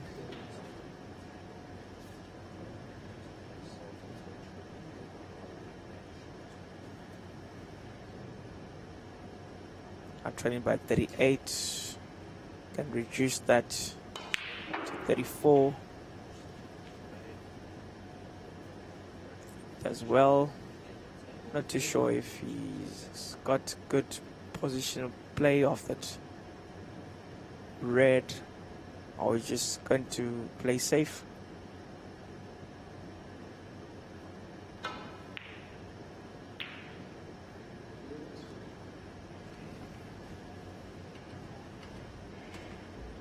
Seems like his safety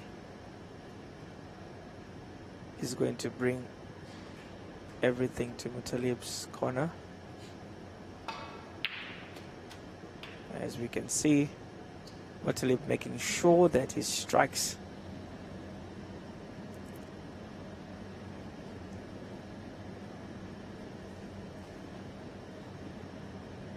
Difference of 35 points. Mutalib leads.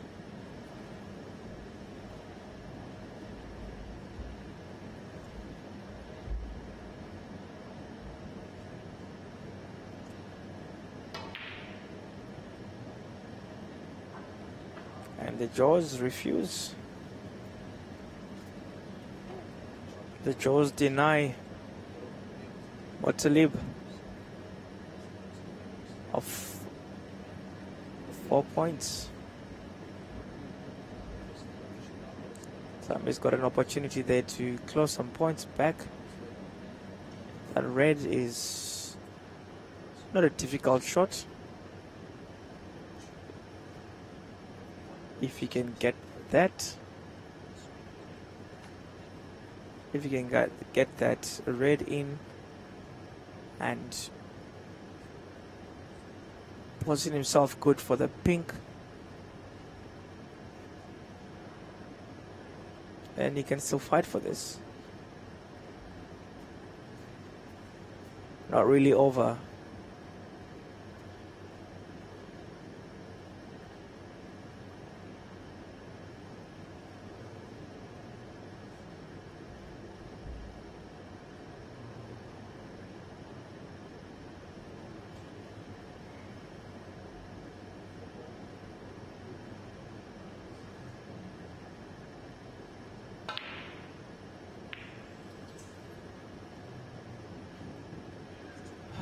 For safety. Don't know if that was the best option there. That red seems to have a gap in the center, the middle pocket. I'm not too sure, maybe, or even down the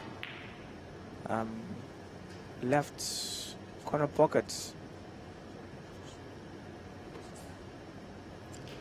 Saved by the bell.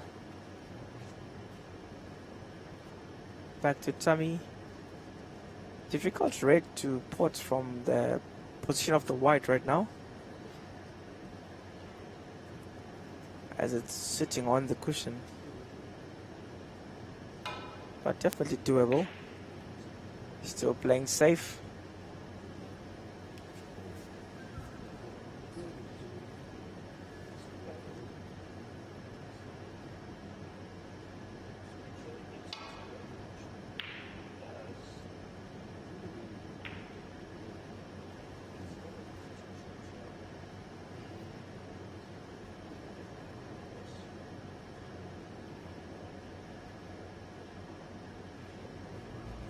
We're back onto the table. Most likely play more safety.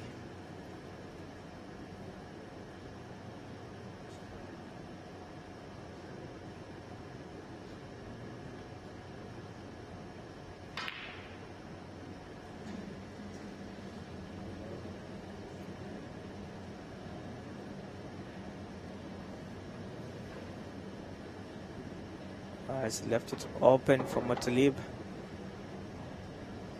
Talib should wrap this up now. There is absolutely no way that Talib won't wrap this up.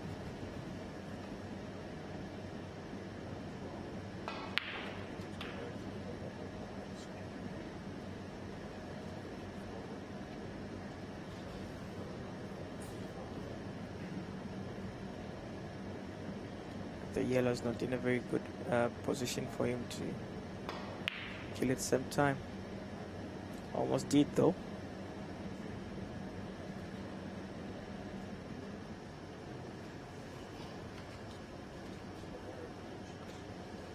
So 40 points difference between the two.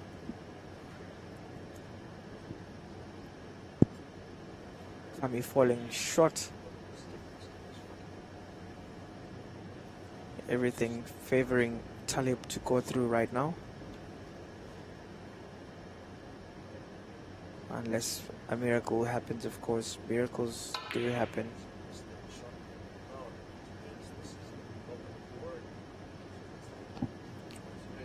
The attempt to snooker him is presented him a golden opportunity to wrap this up.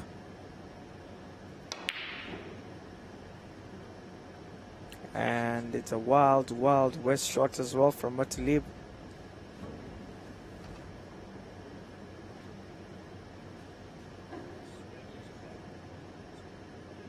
Tami back onto the table.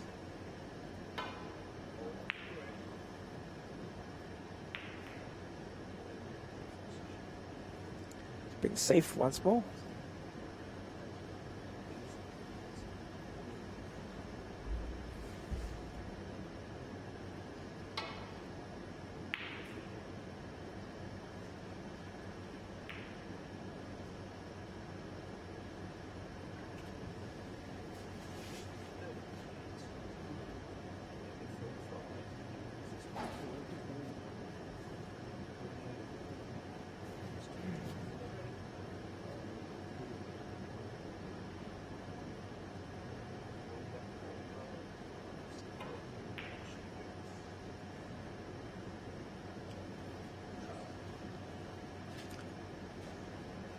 Excellent shot there by Tami, which should pose 1-2 problems to Talib, but I don't think ultimately it's something that he would fail to solve.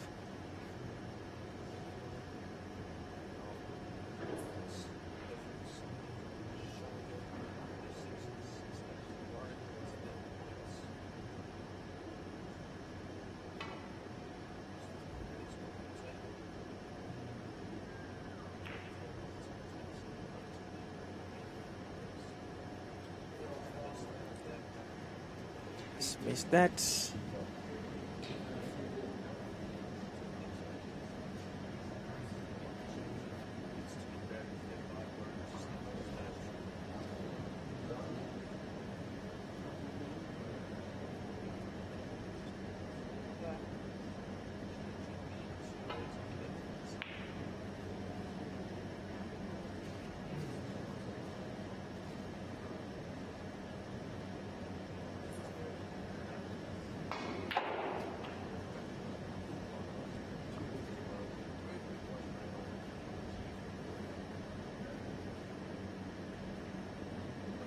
Good play by Talib. Down to the colors. Sits on 61.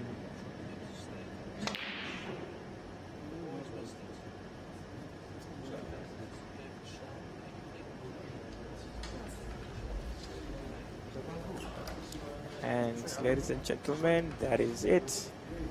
Talib marches on to the TAOM Classics semi-finals, courtesy of defeating Tami Jabavu 5-1. What a match, what a match. So he sets a date for tomorrow with either Shao Yong or Warren Hosley. At the moment, it most likely looks like Shao Yong. Thank you for watching, and we'll see you at 6.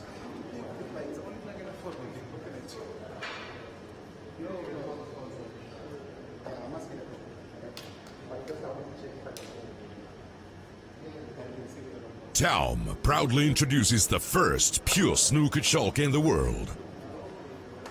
No more miscues. Only clean contacts. Maximum control. Pure perfection. The game has changed. TAOM. Future. Innovation. Revolution.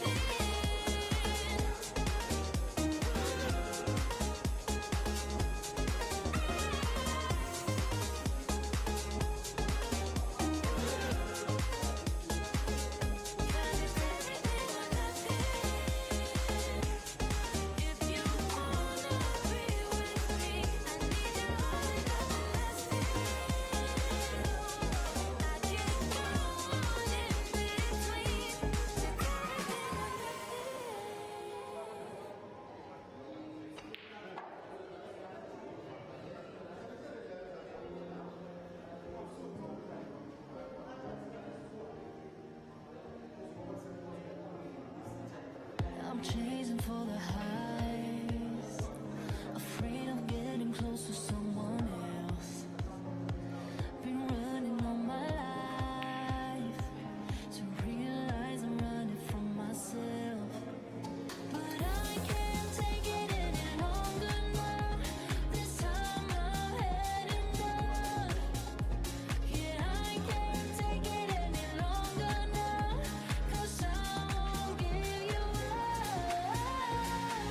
If you ever stay tonight, and when the night is over, then I have faith in our freedom.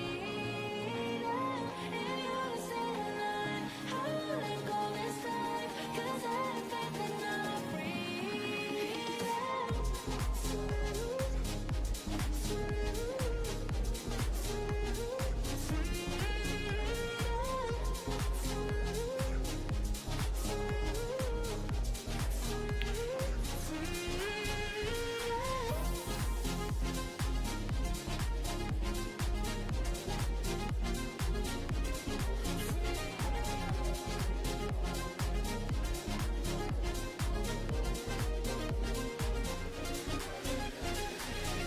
getting closer now. I'm letting go and learning to be free.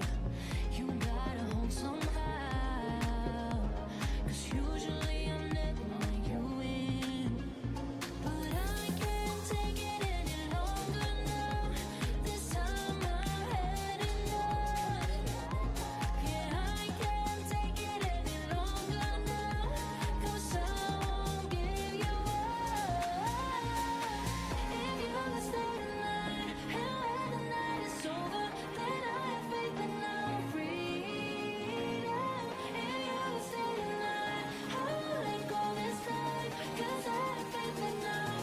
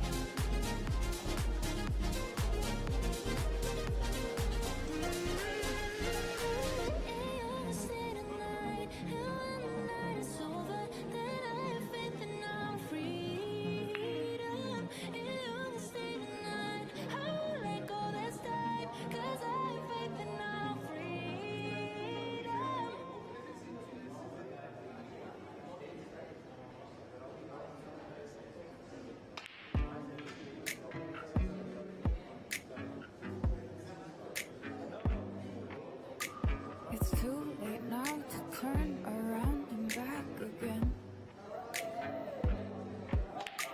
I made my bed and now I lay my head in it. And I'm sorry I'm not perfect, but I knew that I wouldn't be. I guess it's for the best, you know the worst in me. I'm no good at being good, but I never said I was. And I feel misunderstood, 'cause I'm trying hard to love. I'm sorry, my actions, they haunt me. I'll never live it down. I'm no good at being good, but I never said I was. You call my bluff, I won't pick up, I let it ring. Record your voice so I can listen back again. And I'm sorry I'm not perfect, but I knew that I wouldn't be.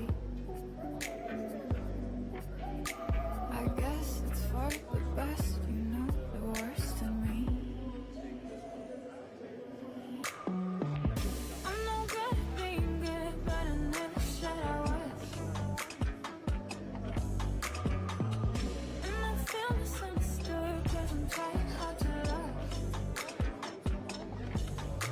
I'm sorry, my actions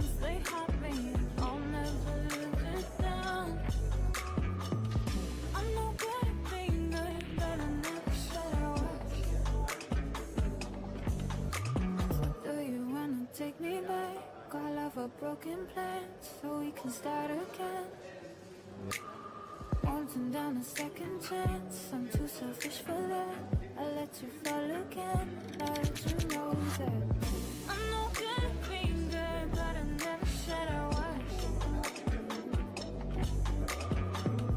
And I feel misunderstood, cause I'm trying hard to love. I'm sorry, my actions, they haunt me, and I'll never live it down. I'm no good at being good, but I never said I was.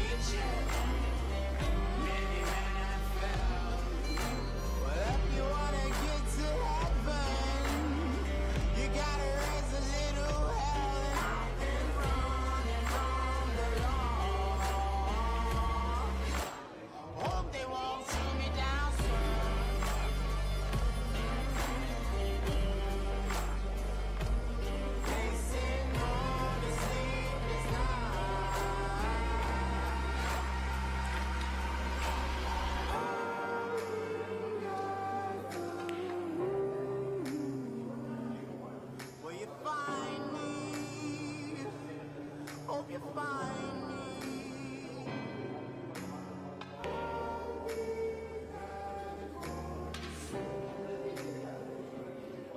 When the sunrise, when the sun.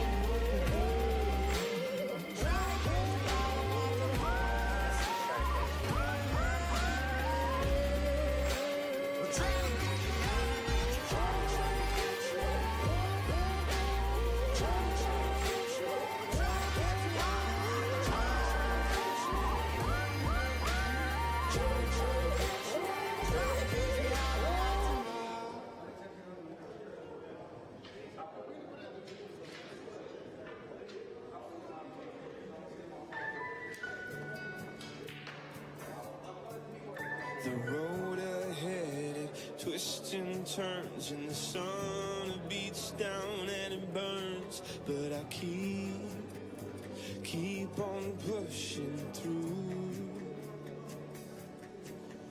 And every step quicker than the last, my feet tread down this beaten path, and I keep on pushing through. 'Cause I get up, and I may fall right back down, but your love lifts me back to solid ground. Yeah, I get up, and I may fall right back down, but your love lifts me back to solid ground. Oh, I've come too far in this to raise my flag and call it quits. So I keep on pushing through. Oh, with every step my heart it pounds. Yeah, so sure I have my doubts, but I must keep pushing through. Yeah, I get up,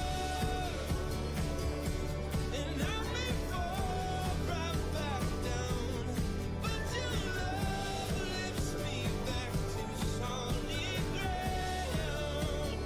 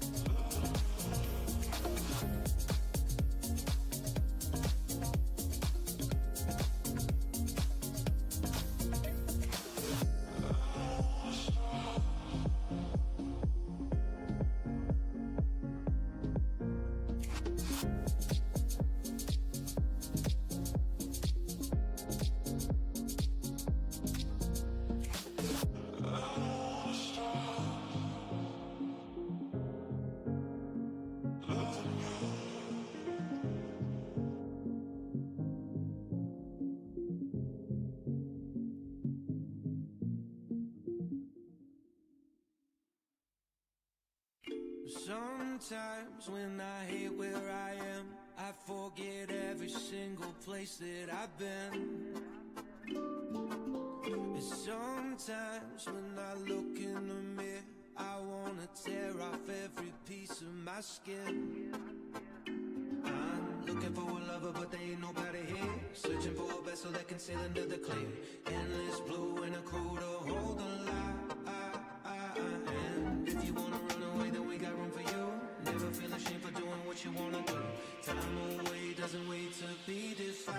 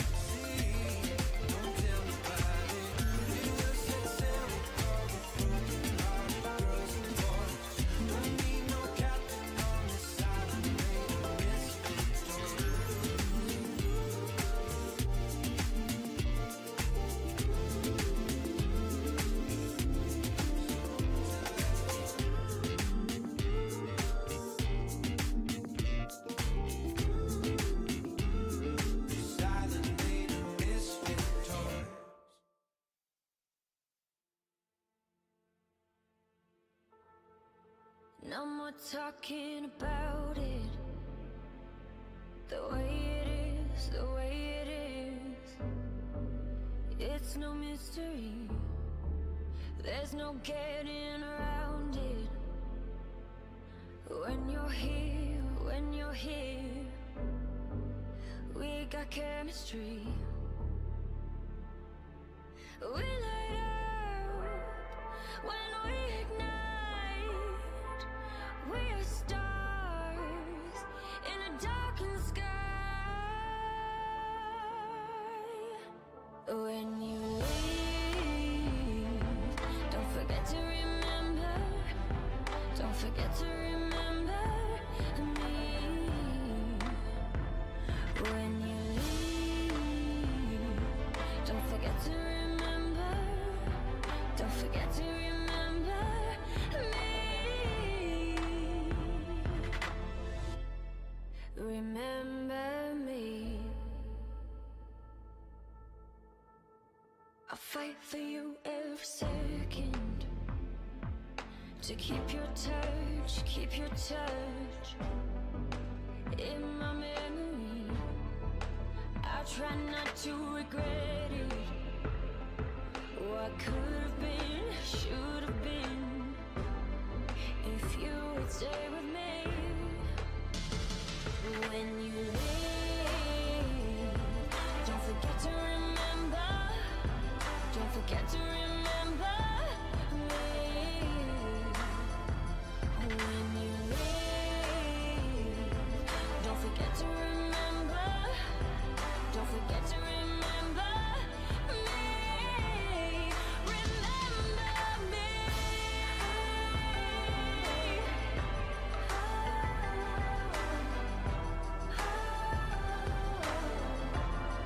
Remember me.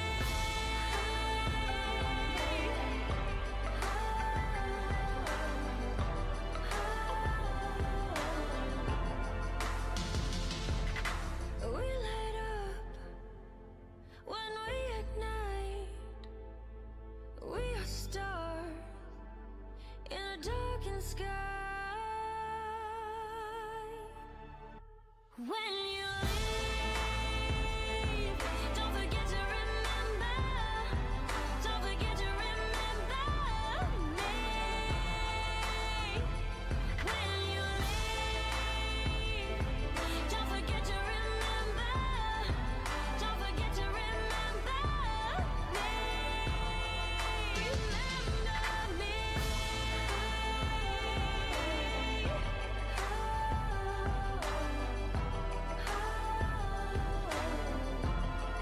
Remember me.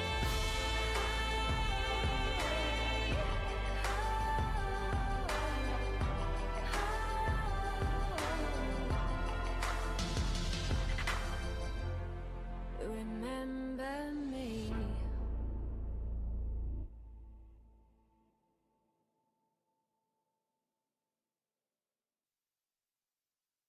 Go, out your back with me once. Go, out your back with me once. Go, out your back with me once. Go, out your back with me once. Go, out your back with me once. Go, out your back with me once. Go, out your back with me one time.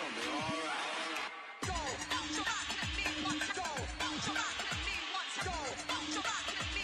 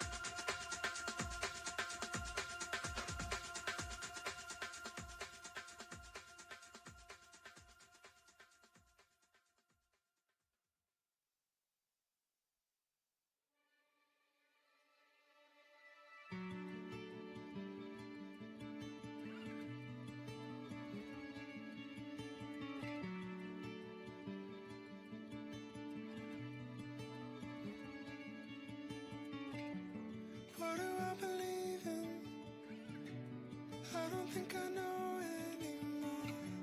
Tell me there's a reason.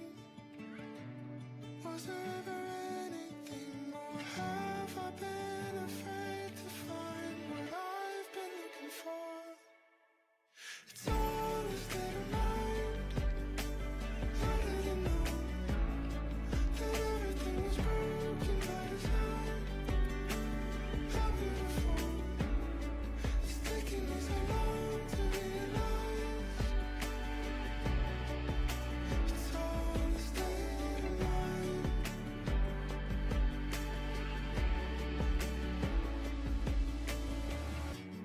What I used to keep in, now I'm only letting it go. Finally I'm seeing everything I held up too close. All it took to recognize what I've been looking for. It's all a state of mind. How did you know that everything was broken by design? How beautiful. It's taking me so long to realize. It's all a state of mind.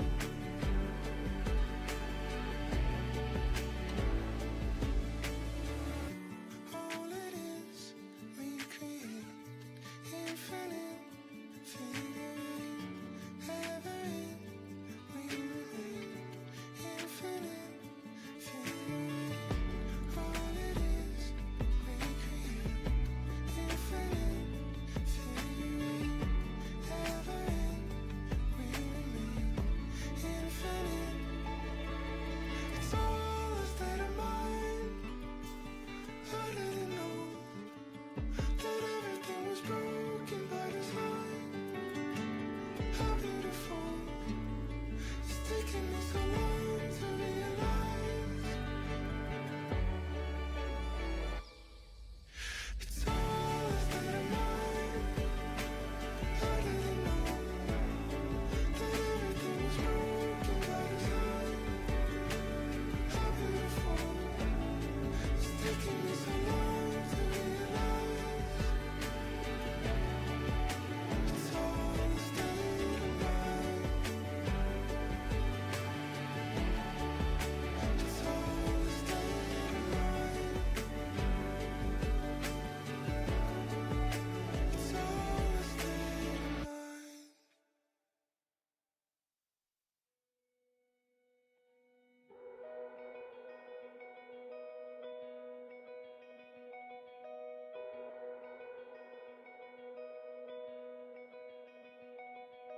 I built up walls like mansions to the sky. Protect my heart so it would survive. But you climbed in like no one else could do. The day I knew I needed you, I was drifting out, safe from any shore.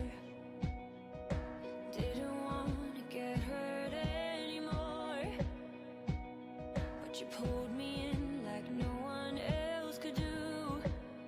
The day I knew I needed you.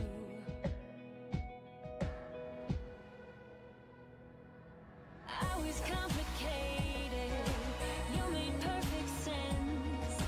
I was slowly breaking, but you knew how to mend. We're searching for some answers, who I was and where I'm running to. I was looking for me when I found you. When I found you. When I found. Felt familiar the moment that we met. Tried to block it out so I forget. Your persistence kept on pushing through. The day I knew I needed you. I was complicated, you made perfect sense. I was slowly breaking, but you knew how to mend. We're searching for some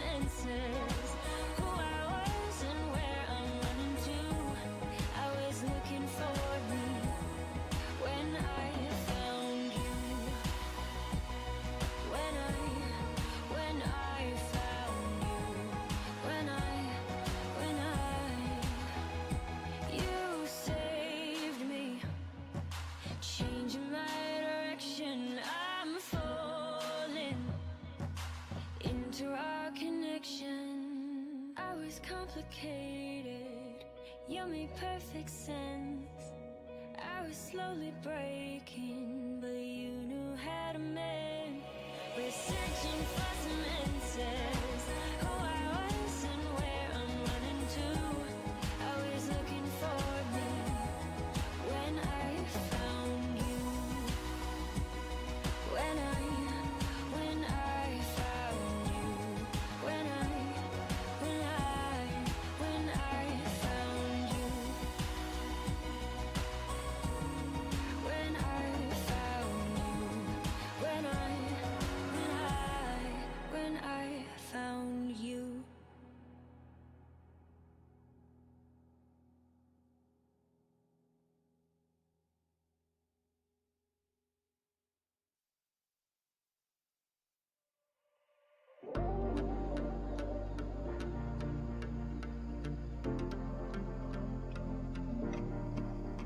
Hey, it's amazing the subtle games that you are playing. And you don't even know I exist. You have got me on your hit list. Hey, you're just bad. Girl, you are sexual and bad. And now you got this on your conscience. Because now I'm unresponsive.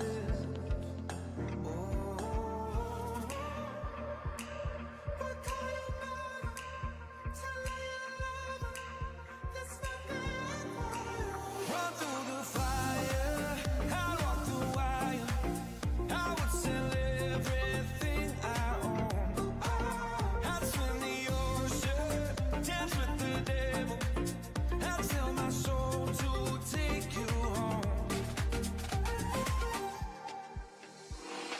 We can feel the flow underneath our feet. Fire shots through my chest as you watch me bleed. Every kick, drum hit is a symphony. Every brush of your curves is the air I breathe. You speak, I am listening. Sweat rolls, girl, you're glistening. Slow-mo, pull me into the light, the light. There are people watching us, wishing they were obvious. Instead of giving into the fright, the fright.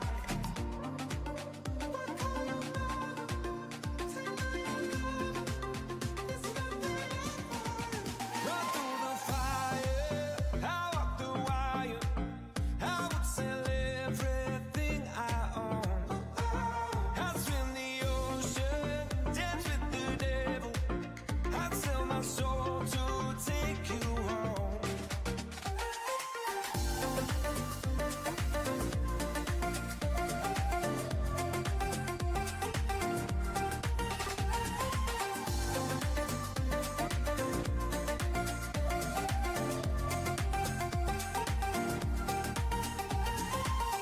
One heart to survive when one just breaks.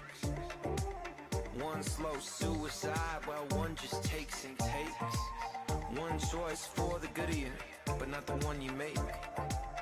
One worth dying for if you saw her shake, shake, shake. We can feel the flow underneath our feet. I am listening. We can feel the flow underneath our feet. You are glistening. We can feel the flow underneath our feet. I am listening. We can feel the flow underneath our feet. That's my bad for you. Run through the fire, I walk the wire. I would sell everything I own. I'd swim the ocean, dance with the devil. I'd sell my soul to take you home. Run through the fire, I walk the wire. I would sell everything I own. I'd swim the ocean, dance with the devil. I'd sell my soul to take you home.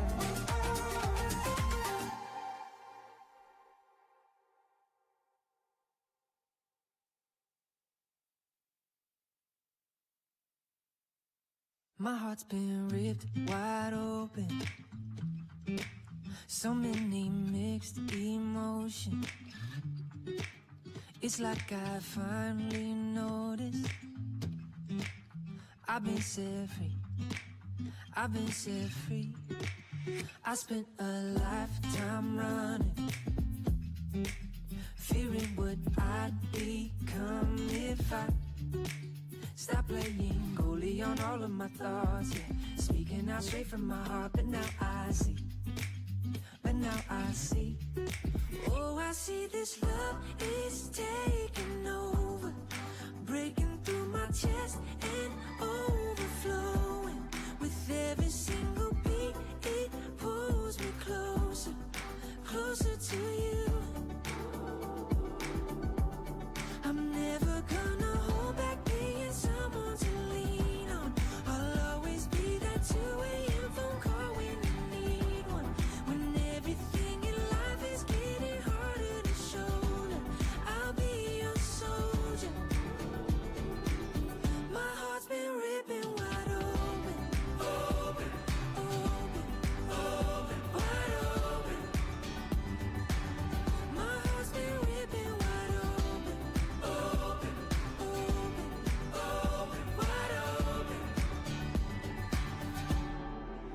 No words enough to show it. Now my whole world's in motion. I feel like Fred, but in my neighborhood. Yeah. Call me and I will make sure to set you free. To set you free. Oh, I see this love is taking over, breaking through my chest and overflowing. With every single beat, it pulls me closer, closer to you. I'm never gonna hold back being someone to lean on. I'll always be that 2 a.m. phone call when you need one. When everything in life is getting harder to shoulder, I'll be your soldier.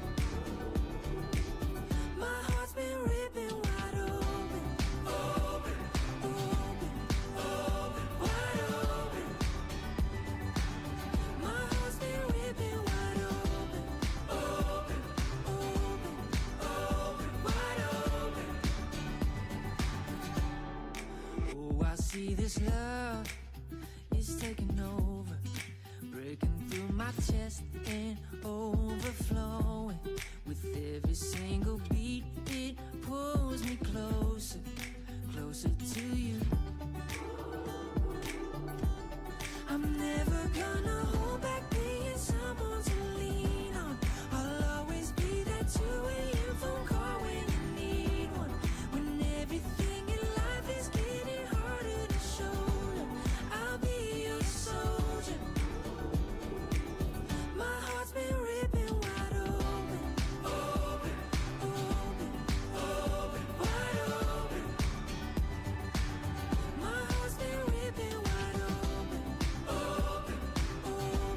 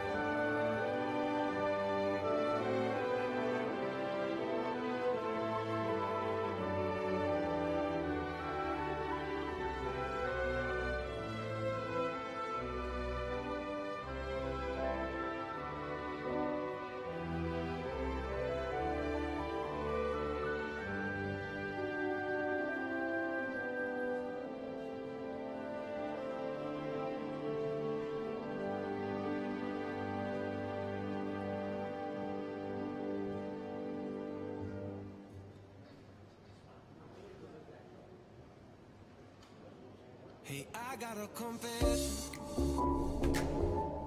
Been losing all momentum. Just because it's easy, but that don't make it better. TAOM proudly introduces the first pure snooker chalk in the world. No more miscues. Only clean contacts.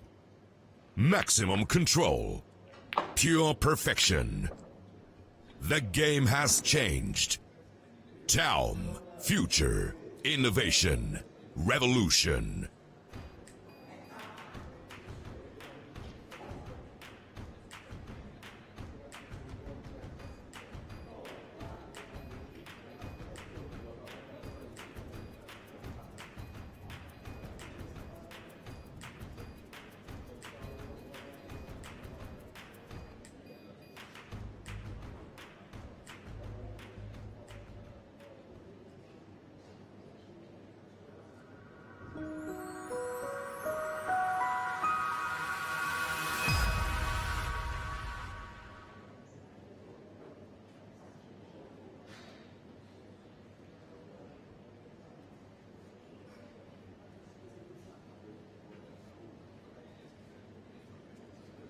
A very good evening, folks. Welcome back to the second session of the quarterfinals and the third session of the day in the TAOM Classic 2022 edition. So our featured match is Ricky Trigoning versus young Ethan Chetty. So we have real young talent versus talented, experienced talent as well.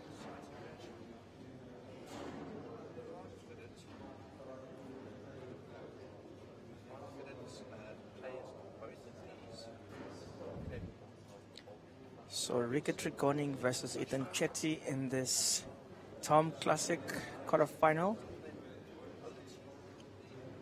Ethan Chetty coming through to this quarterfinals courtesy of Rafik Lambada. And Ricky Trigoning has been playing all the young guys today as he beat Mohamed Yanif or Mohamed Reyes in the last 16. So he's dealing with the kids tonight, or rather today. Another match running concurrently with us is Ashraf Haribai versus Fakhri Hirdan. Ashraf Haribai from Cape Town, known as the Vulture, and Fakhri, known as the Fireball.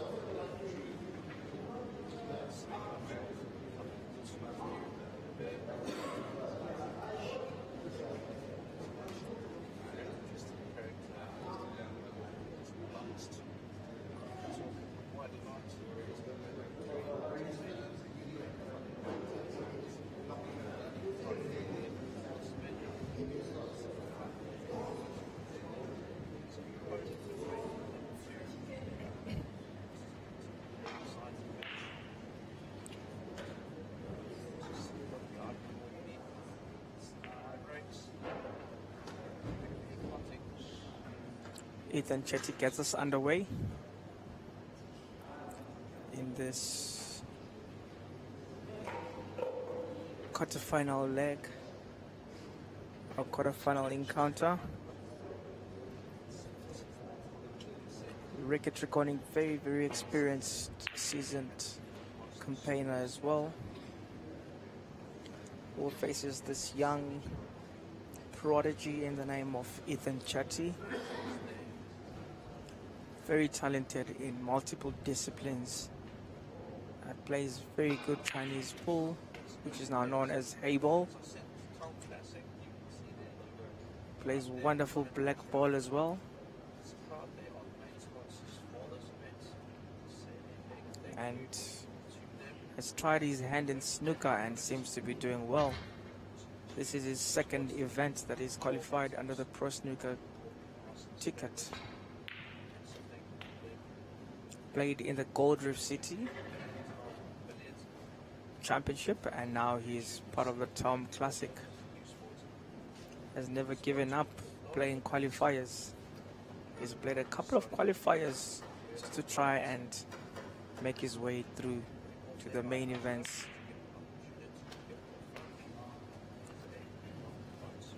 He gets off to a good start with a 9 break.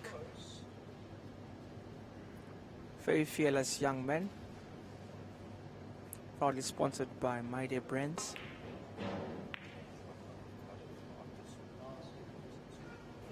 Bluffs a good opportunity there to get the black in. He cannot afford to miss such opportunities when he's playing a player of Ricky Triconing's magnitude. He's going to be punished heavily for that.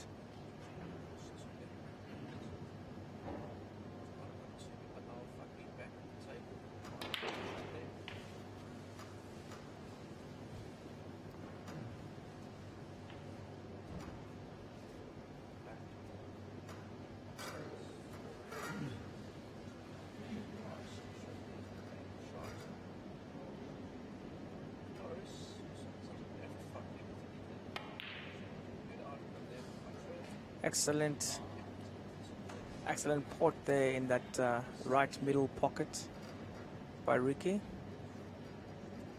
Exudes a lot of confidence and class at the same time. He's gonna go for a 4-pointer in the form of a brown.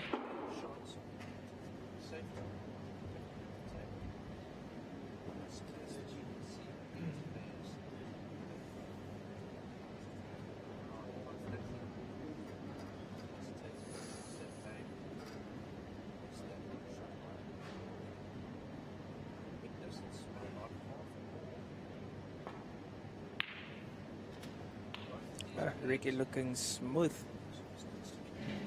That's a nice pot from a distance. Setting himself up nicely for that black. On a 14 break, he's going to move to a 21 break. That should be routine short there. Wonderfully done as well, just to sit behind the red.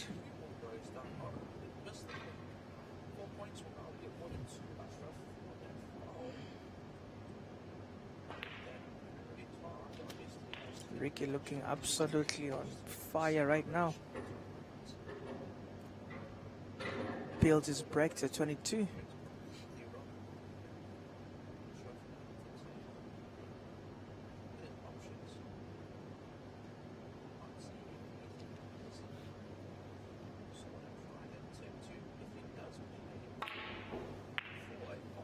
And he fluffs a golden opportunity. Rattles the pocket and comes out. The curse of the black.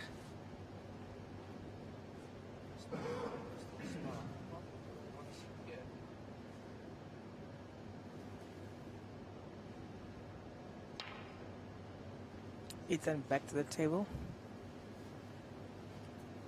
Safety shot, prefers to just play away.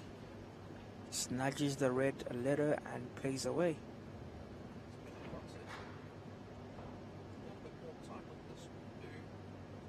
Ricky feeling good, so he fancied himself with that shot there. Leaves a good shot for Ethan with the red there.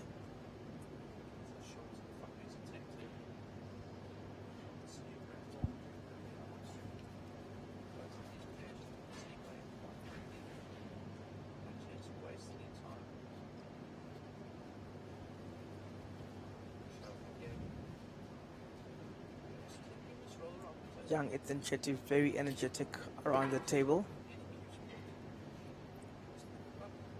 Always full of confidence. Fears no one.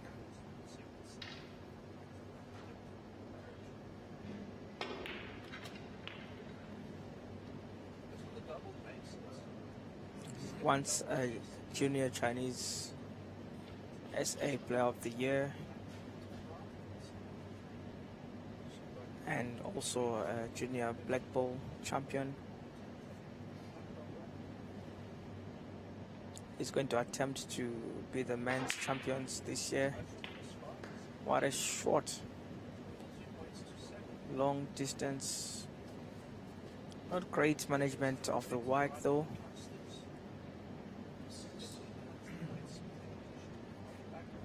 Hurrying his shots has been to his detriment so many times.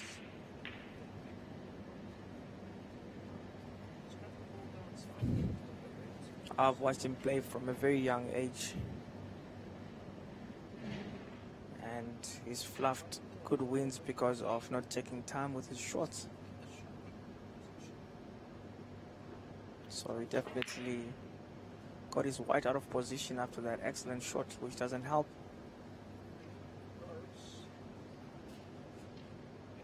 Very attack-minded player.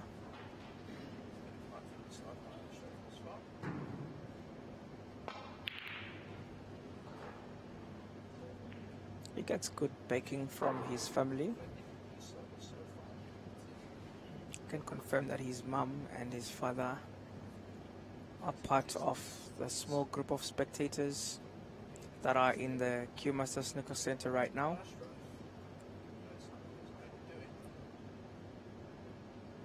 Terrible weather has kept most people indoors today.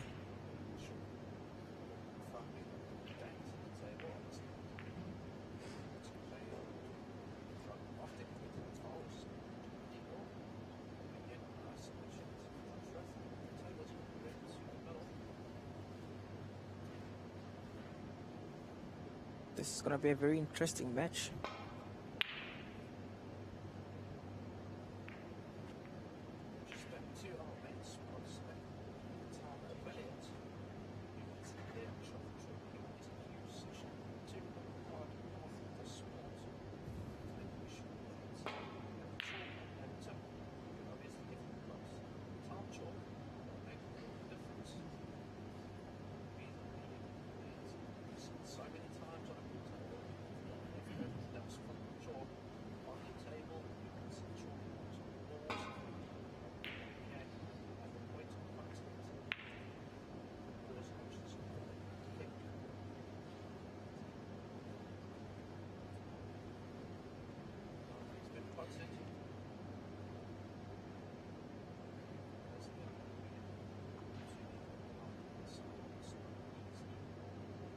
Ricky back onto the table.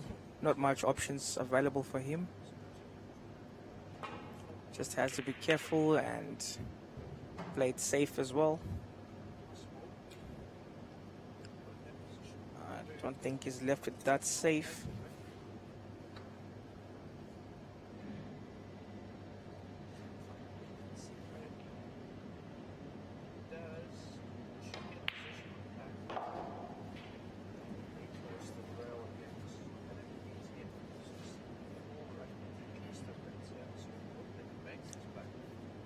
Nice pot in that middle right pocket by Ethan. He's got the pink to the lower left corner pocket. He rushes it. And a fluke. It's a wonderful fluke. At this point in time, you take any points.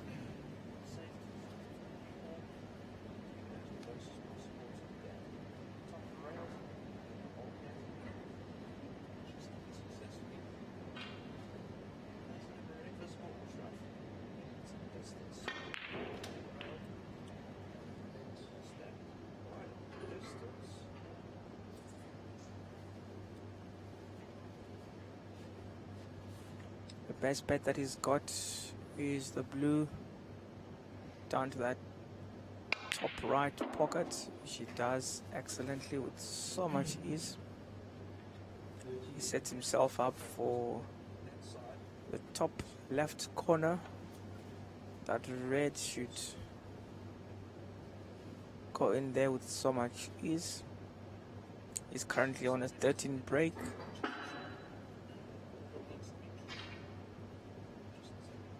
It's going the other way.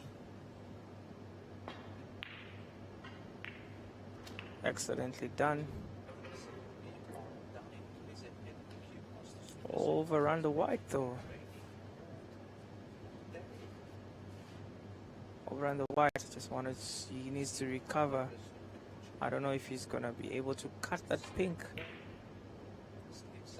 It's always going to be a difficult angle. He should have played at the bulk end of the table. There was a lot of color balls to play with.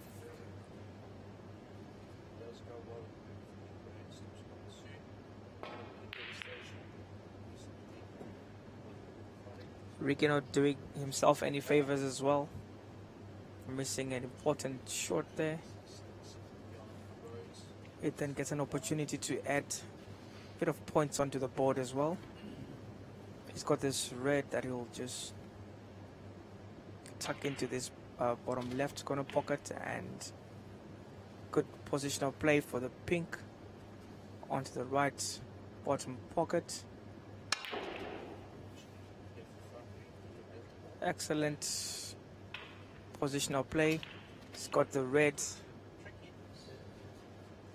positioned nicely for that middle right pocket. He should have the blue onto the opposite pocket. Middle left pocket. The blue should just go in with so much ease there, and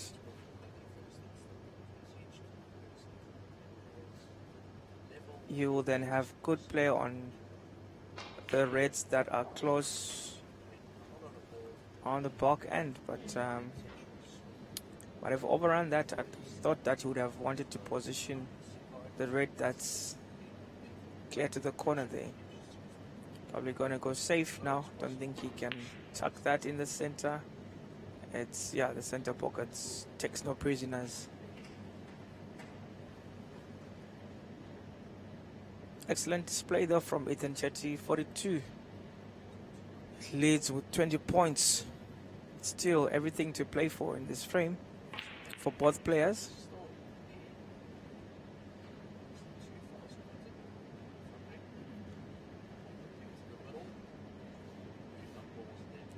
Ricky missing quite a bit of clear-cut chances there. I just hope he doesn't get to rue all these opportunities.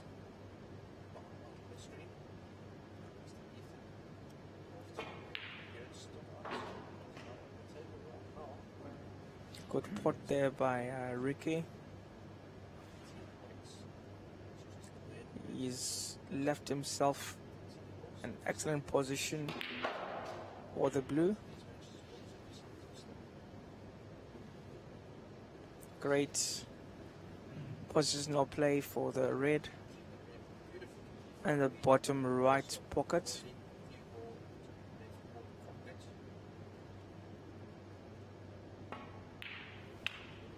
Excellently done.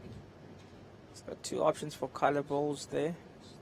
He's got the blue, he's got the black, but I suppose the blue will be the better option so that he's got positional play for the red, the last red on the table. He can just try and tuck it down to this bottom left pocket.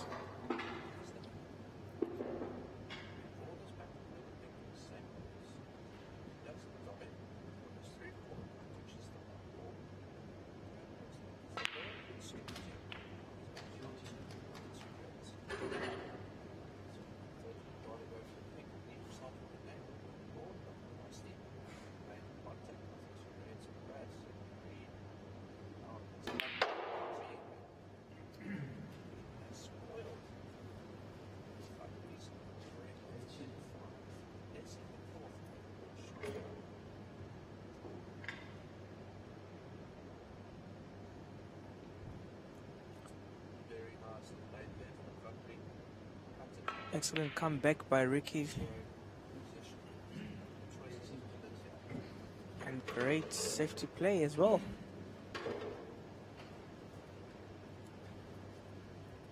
So we're down to the color balls. Still for anyone's taking.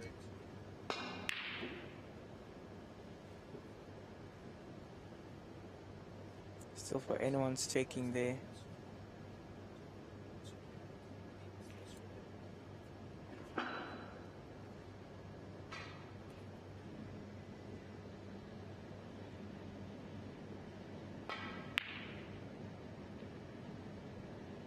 Oh, that was close. I might cost him a bit though, because there's a fair chance of tucking it into that left middle pocket. Fair chance. He opts for safety and does that well. It's extremely safe. Very close frame this is.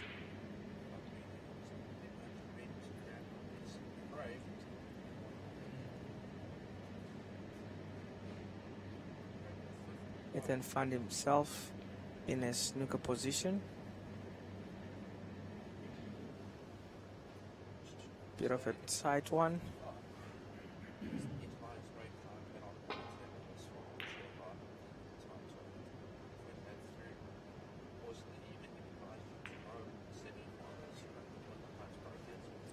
Does well. Does well to get to that. Leaving Ricky with a clear-cut chance. Ricky must be careful. He might just set that up for Ethan, or could have gone differently and that could have gone in. That was going to be a very excellent shot, but Ethan can just screw that.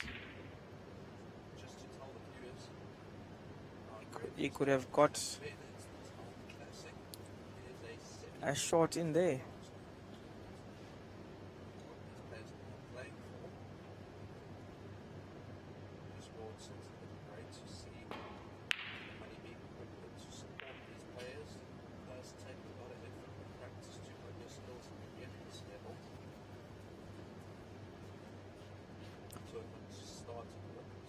So in the other match that's running right now, Fakhri has drawn first blood, Ashraf 0 and Fakhri 1.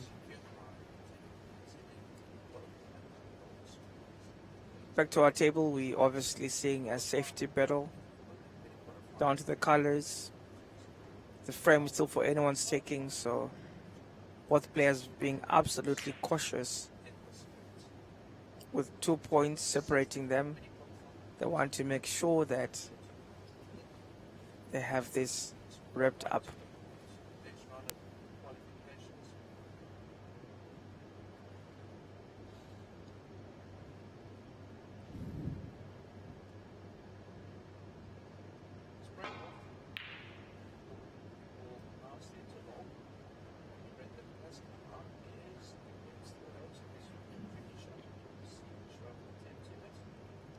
The safety pedal continues.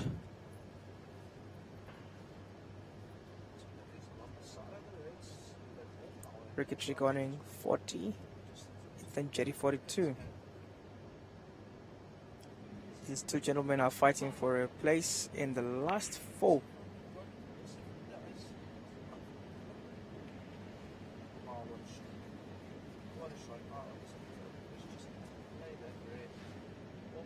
Ricky doing just enough. At that yellow stopped a few inches before.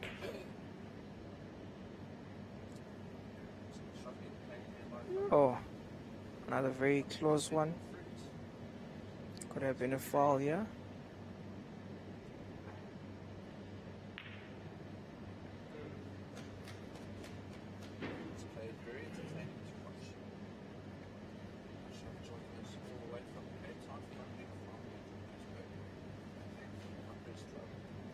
So we have Ricky who comes ranked number 5. He's ranked number 5 in the Pro Snooker, but currently in this event he came ranked number 3 due to some people not making it, one of them being Carl Akalu, who's currently playing in the UK Open, well, who was playing the UK Open, and David Anderson also pulling out due to personal reasons. So obviously that moved him 2 positions, and he came into this particular event ranked number 3. So Ricky the Trigger Dragoni, all the way from Cape Town, 51 years old, plays his snooker from Goodwood Snooker Club. Says his favorite food is curry. Then he's definitely in the right city for it. And his favorite sports team is Liverpool, so he's definitely a happy chap of late.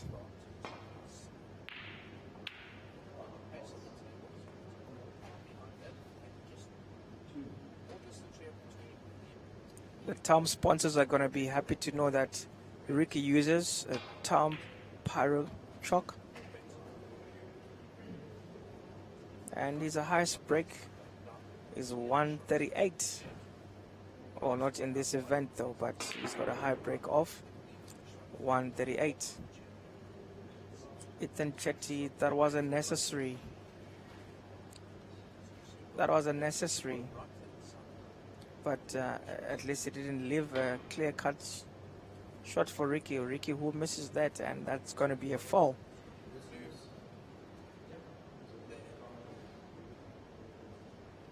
And the ref is going to respot that.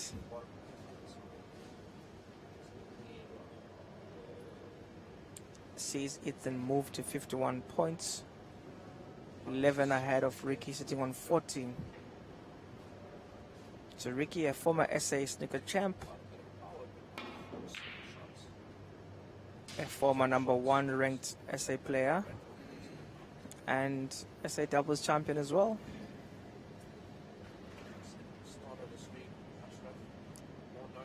Ricky inspired by Ronnie O'Sullivan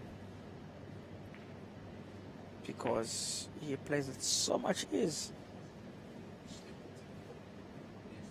Oh, Ronnie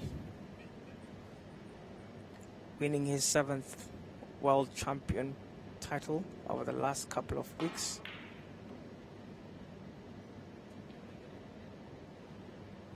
Cementing himself as one of the greatest snooker goats,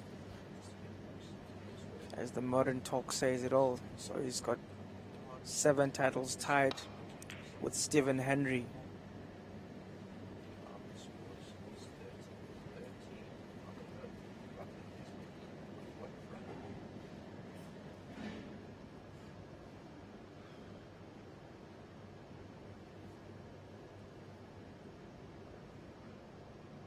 So Ricky back to the table,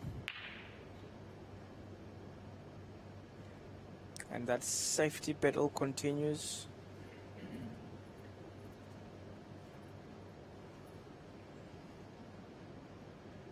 No one is ready to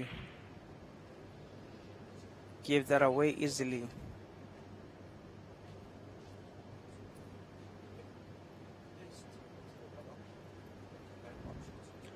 Show the angle of that brown. Can Ricky see it? It was a snooker. Does well to get out of that snooker, and might have left Ethan in a very mild snooker as well, which doesn't give him a headache at all.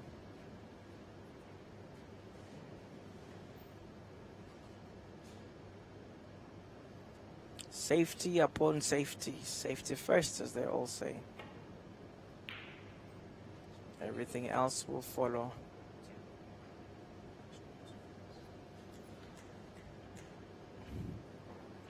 Some excellent safety play there, coming from the experienced Ricky. to definitely get a fall from Ethan. And he's not gonna call for a wrist. Don't know if he's gonna call for a wrist spot. Yes, he is. Calls for a wrist spot there. And Ethan to take it again.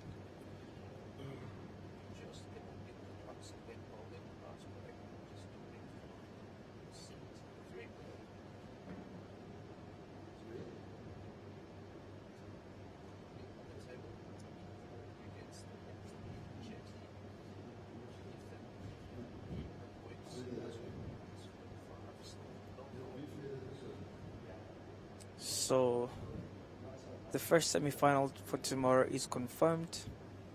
It is Mutalib Ali versus Shal Young. So the two are confirmed for tomorrow at 10 a.m.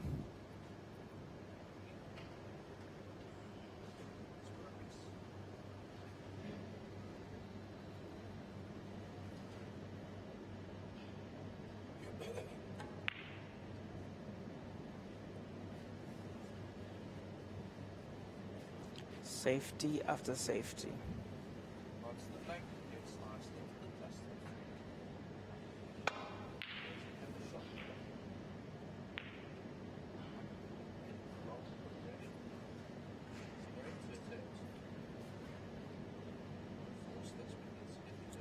And Ricky gets the opportunity that he's been waiting for the whole time.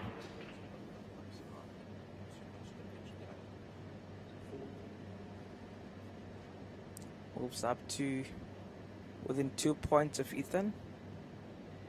And if he tucks that away, he'll be doing himself a world of favor. And he does. And his pink is positioned great for him. That should see him wrapping up this frame. Oh, very unlucky there for Ricky, as the pink hits the jaws of the pocket and flashes out. Gives another opportunity to Ethan Chetty, who just blasts it wild, wild, wild. It is the wild, wild west.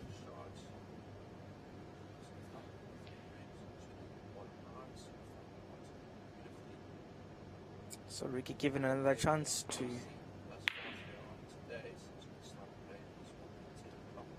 make something out of this. Great opportunity presented to Ethan.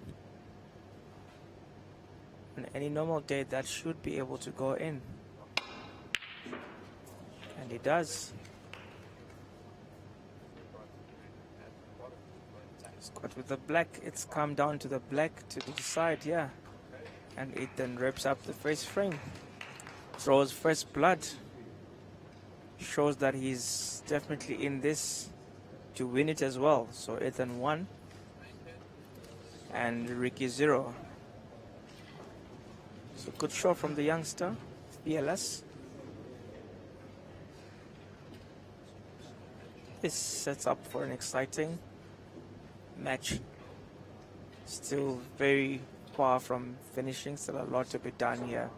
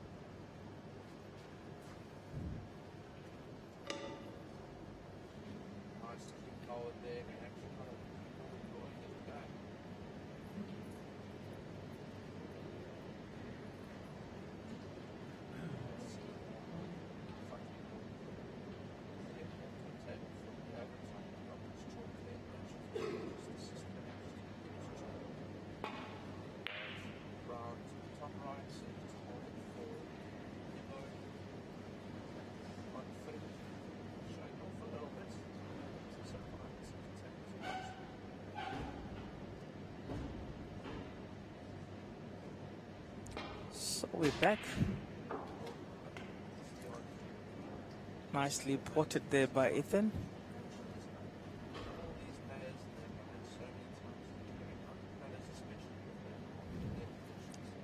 So Ethan Chetty, place of birth, Cape Town. Nickname is Killer Lighty, sponsored by My Day Brands. Still very, very young, 16 years of age, but dancing. Ethan's best bet is to try and get snookers here. From what I see, he left it in a very good position for Rick. Rick doesn't make a mistake with that one.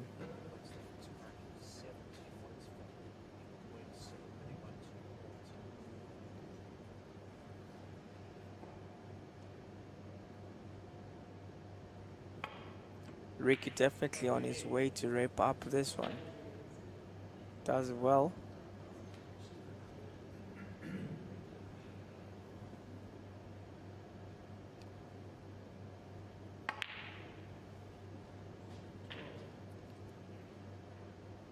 With 13 points to play for, Ethan is definitely out of this. And that's it. So there we go. Ricky won. Ethan Chetty won.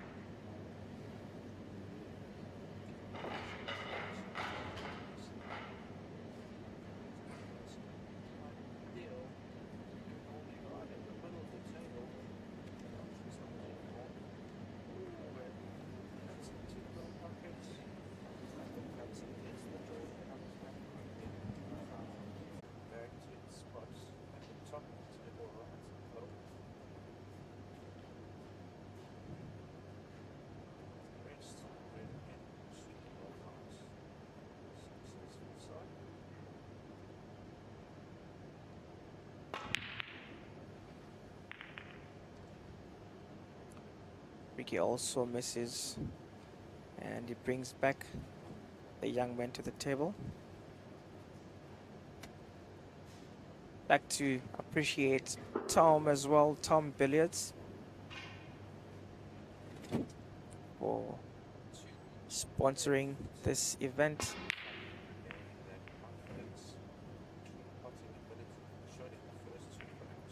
Their second sponsorship in 2 years. The Tom Pro Tip is an item of a product of theirs that you should try. Strictly professional. The Tom Pro Tip, solid control, soothing sound. It's very good for snooker, for 9-ball, for 8-ball, for black ball. It's available in hard, medium, and soft hardness. Snooker 10mm and pool 14mm. Very good product to use amongst other many products that the TAOM billiards range offers. My favorite is obviously the V10 chalk, the cleanest chalk.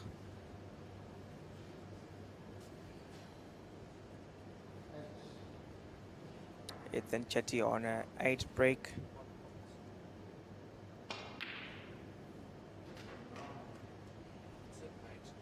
Not a nice doubling shot there from Ethan.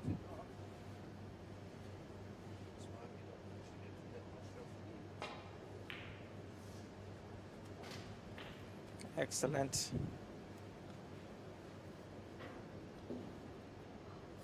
As I was saying that the V10 is my favorite. That's the best chalk you can use. It's got better grip. It works with all kinds of tips. So if you're ready for a clean, kick-free experience, get yourself a TAOM V10.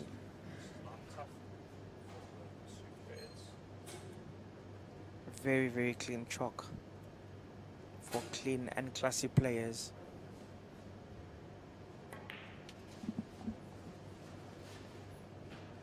So we are in our third frame, and Ethan leads.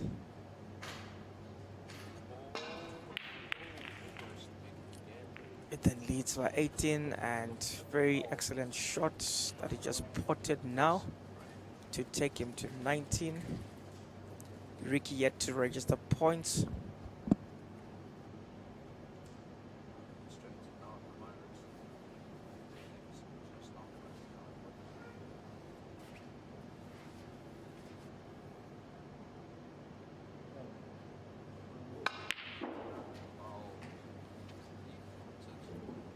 Very good play there from Ethan.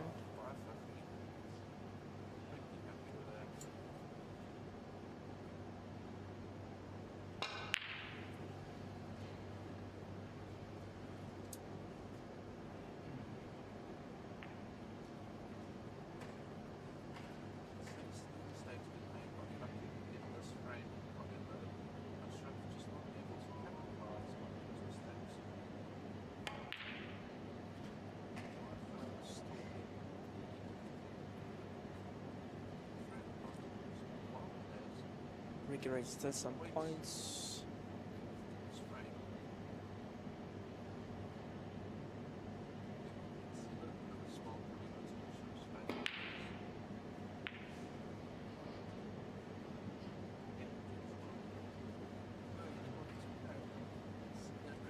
Ricky misses an opportunity to retreat. I'm not too sure what he was trying to do there, but that was careless because he's given Ricky a chance to bounce back here.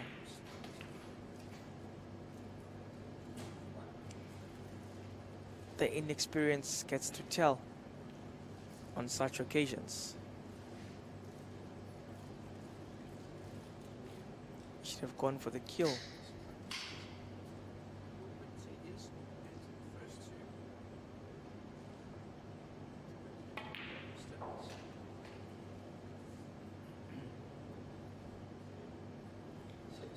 Ricky looking good to put some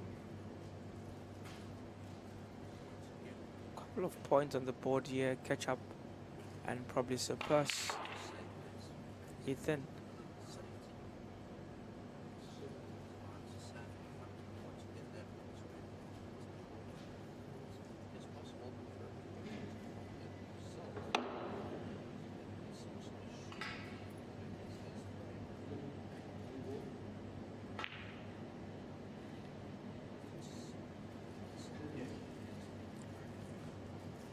Rattles the pocket and brings Ethan back to the table. Wow. Overruns the white and goes straight for a foul after such a wonderful shot.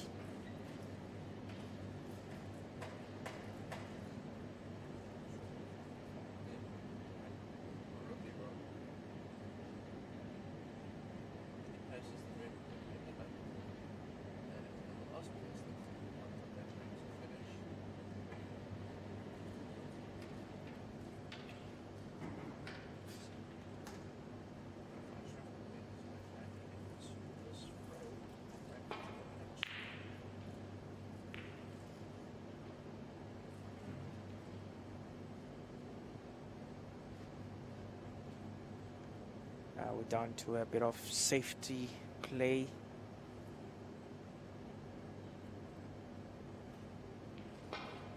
We're gonna have to endure some safety play for the next couple of minutes. Well, we might not need to, because Ethan there has just opened up the balls.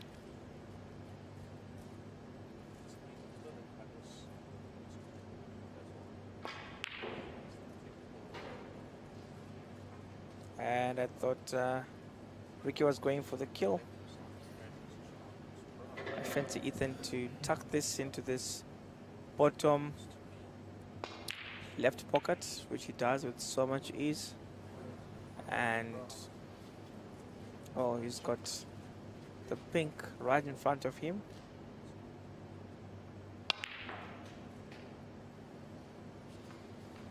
But I've fallen short. The white is supposed to have come a little bit more.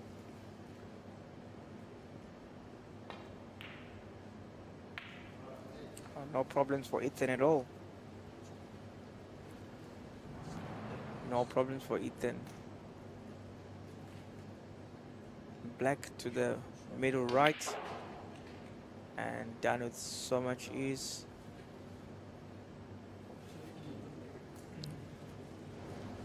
Could have snookered himself in the process, as he is now to go for the yellow. He does get to the yellow and plays safe.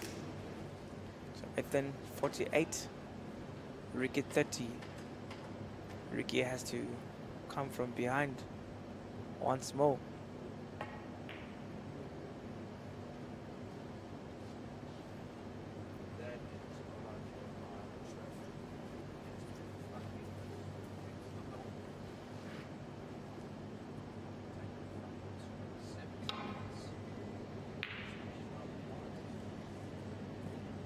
Ethan does well to get to that yellow. Wasn't much of a challenge to him.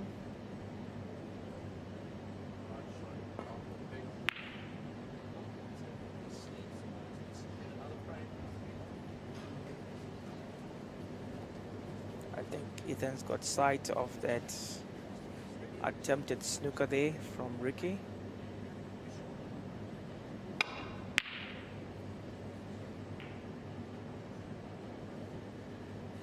Ethan went for a pot,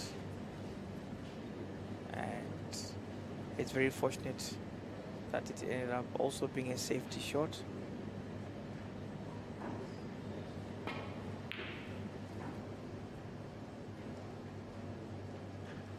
More safety. Okay, Ethan does have a clear view of that yellow. If he takes his time, he'll tuck it in. Well, he doesn't.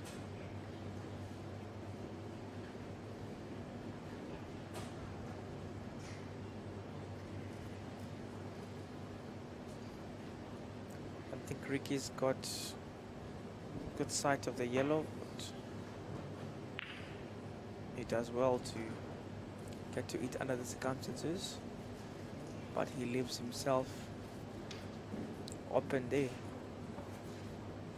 Ethan can tuck that yellow.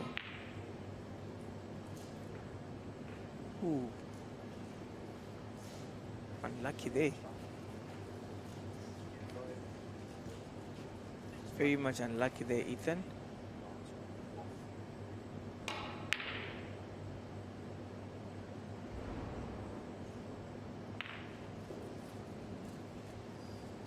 That's a fluke by Ricky. He raises his hand in apology.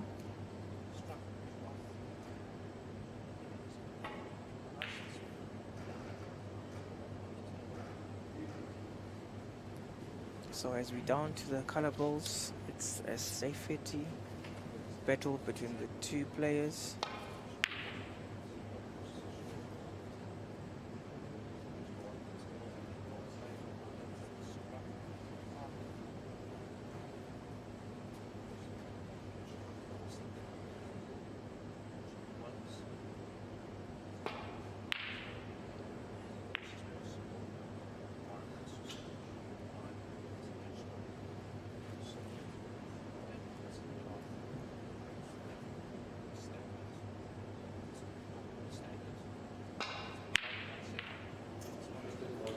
Wow. Nicely done there by Ethan to take himself to 51. He moves on to the brown.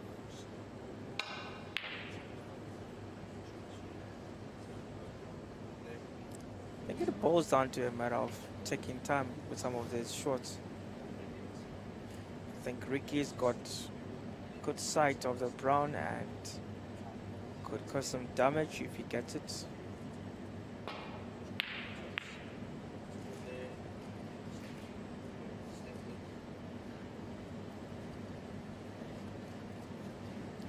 Ricky leaving it open for the young man.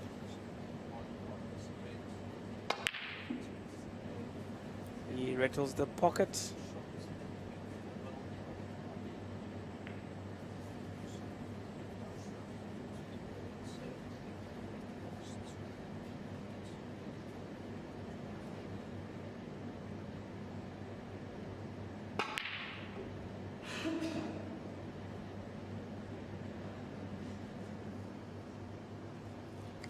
Good roll in. Missed by the whisker. Brown is proving to be. Oh no. Then doesn't want that to happen.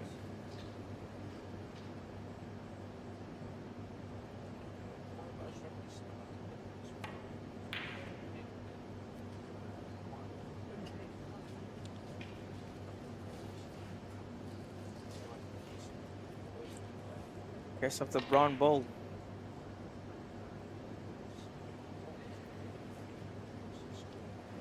It has really set it up now for Ricky.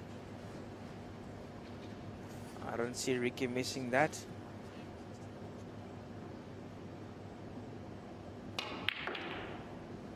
I called it.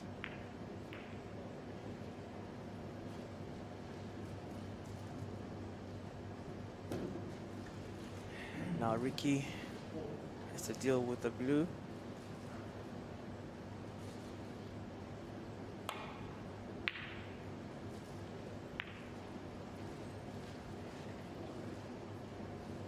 Great safety play as well.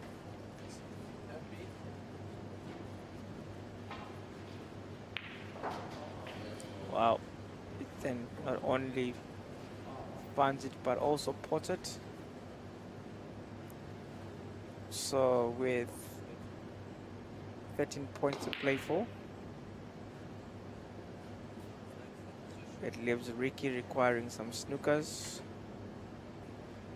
to catch up with the young man.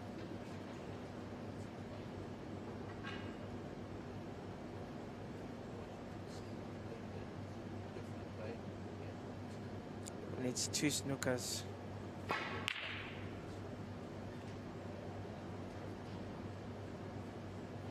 That's his best bet of getting back into this. I think Ethan can see that ball.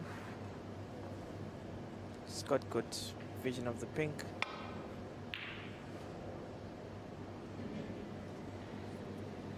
That's absolutely well.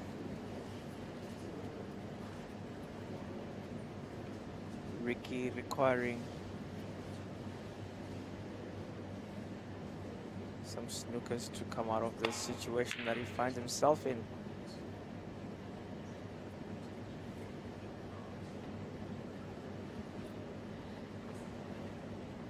I think Ethan can see that as well. Might just deposit that, and he does excellently well. Ricky has to concede there. Ethan takes the lead. Ethan giving Ricky a good run for his money.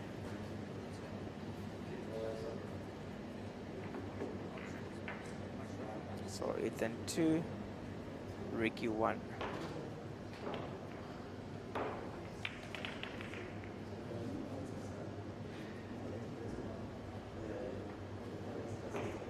TAOM proudly introduces the first pure snooker chalk in the world.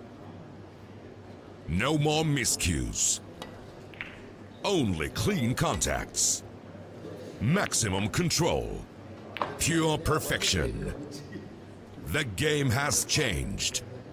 TAOM, future, innovation, revolution.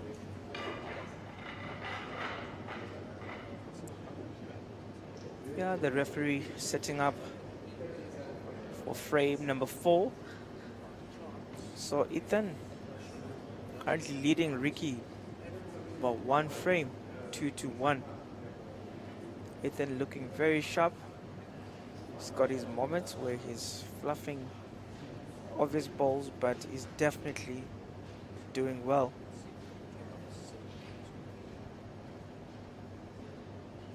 So the players have taken a short bathroom break and they will be back shortly. So do not touch the dial, do not leave.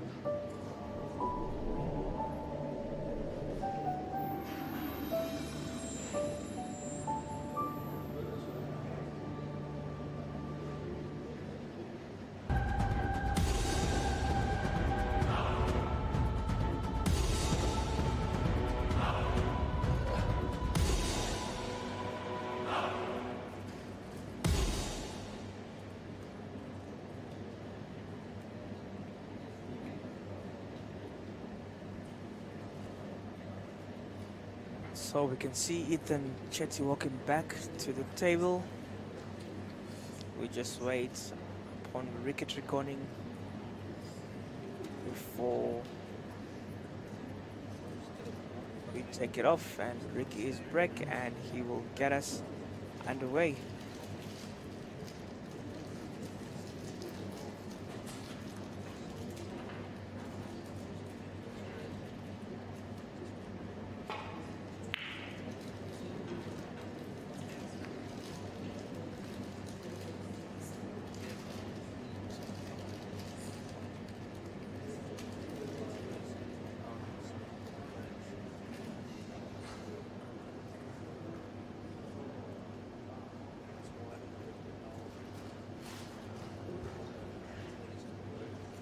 So Ethan back to the table. Must be feeling great. It's far from over, but you know, just being in a position that he's in right now for a young man, playing years of vast experience, will definitely give him more courage to carry on.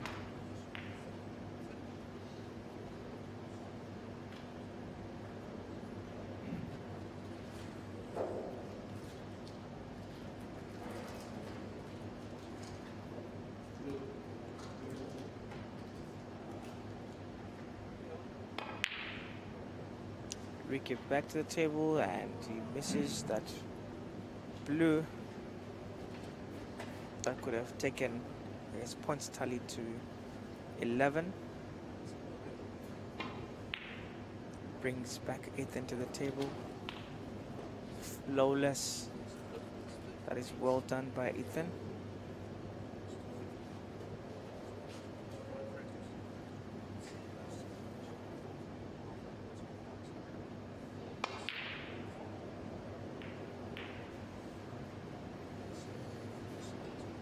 Sometimes you just don't understand how this happens. You play a difficult shot, you get it. You play an easier shot, you miss it. So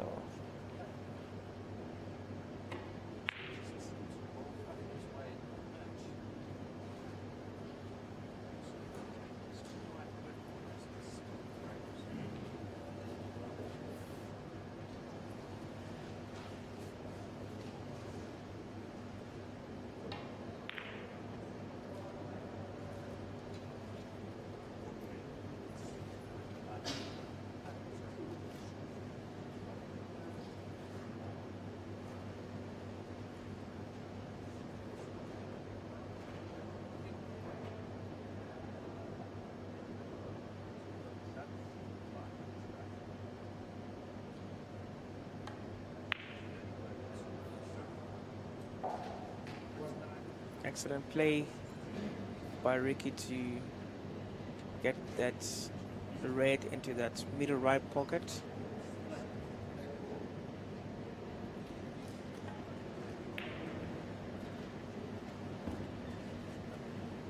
Loves the black. I would have fancied that to be in.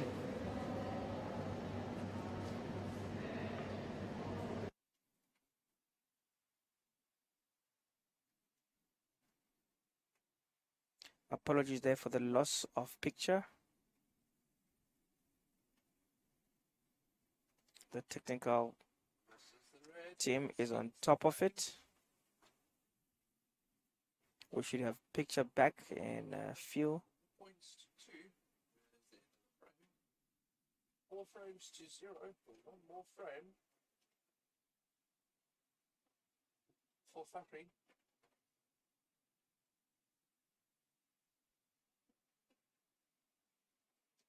If Fakhri can get one more frame, he's through to the semi-finals.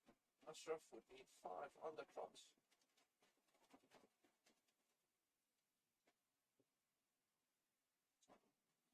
The lights have gone off at the venue. We have experienced a lot of rain here in KZN.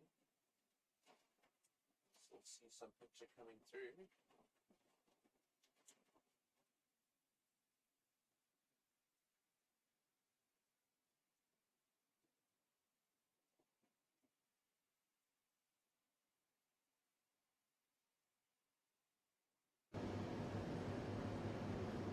And we are back.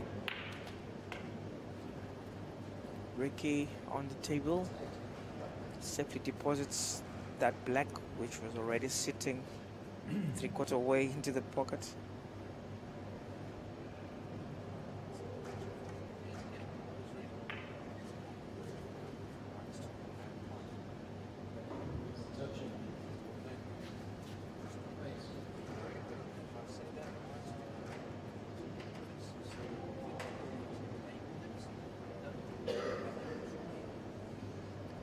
On the other match that is being played between Ashraf and Fakhri. Fakhri is definitely demolishing Ashraf. He leads by 4 frames to 0. Back to our match, Ricky versus Ethan Chetty. Ethan has got a slim 2-1 lead over Ricky.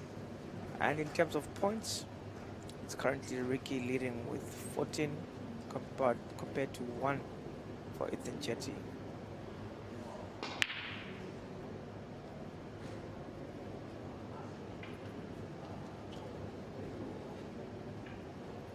Ethan with a long shot that rattled the pocket. Setting up that red in the top left corner pocket for Rick, who makes no mistakes. He realizes that he doesn't have time on his side.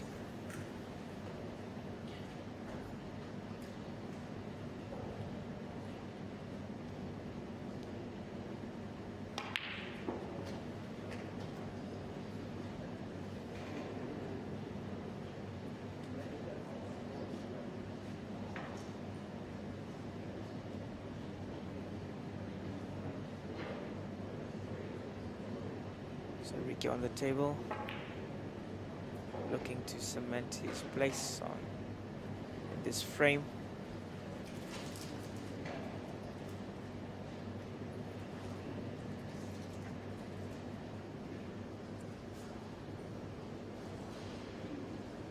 Down to a color ball. Just gonna try and tuck in the pink from the traffic with no success. Bringing back the young Ethan Chetty to the table. So it's 51 years old versus 16 years old.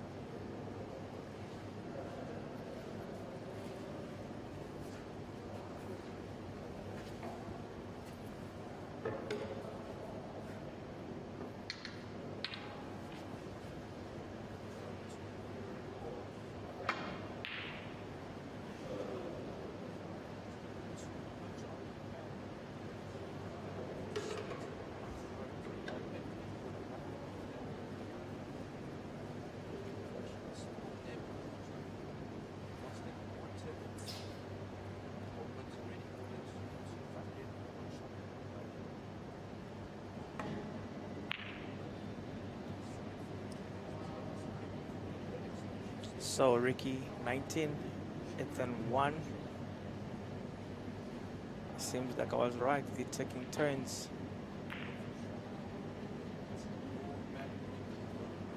They are taking turns to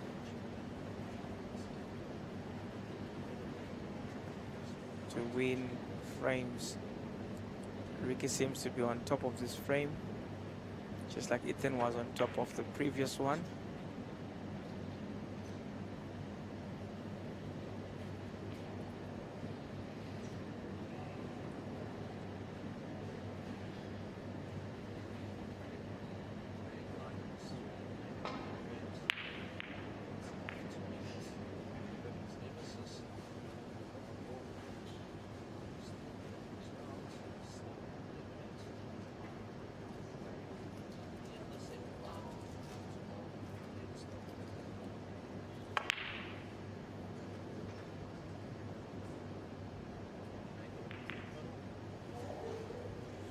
Safe as can be from Ricky. Safe as can be.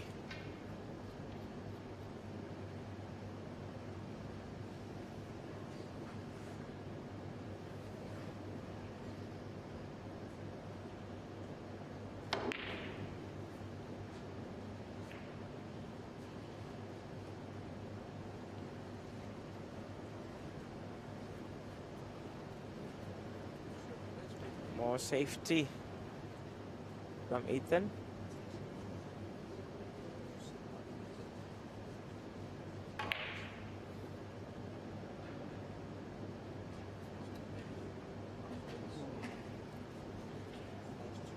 Excellent. Whether he meant to do that or not, I highly doubt.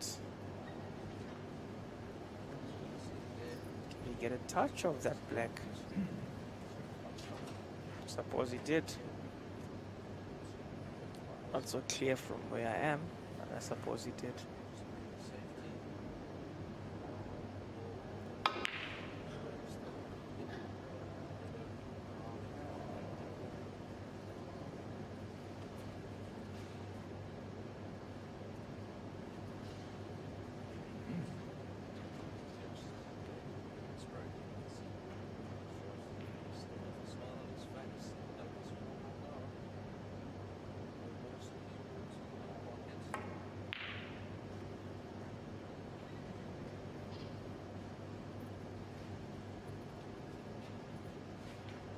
It's the jaws of that right middle pocket.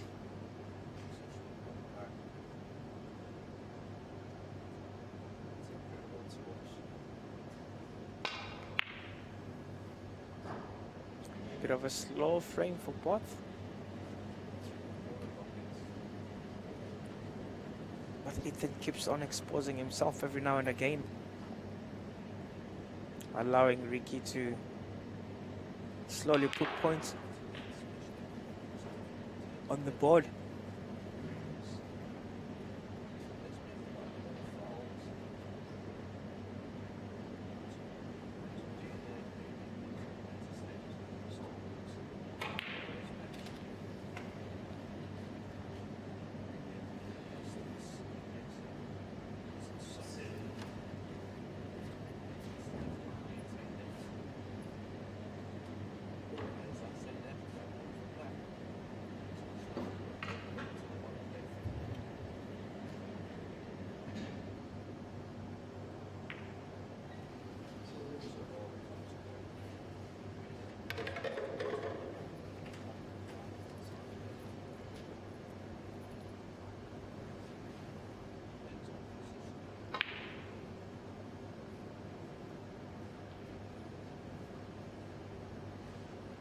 Ricky slowly gaining ground over Ethan in this frame.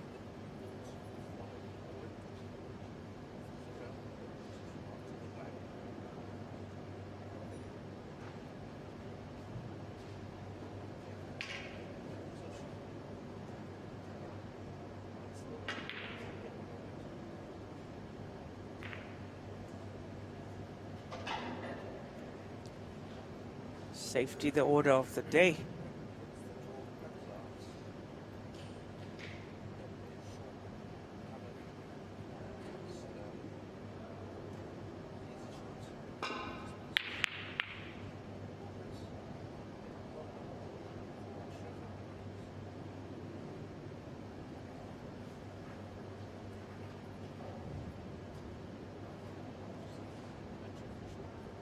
This is one of those affairs that might go to like a 5-4.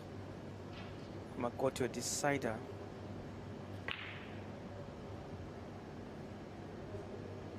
Because it's definitely going blow after blow.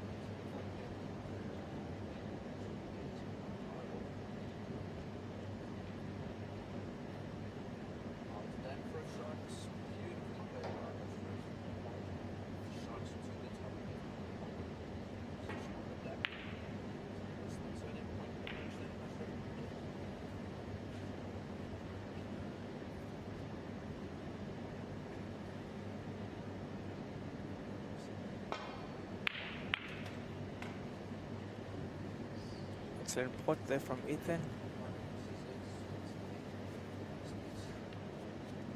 He needs to claw back into this.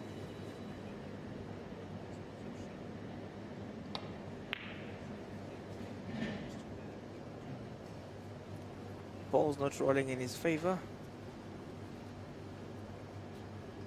Or maybe he's the one not doing favors for himself.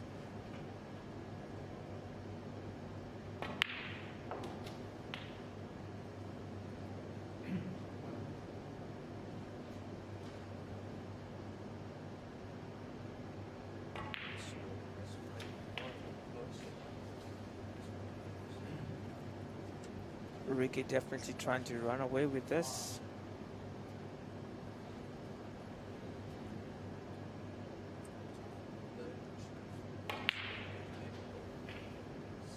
I'll check with the technical team. The scores have not updated in the last couple of minutes. I'll get that sorted out for you folks. Just hang tight.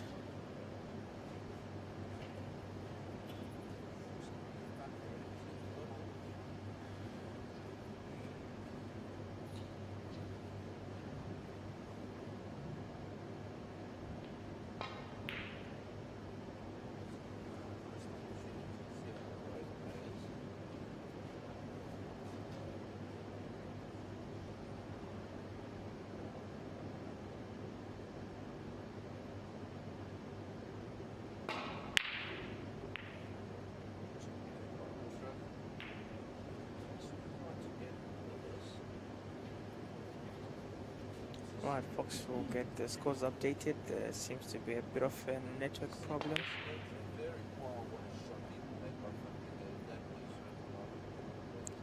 And there we have it. Sorted.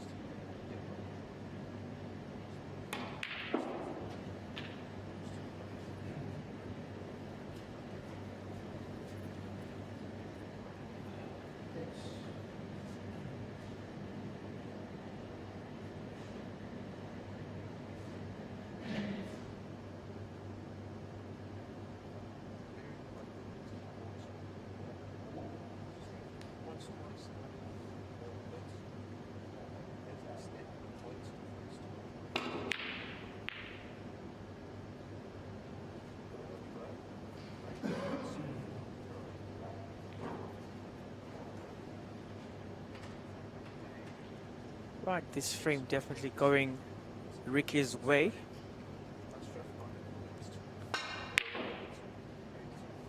So we're going to most probably see Ricky drawing level. In terms of frames, he currently leads with points 41 to 2. Not looking very good for Ethan in this frame.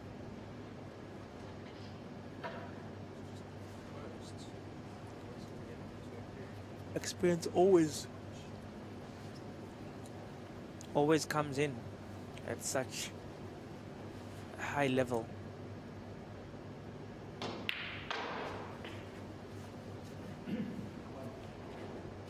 Nasty down there into that middle left pocket.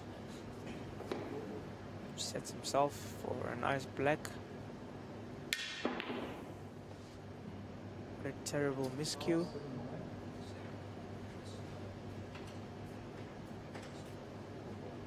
What a terrible miscue. It then out of all sorts in this frame.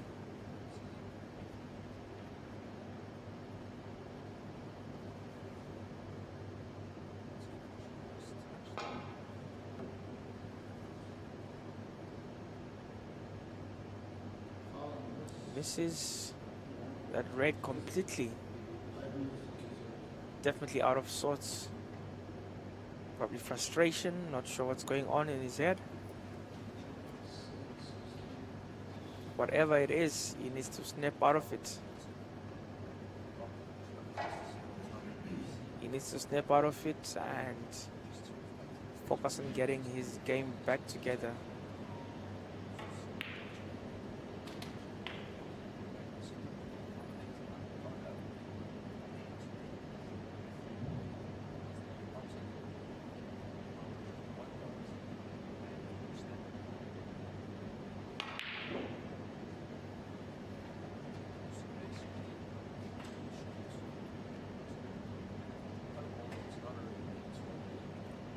Both players haven't been great in this frame. They've made a fair share of mistakes, but I think Ethan has made the most, and he concedes that frame to allow Ricky to draw level with him. It's now 2-2.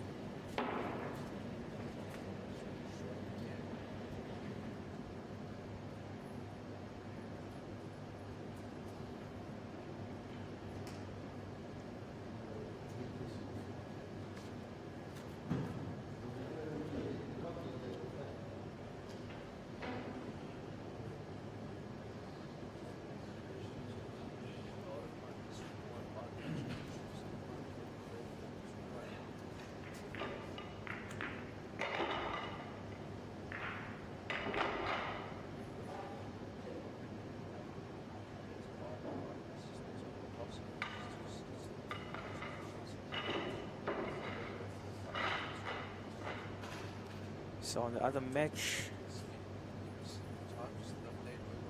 Fakhri is leading 4-0, and in terms of points, he leads Ashraf by 57 to 13.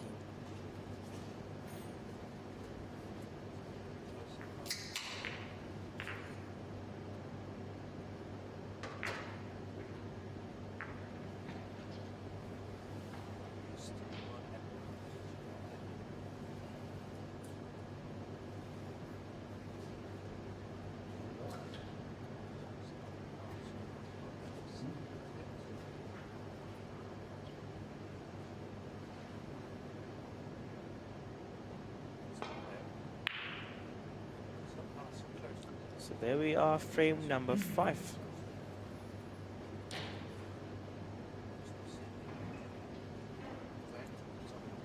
Frame number 5, it then got us underway, and Ricky takes over proceedings.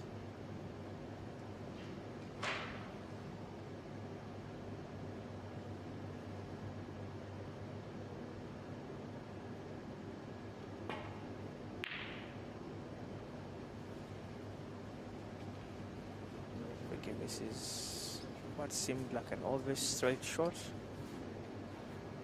bring back Ethan to the table.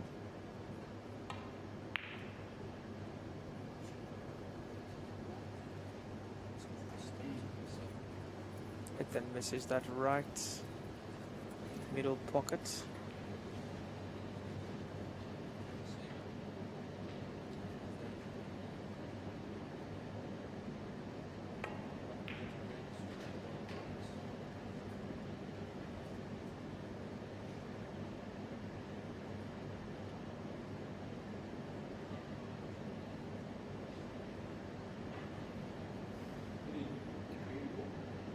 He draws first blood.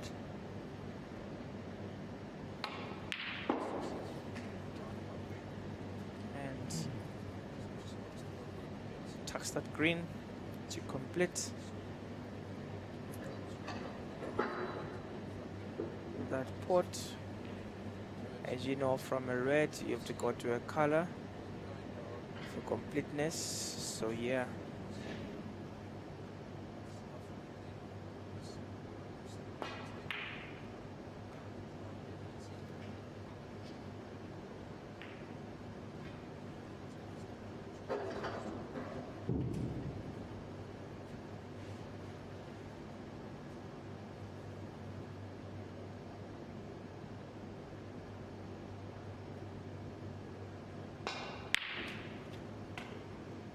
Excellent pot there by Ethan from a very long distance.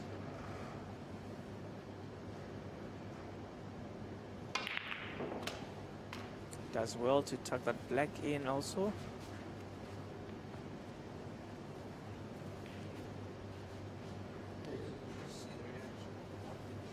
It's got good position of that red.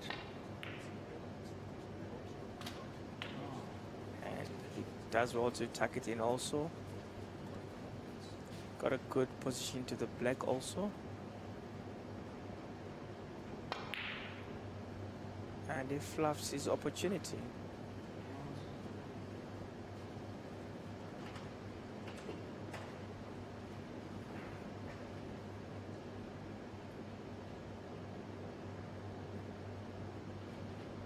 Opportunity fluffed. Brings back Ricky to the fold.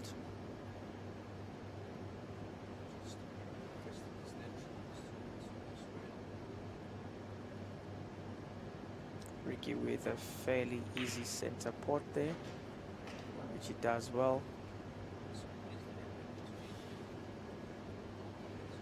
He'll come with the blue to that right middle pocket. That should be an easy port.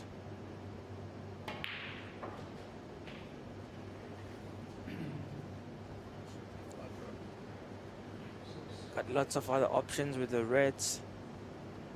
Only challenge is he needs to really position his white nicely there.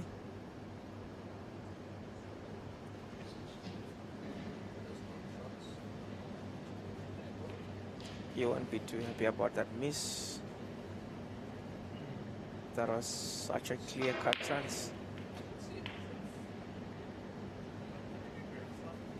Ethan will not miss that one.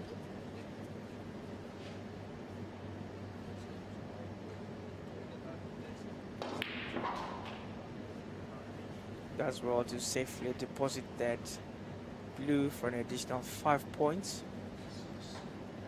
He's got a couple of reds that he can play around with and take advantage of this.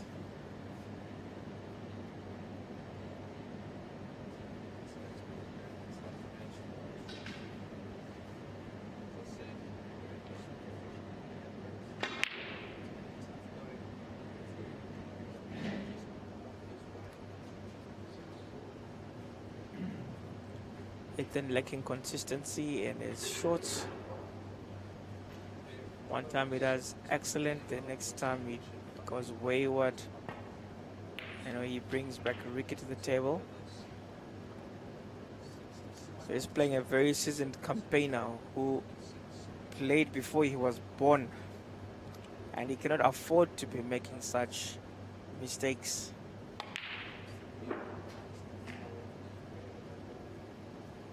his intention is to go all the way, then he's got to do better than what he's doing right now. He's definitely way capable.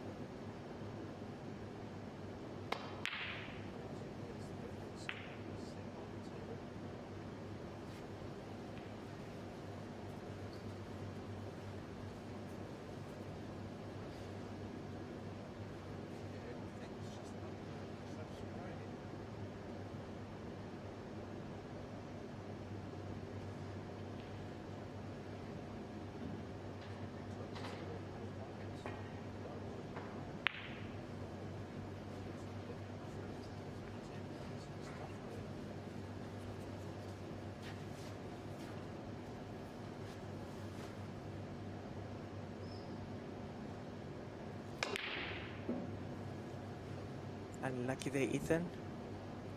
That was a very good shot to the top left pocket.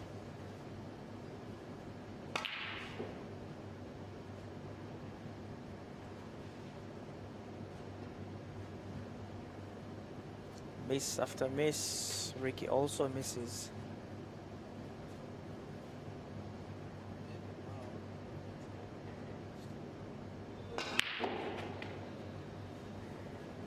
Great shot.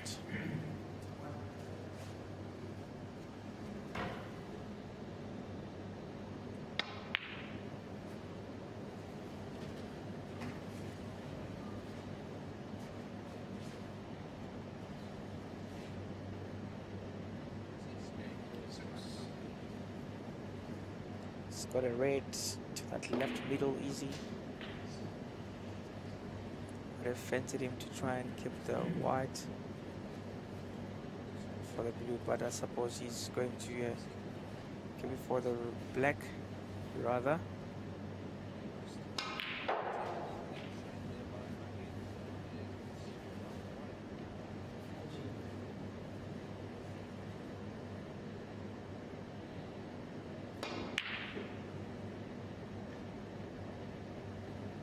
There's just too many mistakes going on here.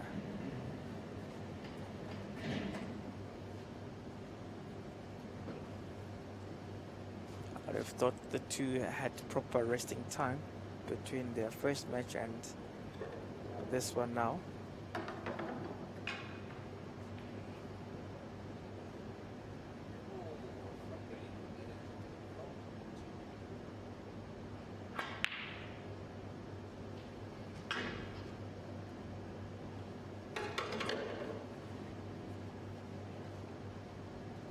Ethan back to the table.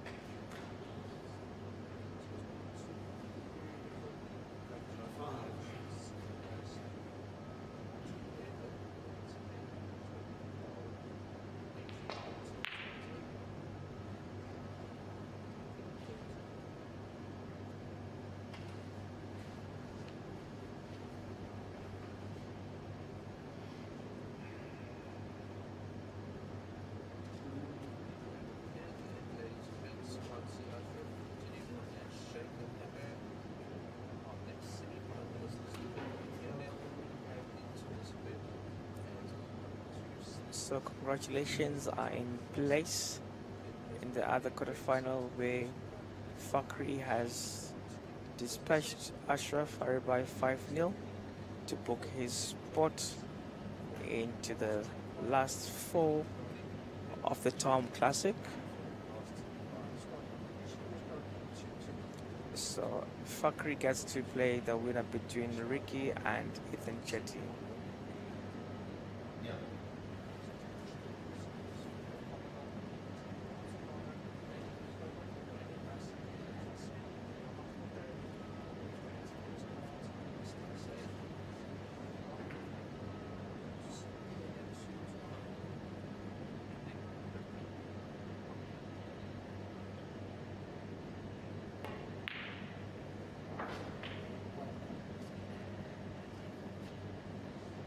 But Ricky gets that red in that middle left pocket, and he's definitely looking to add on with the middle right blue, and he does, pushing his current score to 22.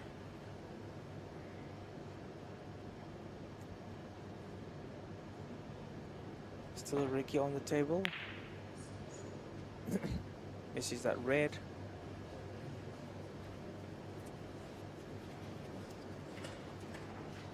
Brings back Ethan. I don't think Ethan has much that he can do other than play some safety. Oh no, I'm wrong, eh? Ethan tucks it right into that middle pocket. He never ceases to amaze at times. Always getting those difficult shots and missing the obvious ones at times. But this time around he's done very well. Done absolutely well. He just keep his calm and get the black into the same pocket that he tucked in the red, then it's going to be very good for the goal. He's going to be cementing his place, and he doesn't get it right. And it's such an obvious shot. It was such an obvious shot that he missed.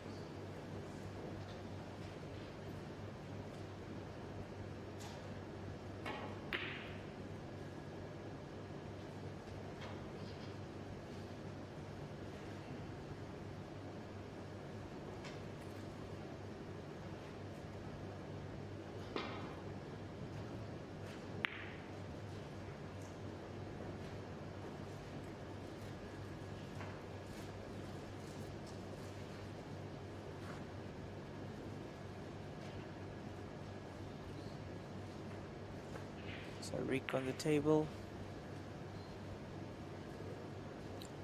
opts for safety as he trails by 19 points. Ethan makes light work of his safety to set himself up for the black. Hope he gets it right this time around. He does. Plays well to get the white this side of the world, but over in the white. Definitely over in the cue ball. So let's see what he's gonna do. And he does magnificently to pot that red into the center.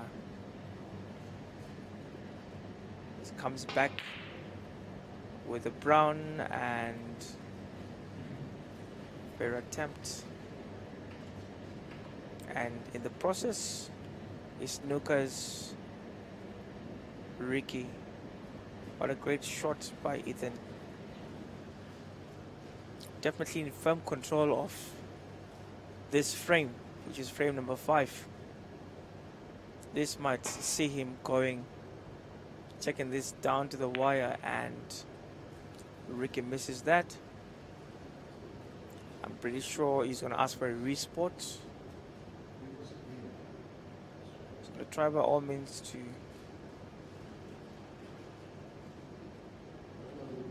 He's going to try by all means to get a couple of points from this.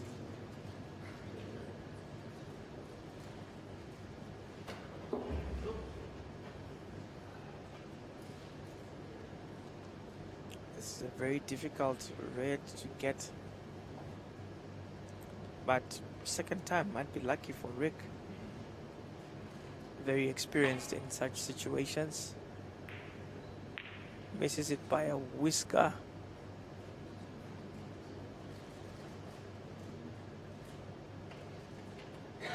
Ethan is going to opt to take it over from there.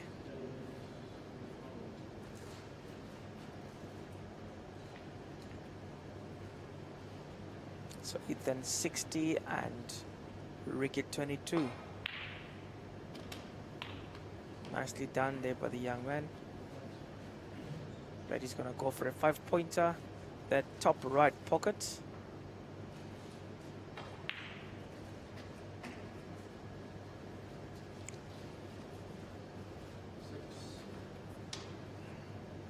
That pushes him to 66. And we're down to the color balls.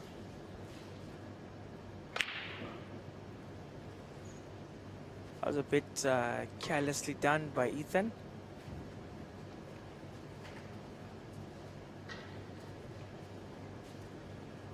Rick concedes that, and it's 3-2 in favor of Ethan. Very tough match. Ethan doing well. He's playing a wealth of experience. And Ricky Trigoning, a former SA champion, a former doubles SA champion, a former SA #1 seed, who came into this event ranked as number 3.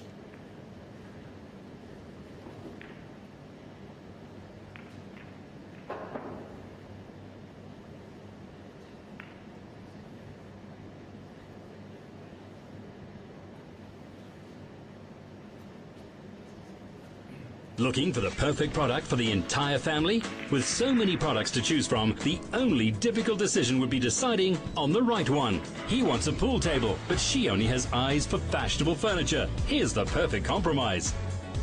He's looking for something special for his man cave, and them for their studio. Find your brand new home entertainment products right here at United King of Pool. United King of Pool, the player's choice.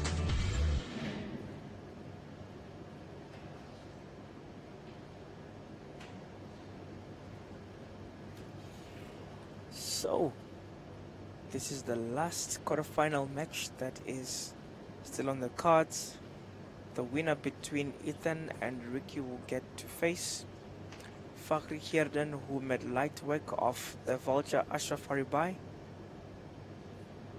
So we see the young prodigy Ethan Chetty giving Ricky a hard time as he currently leads him 3-2. Ricky is having to come from behind the whole time. So if Ethan can manage to go to frame number 4, it'll be interesting to see if Ricky can pull himself back to a winning position. And it'll also be interesting to see if Ricky draws level again. It's been punch after punch. It was 1-0 through Ethan, and then Ricky made it 1-1, and it was 2-1 to Ethan. Ricky made it 2-2. Now it's 3-2 to Ethan. So let's see if Ricky is going to make it 3-0. So once again, a big thanks to our sponsor, TAOM Billiards, for availing a total prize fund of 75,000 Rand, which went up from 50,000 last year. Many thanks to them for that. Not forgetting My Day Brands, who also are the official drink supplier for the Pro Snooker events.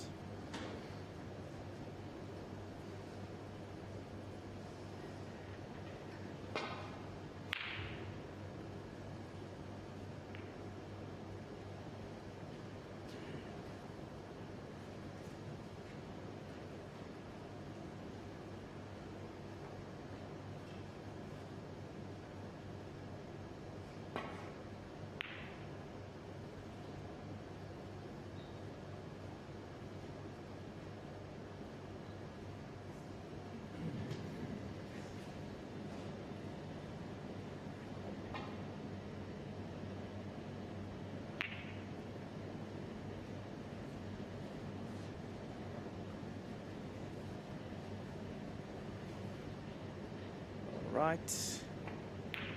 We are well underway here in the 6th frame. Ricky is well aware that he needs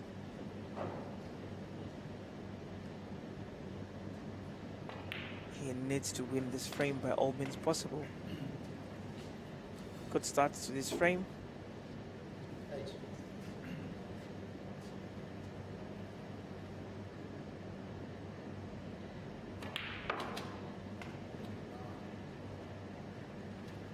Start for him in this frame as he attempts to go level in terms of frames with Ethan.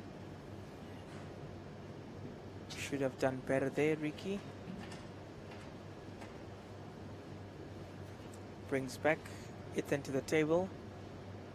Ricky 9 points to his good, and Ethan still to register points.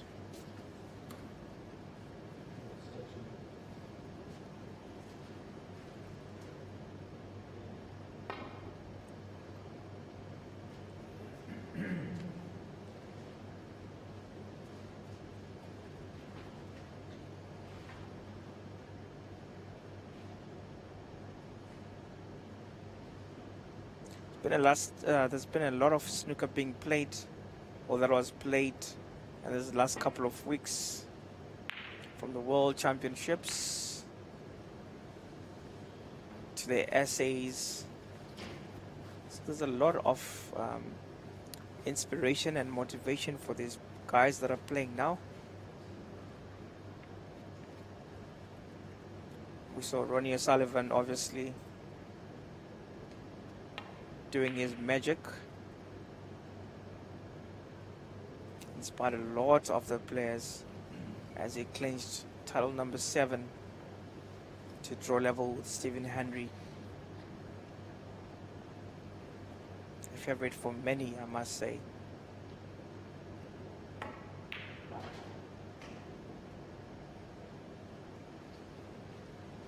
So a lot of the guys playing here would have got a lot of inspiration from that.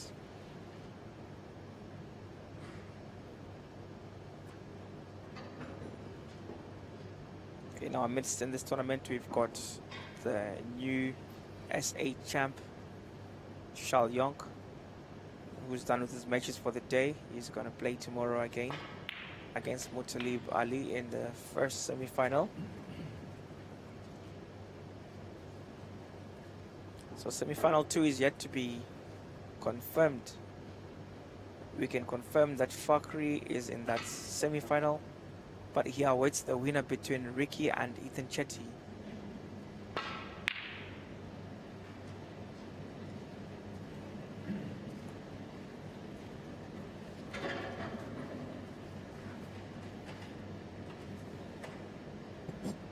Ricky still leads by 9 points.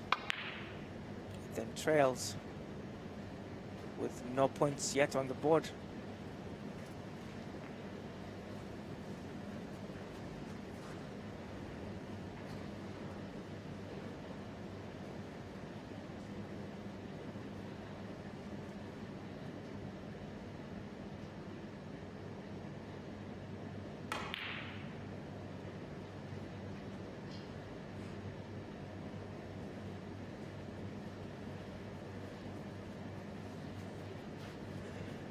Bit of a tense start to this frame.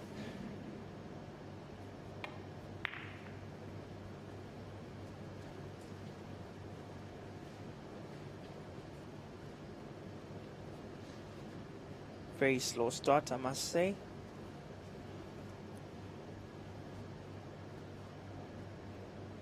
But I predict that this frame is going to end up going to Ricky, as they've been exchanging.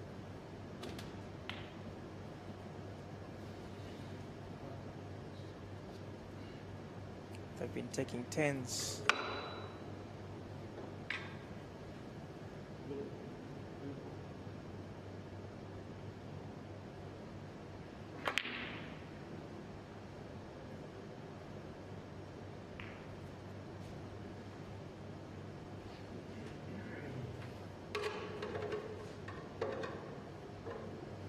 Ethan back to the table.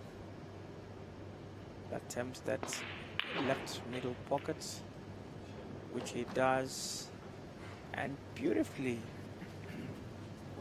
spreads the reds.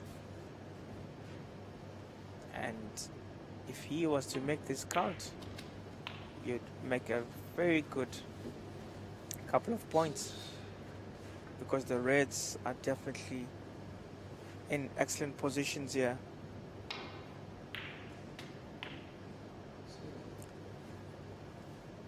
Might have overrun that white. Should have kept it in a good position for the black, or even for the pink. He still has the pink in good positions, but it's a bit of work than what he should have done.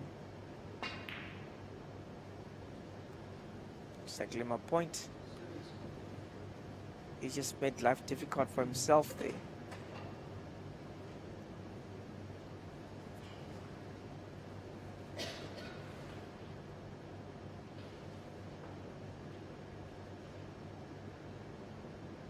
After spreading those reds so beautifully, he should be the one to enjoy the dividends, but he's not.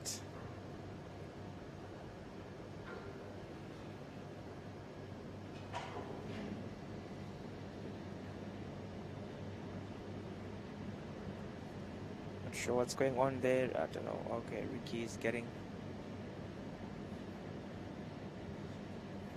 a longer extension to his cue.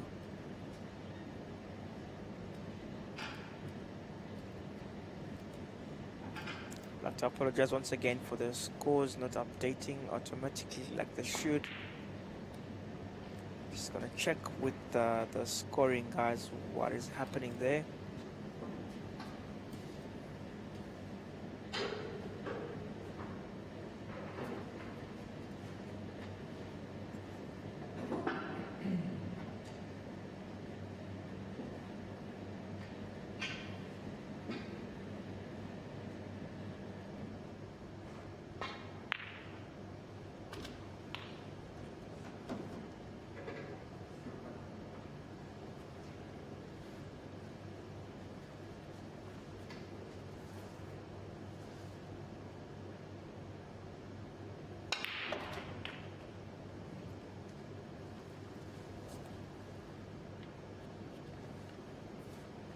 Very well played there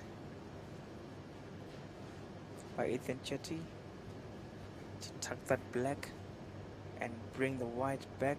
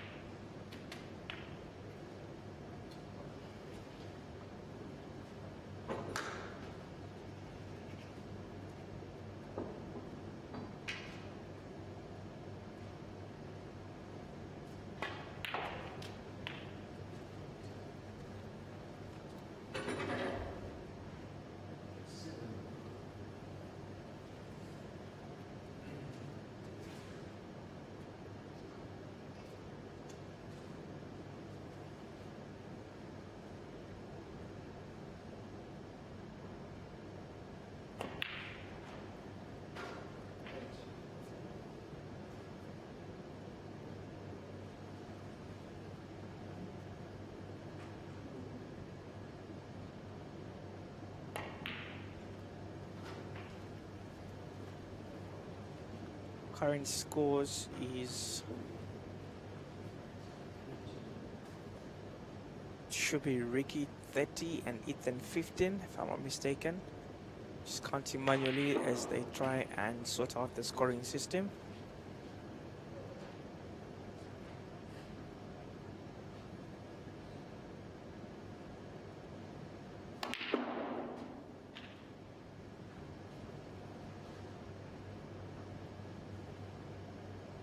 Ricky on top of his game at the moment.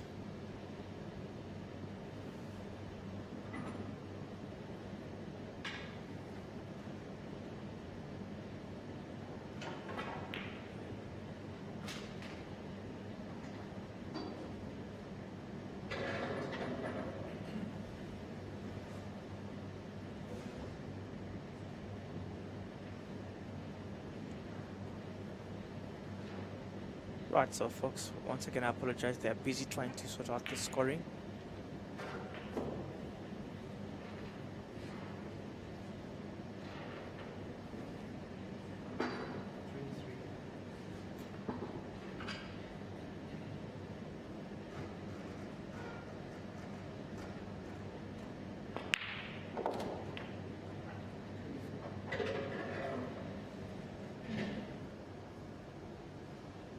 Ricky definitely eager to level terms in terms of frames and ensure his passage is clear to the last 4.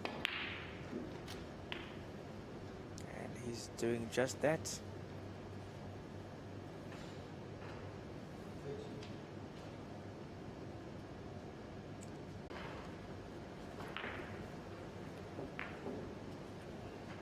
So that's 3 up.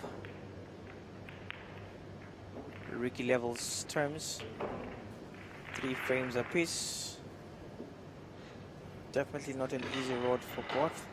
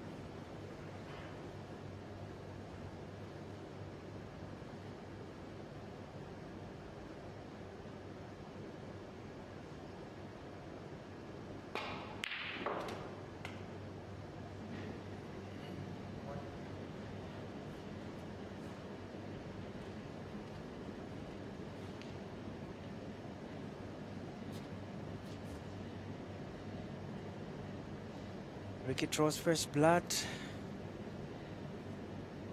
Obviously approaching the end of this match. We've played 6 frames. We're on to our 7th. It's a total of 9 frames to be played. With a race to 5. So whoever does his best at this point in time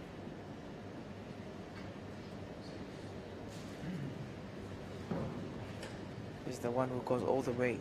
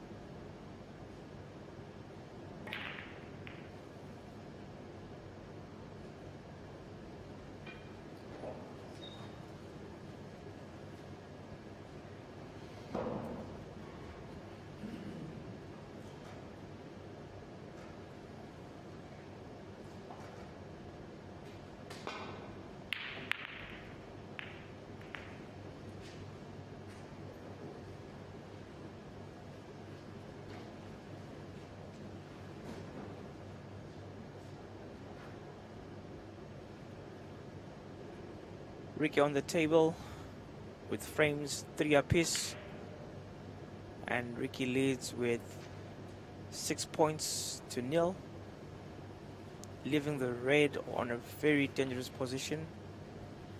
Ethan will just have to step in and tap it, but you know, he goes for another option that's easier for him.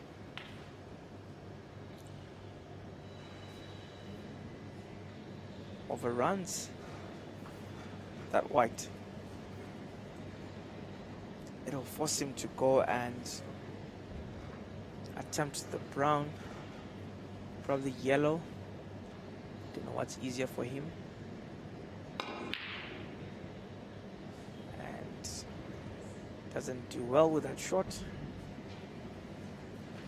Wasting yet another opportunity to move forward in this frame. This is where experience will definitely count. If you can see that Ethan started on a very high note, and now he's obviously slowing down, or fatigue getting to him, or it's getting stressful as the match wears on.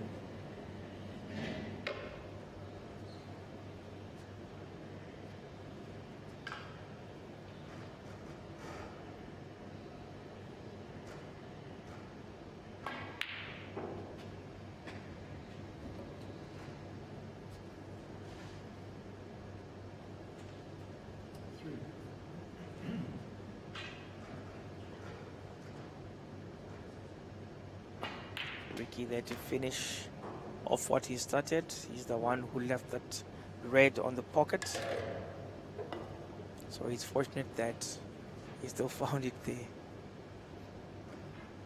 Ricky moves on to 10 and a possible 15 if he can deposit that blue in that top left corner pocket, and he fluffs that wonderful opportunity to really surge forward into this frame. That being said, Ethan comes back to the table.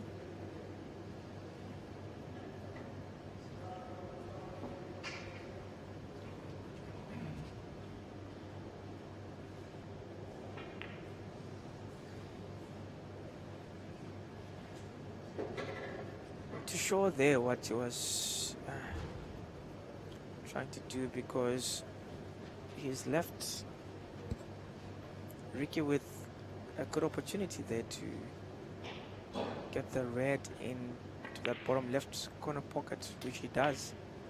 So I'm not too sure if he was trying to be safe. Honestly, don't know what to make of that.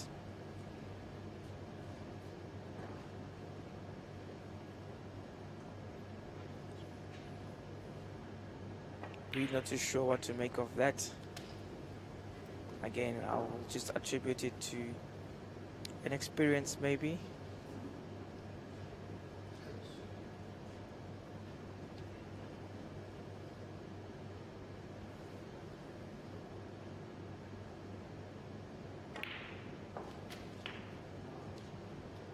Rick is in a very good position to put some points on the board.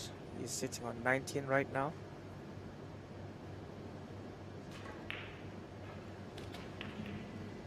At brown will take him to 23.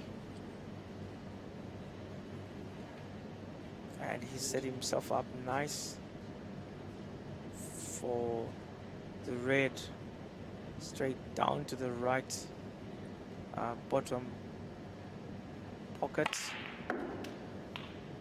Moves him to 24.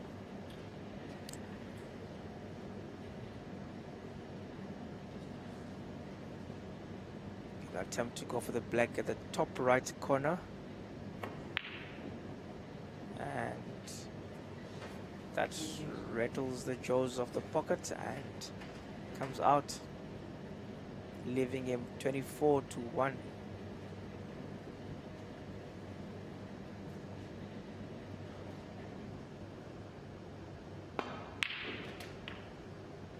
Ethan comes with a nice shot, but that leaves him with a foul also.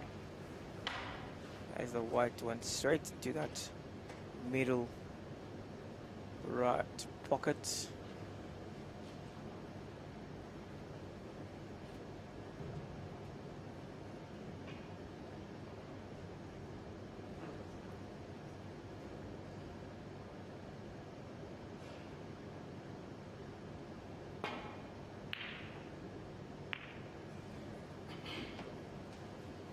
Ricky comes back to the table but doesn't make full use of the opportunity presented to him.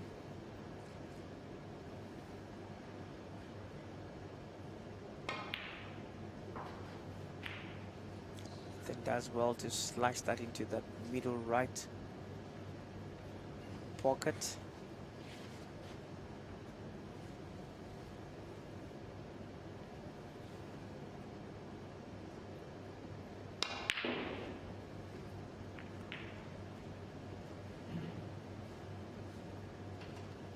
Also doesn't take advantage of the color balls that were presented to him.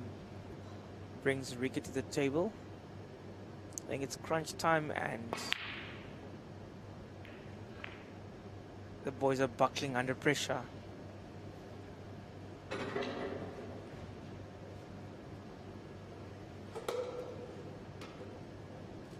Boys are buckling big time under pressure, so Ricky regarding 28, 8 and 2, and frames 3 apiece. 3 frames apiece.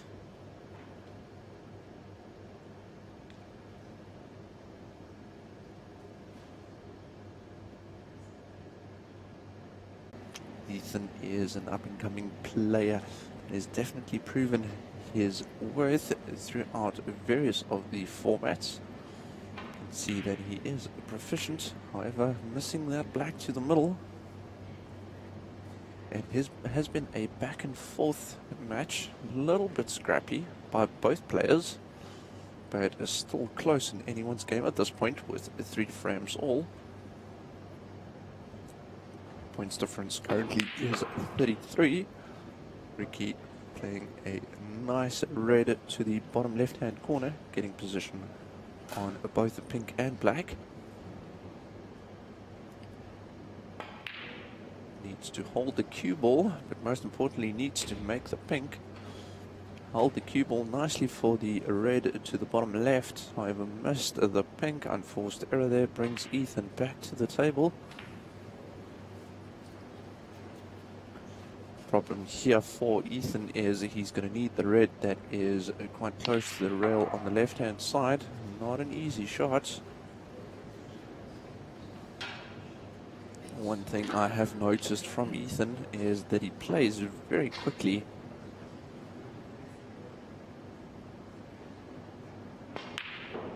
No hesitation, sometimes to his own detriment, but that is his playing style. He's comfortable with that. And he has done very well. He has won a couple of titles, especially most notably when he was still even younger. I believe he's 16 years old at the moment. I think when he was 13 or 14, he won a Joy event, which was then dubbed the car comps, basically winning a car in that tournament, playing against people much older than him.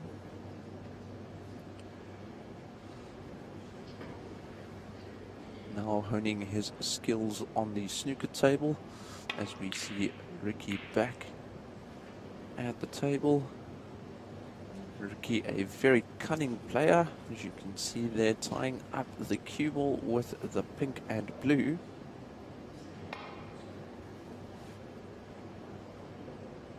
How's his luck? Missing that red completely.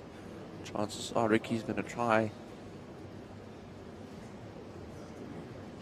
and make this red.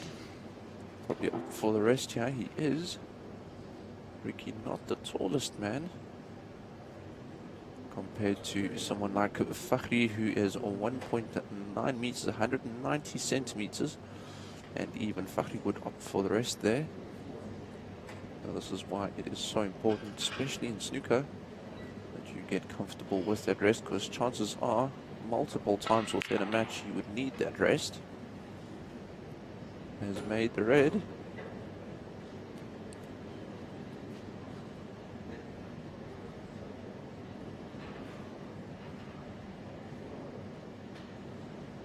Needs to decide what he needs to do here. The colors are all very awkward. The yellow and a green opposite ends of the table.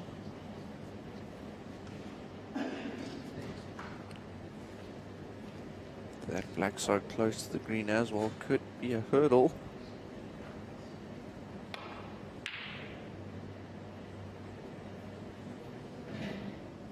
Where is that yellow going to end up? This is quite nice for Ethan now. Just needs to control that cue ball. Can play the yellow in the bottom right hand corner. Should then get position for the green as well. Does so very nicely. A little bit straight on this green. He needs to get closer to the brown.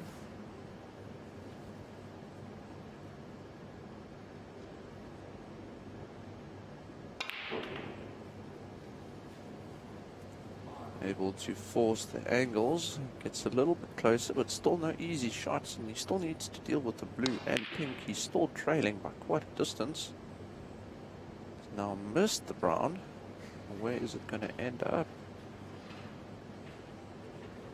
Or Ricky opt to tie Ethan up once again.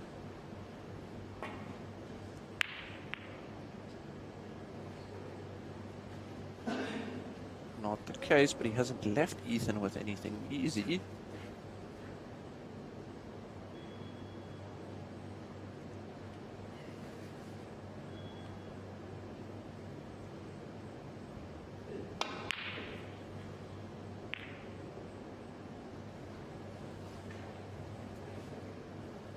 Good thing about that shot, apart from the fact that he missed it, obviously, is now that that cluster of the blue and pink opened up slightly. Not a great shot there by Ricky. Brown coming off of the rail enough to make that quite an easy pot for Ethan. But still needs to get to this blue, and I can't really see a shot that he has here. Goes for the double. That is a great shot by young Ethan there. Takes his break to 9. Still requires snookers.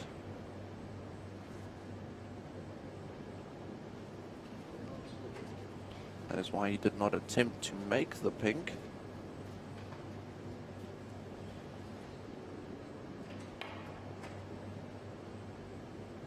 That is 1 snooker, so 4 points will be allocated to Ethan, taking the difference to 20. So still 2 more snookers required.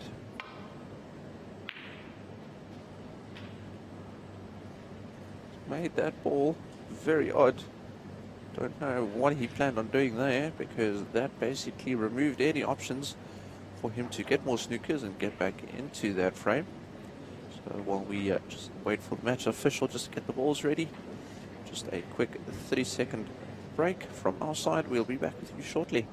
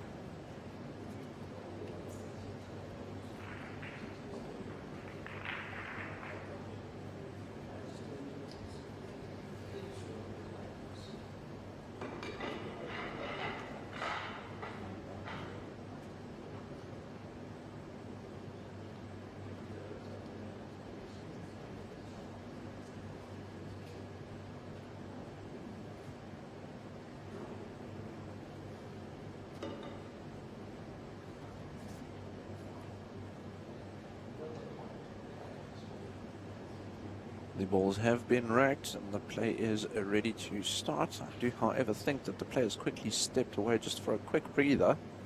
It is 4-3 in favor of Ricky Dragoning. Still anyone's match. We'll just wait for players to return and then we'll carry on with frame number 8.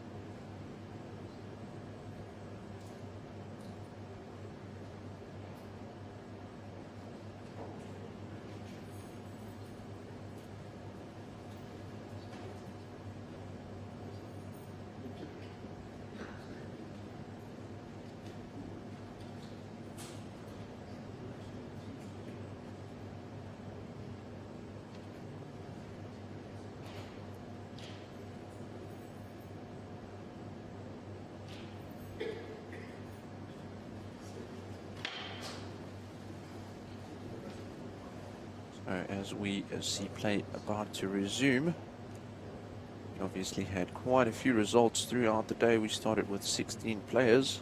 After this match we are down to 4. Quarterfinals that took place was Schalffer against Warren Horsley. Schal winning 5-1. Mutalib Ali playing Sami Jabavu and winning that match. Mutalib did 5-1. Scores currently 4-3 for Ricky.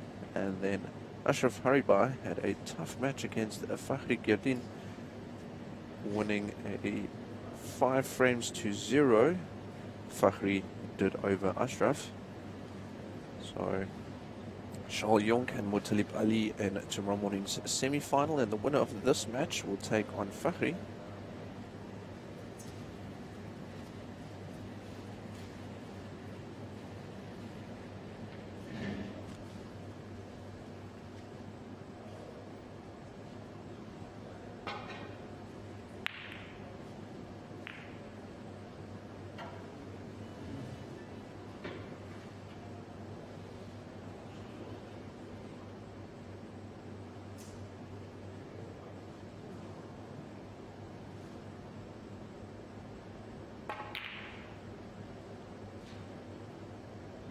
Seeing Ricky at the table, trying to get that cue ball safe. Doesn't look like he's left Ethan with much here.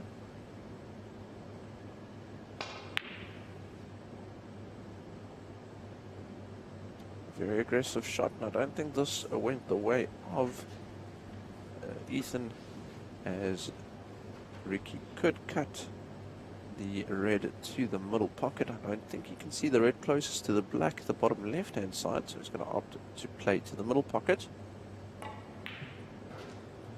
Does so effectively, avoids the colors at the top of your screen, the yellow, green and brown.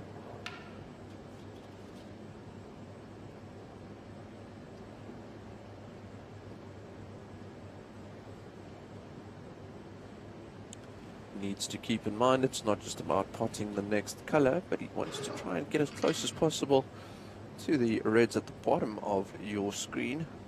So he can continue with his break. Needs that cue ball to travel more, which it hasn't. So I'll probably just see another safety shot here, running off of the side of the cluster of reds, putting the cue ball back safe again.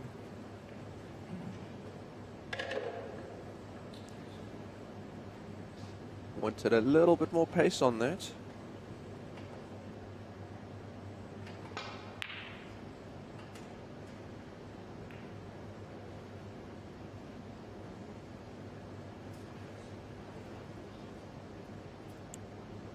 Ricky having a look at the red closest to black, making contact with the black.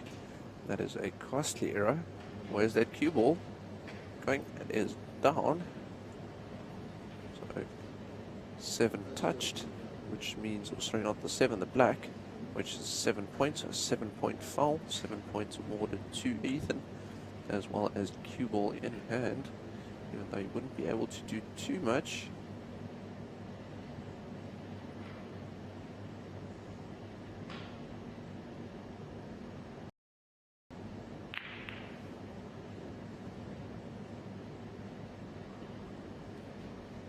Ethan, the cue ball back to Ricky, asking him to play again after committing that foul.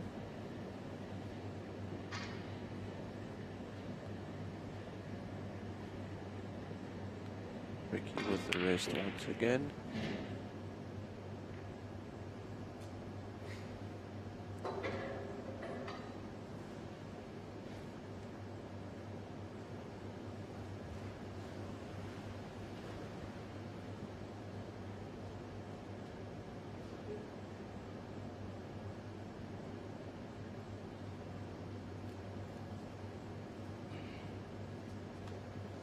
Options to consider here. Does look like he's going to rather opt to play safe, which he does. It's a big cluster of reds, not necessarily a cluster, but all close together, which makes this quite difficult because ideally Ethan wants to play safe and get the cue ball safe, but with all this traffic, as you can see there, it runs into a couple of balls. Didn't turn out too badly, could have been worse.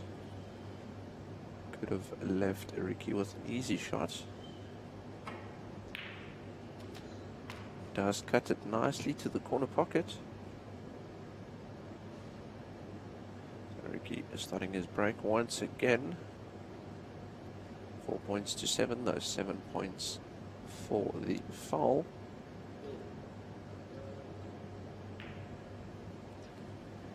Ricky again showing what a cunning player he is. Instead of being aggressive, tries to slow the momentum of Ethan. Ethan, a confident player, not a lot that he wouldn't go for.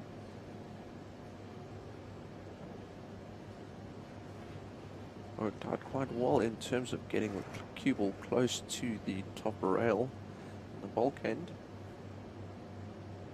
But a shot on here for Ricky. Again, showing his experience instead of just going for it. Rather opts to play safe, working out quite well. Can still see some reds.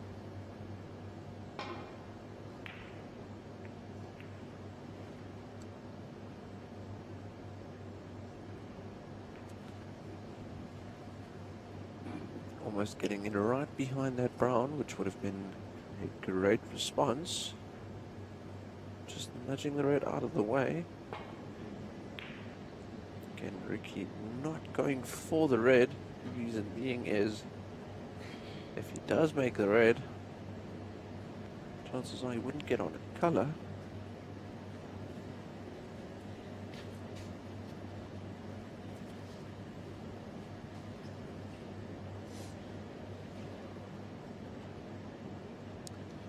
Opting to make use of his experience, trying to force Ethan to make the first mistake, while at the same time developing the red balls. Ricky looking at a plant, basically referring to playing one ball onto another, which he has done quite a distance off. Luckily enough, got the cue ball safe still.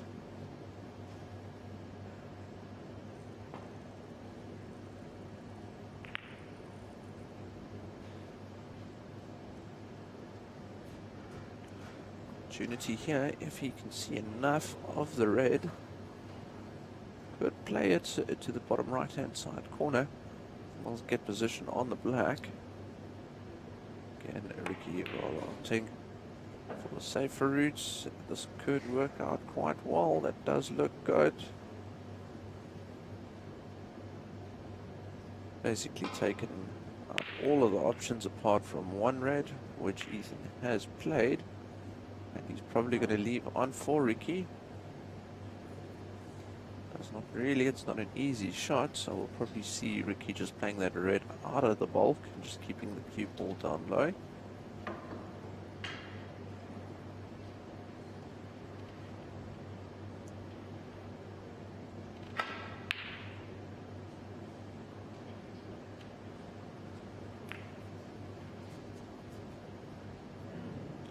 Does keep the cue ball in the bulk and takes out that red. That could become a problem because Ricky is relying on safety play quite a bit. Ethan the more of the aggressors between the two players.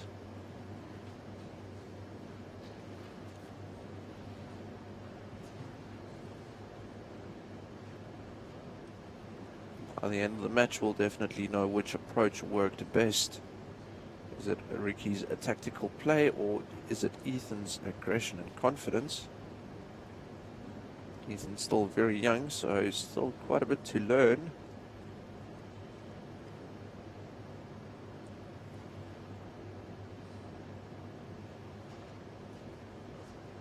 Question is, did he touch that red?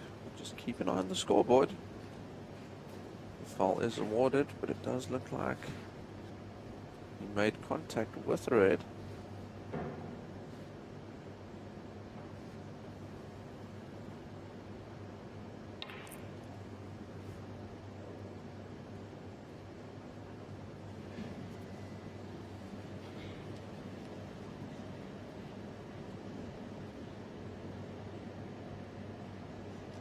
Again, options here for Ricky. Does have the red that he can cut to the middle.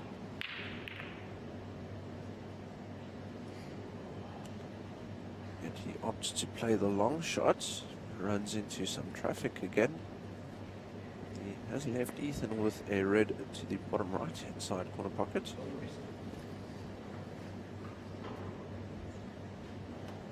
Needs to grab the rest once again.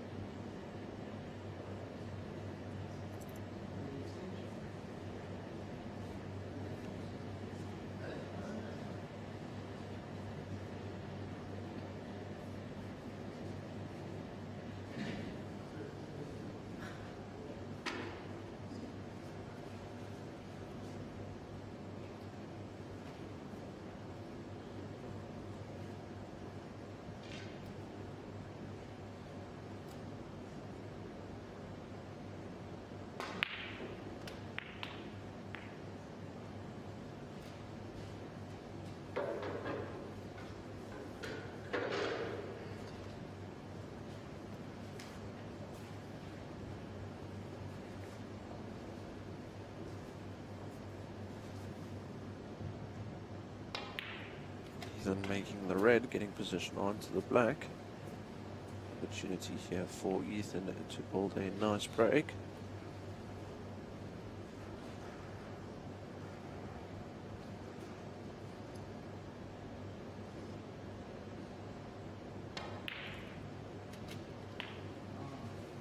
Does make the red.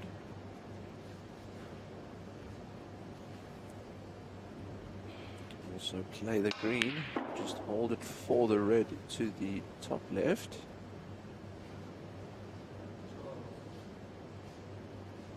Might not be able to see it because he's opting for the longer red. Does not make the shot.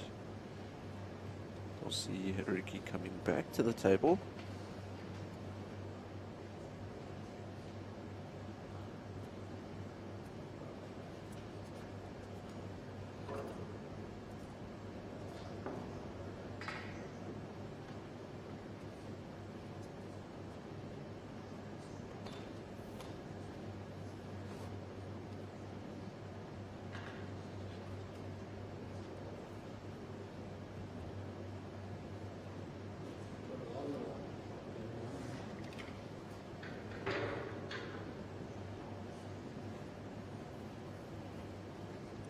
Ricky again requiring assistance of the long rest as well as the cue with extension.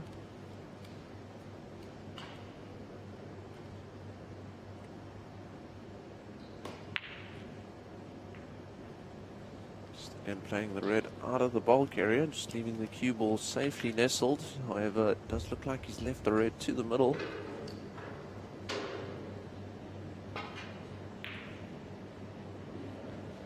Missed, unfortunately, by Ethan.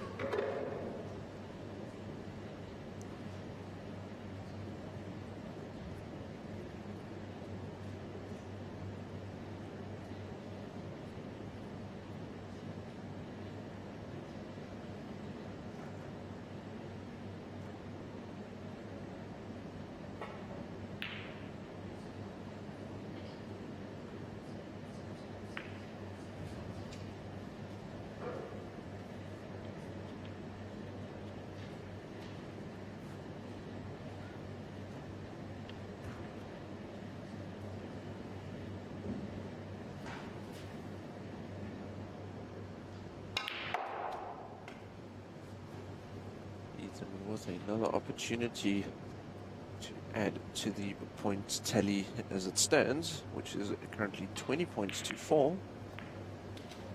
Does make the black as well. So leading 23 points, or by 23 points as it stands, 27 points to 4.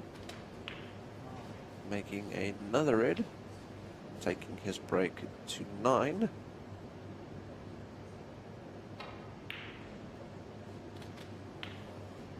Another black. Ethan wants to continue this momentum, however, here's a next shot not as easy.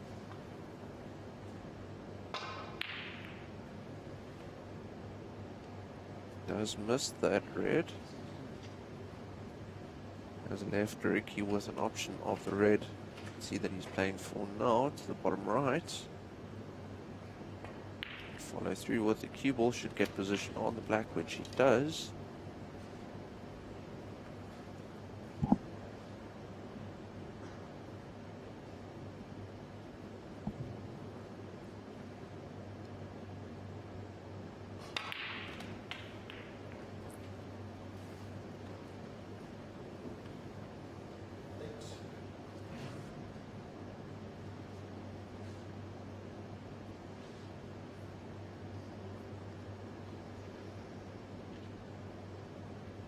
Left himself with a lot here. Limited an option, so probably refer back to his safety. Again, trying to get that cue ball close as possible to the rail. Limiting the options that Ethan has with the cue ball.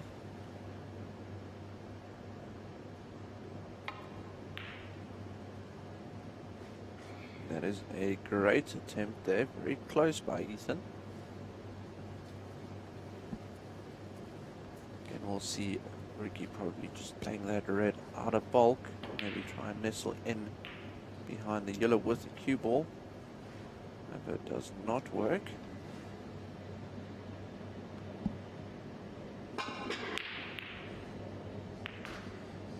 A little bit of a fluke there. Does raise his hand in apology for that red going down to the middle pocket. Unintentional, but they do still count on the pink.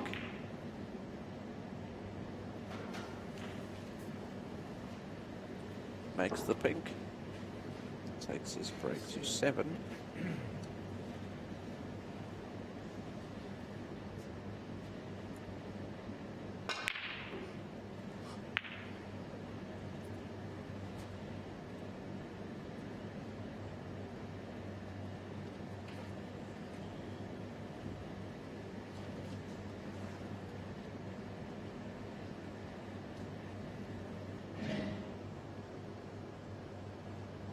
Shot to the middle pocket for Ricky.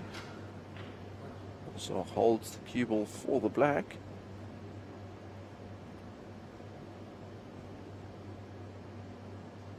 A lot of work here to do for Ricky still.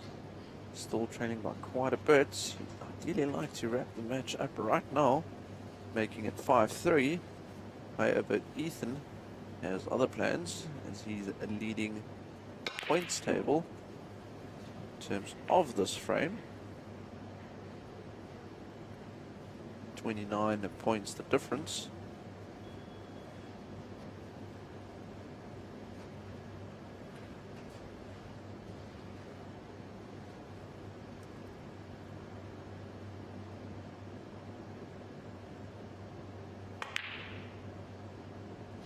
Very good red potted there by Ricky. That always makes you feel good when you get those into the pocket. He's nicely on the back. Does have a couple of reds left. If he can hold his composure, get closer to the score of 42 by Ethan. That black has ruined the party a little bit. Wasn't for the black, he could play the red to the middle. Now need to look at another option. But pink and black has switched spots. When the black was respotted, the reds took up its position. Black was out of position.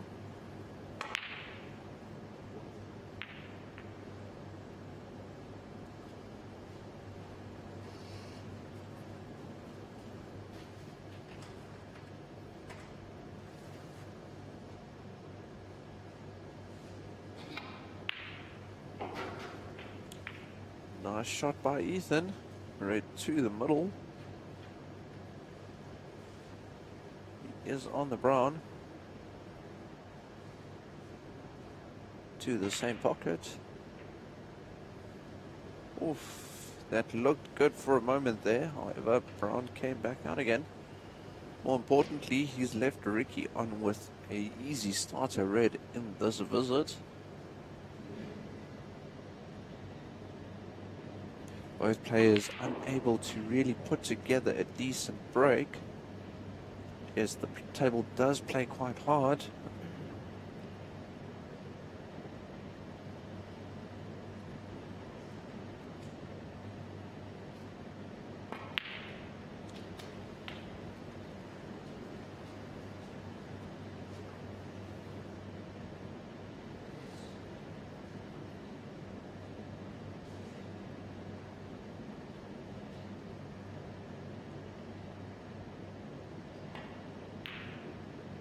Ricky opting to double the red, looks good, does go down.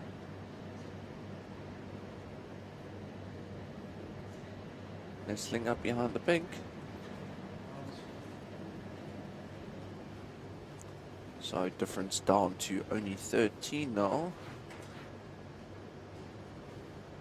Ricky will want to keep Ethan at bay, try and eliminate the 13 points, but played a very, very nice shot there, Ethan. I don't know if he intended to pot it, but it still counts. 14 points the difference. Make that 16.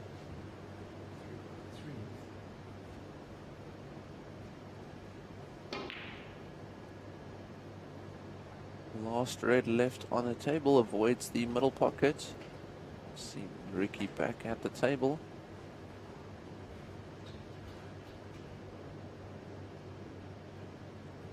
Colors definitely not in a great position.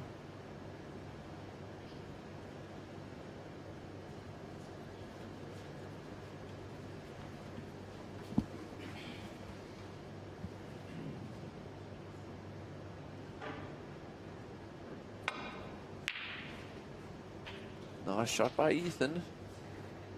Oh, cue ball going down. You can see that disappointment. The red will stay down. However, a foul, 4 points will be allocated to Ricky, which it has. So difference now down to 12.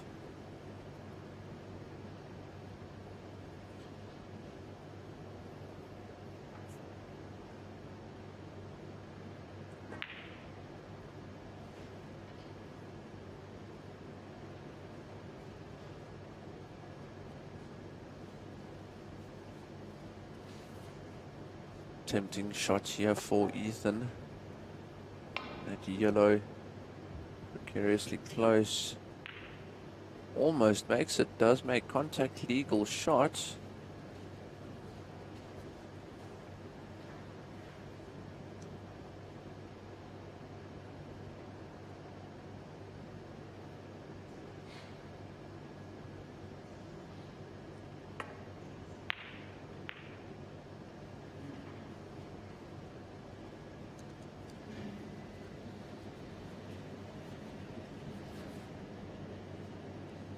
Ethan has clearly been the aggressor throughout this match. Ricky relying on his experience and knowledge that he's built up over the years. Try and control his opponent. Try and frustrate him into making a mistake.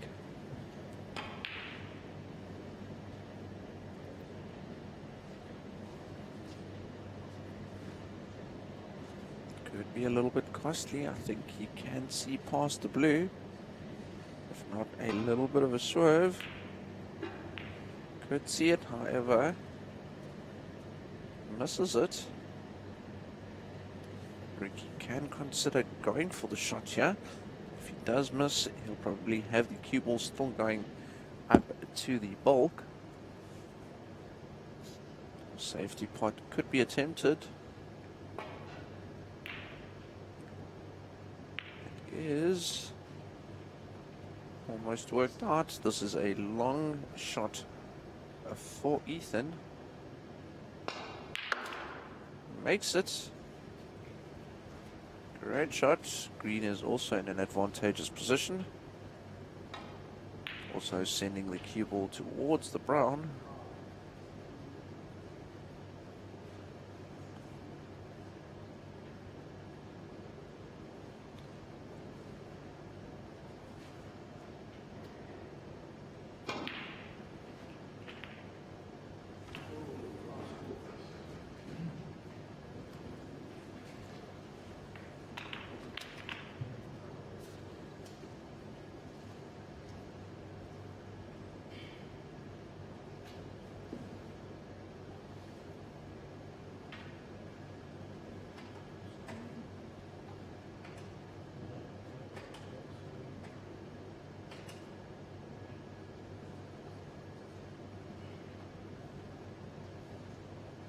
Cue ball has gone down.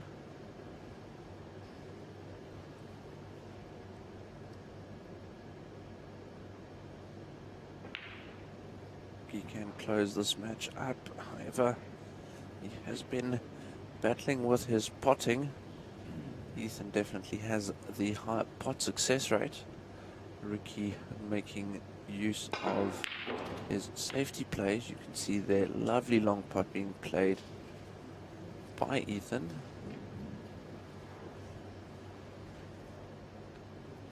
Ricky requiring a miracle here.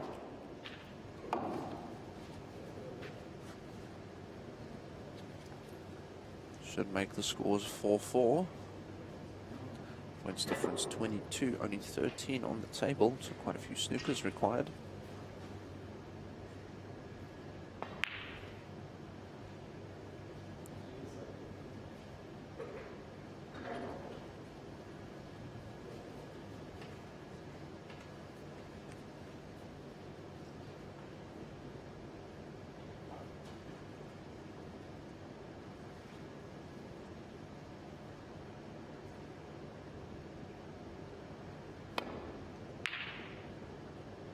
Does play the pink, almost makes it by accident.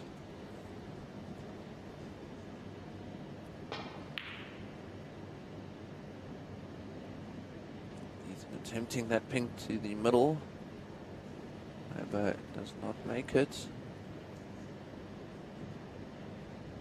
Ricky refusing to give up.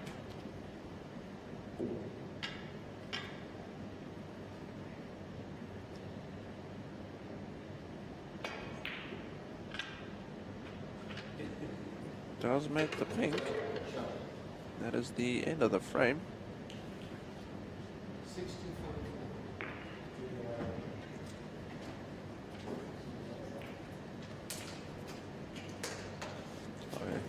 while we get ready for the final frame, frame number 9, we'll have the match officials set up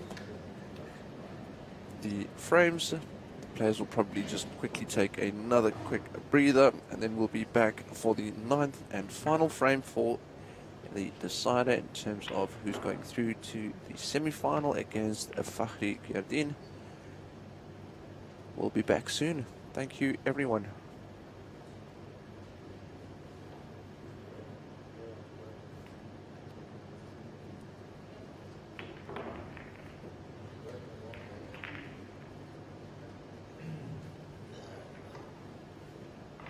TAOM proudly introduces the first pure snooker chalk in the world. No more miscues. Only clean contacts.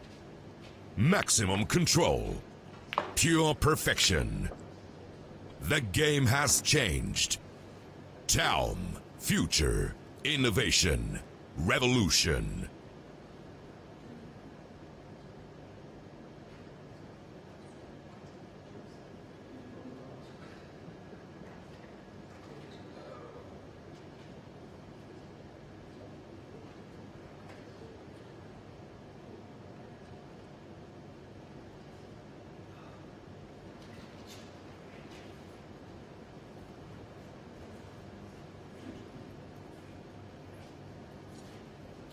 The balls are ready, just waiting for the players to return.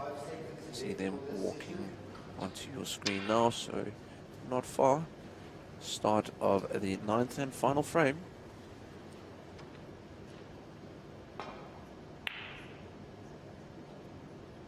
Nice break off by Ethan, avoids the brown. That is very nice, hiding behind the green.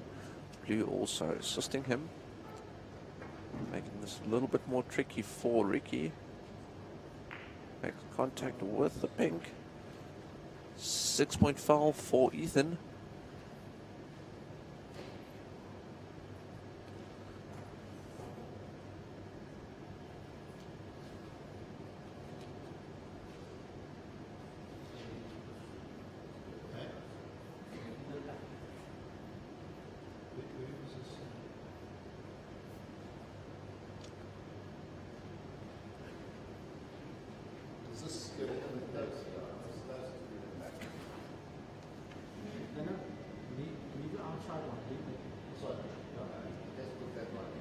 Players in the match official just returning the balls back into its position. Ethan asking Ricky to play that shot again.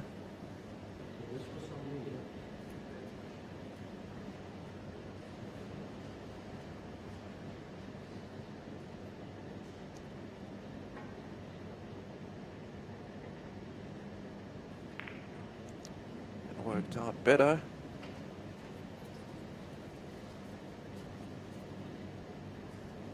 Easy response for Ethan.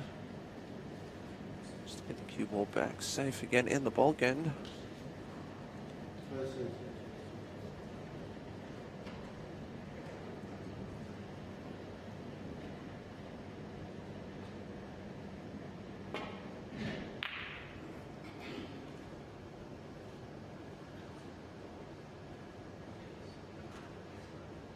A little bit slow on pace there by Ricky. Did not get the cue ball all the way back in bulk end.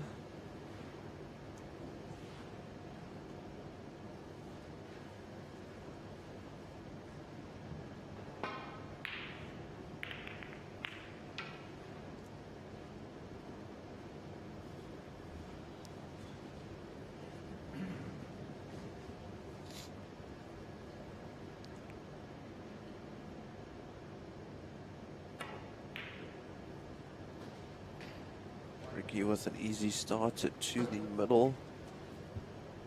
Definitely want to build a high possible break. Only about 20 minutes left in this match. Scores in terms of the frames are tied for all.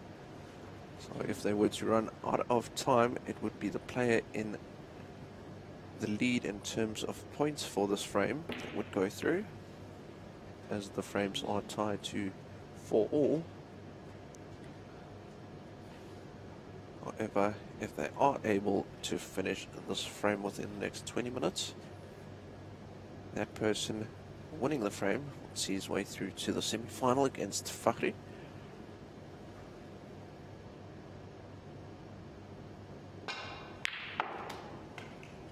And another confident shot by young Ethan.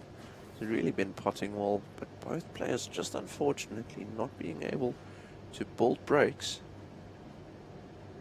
to put enough pressure on their opponent.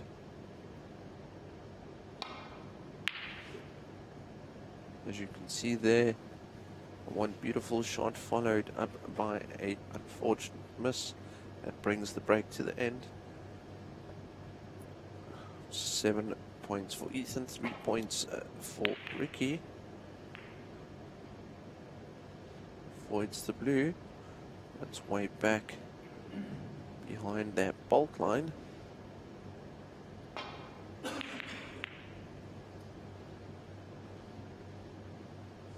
Looks pretty good. Gets nice and close to the rail at the top, complicating things for Ricky a little bit.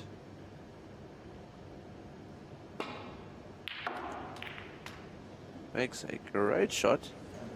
Haven't really seen Ricky take on anything in aggression, but that has worked out well. He's left himself on the pink to the middle. Reds are nice and open. They want to control that cue ball. That's, I think he needs to focus on right now is just controlling that cue ball, just going back to the basics. Because they have been battling to build high breaks. Just go back to the basics. Just make sure that you control that cue ball. Just to get position on colours. Left himself over a red. Will probably need to opt for another rest.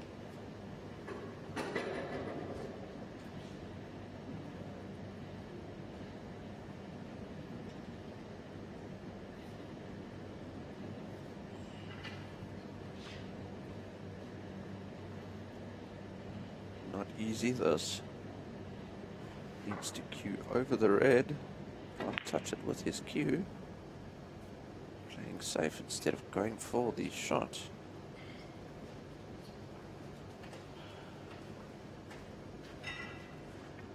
$11 points to 7 as it stands. 4 frames for each of the player. It is a best out of 9, so this is the deciding frame.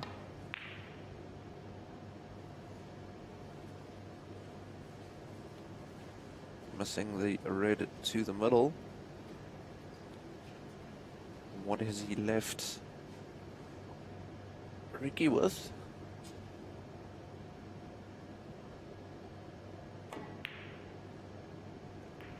Nothing much. Ricky again just putting the cue ball safe.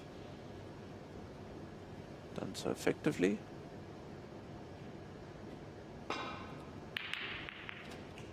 However, Ethan pulls out another rabbit out of the bag, plays a beautiful shot to the bottom right hand corner, but unfortunately not left himself with an easy colour. Does look like the pink could go to the middle pocket.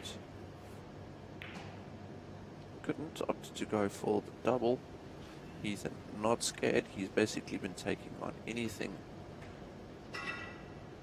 However, he has taken the cue ball into the bulk end, which makes it a little bit more safe. However, there are 2 reds close by.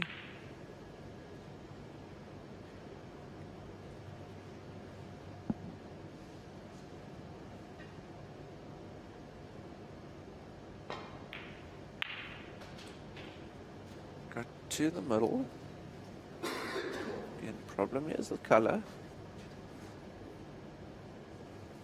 Both players are making pots, but not able to control the cue ball sufficiently to get onto color or continue their breaks.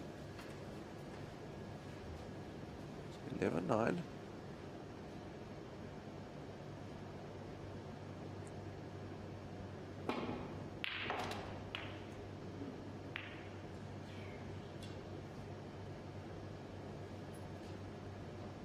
does make the red, however, once again, position on the colour does have the green. Just asking the match official just to clean the cue ball.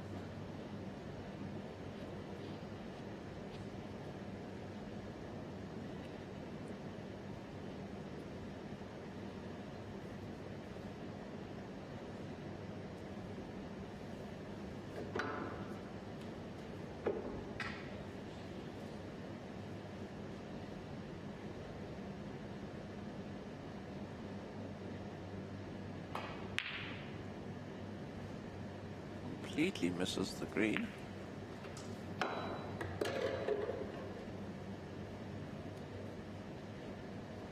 This is the last of the quarterfinals, the TAOM Classic. We are live at the KZN Q-Master Snooker Centre.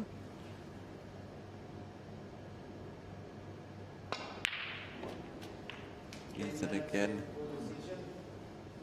A nice putt. This time he at least is on the green.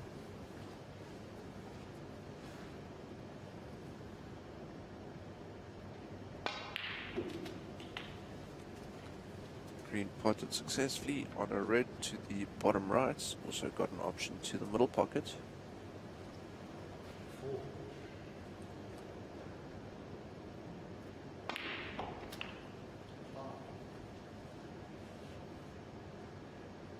Does play a nice shot. He is on the blue.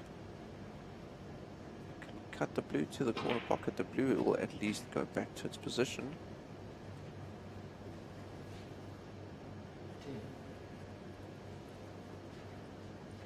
Ethan definitely relying a lot on his botting ability.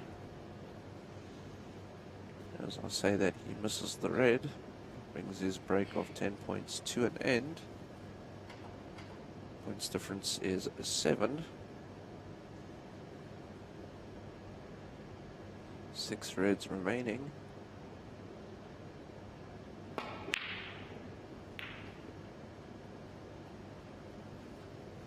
Still quite a bit of snooker left in this frame.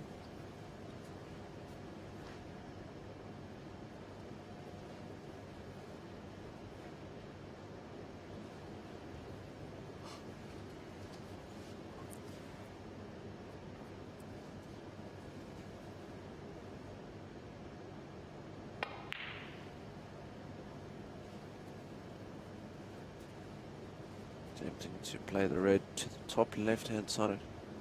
Reason for that being, again, you can see the cue ball in the bulk end. Again, hasn't left Ricky with much. Does have a long shot for the red to the bottom left.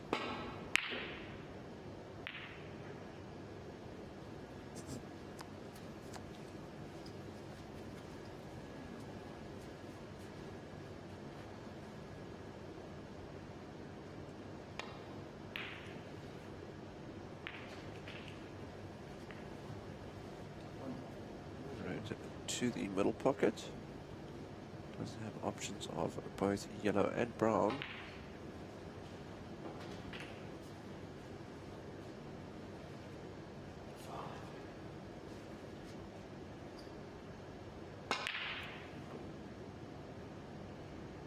Again, another ultra aggressive shot. Not close enough.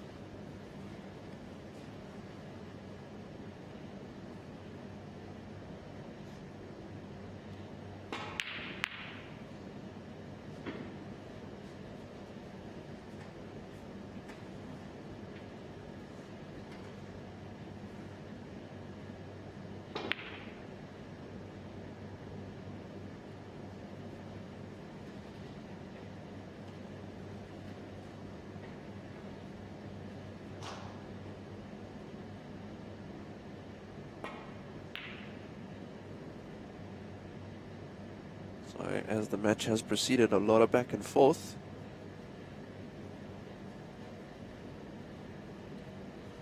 .24 points to 12. The frame scores are tied.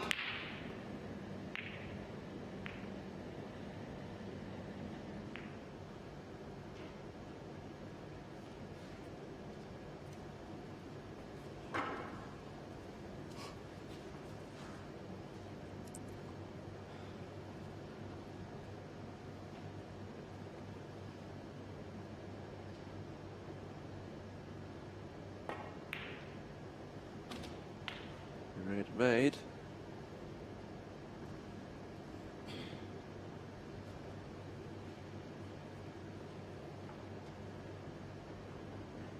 He's going to go for the yellow or the blue. Let's go for the yellow.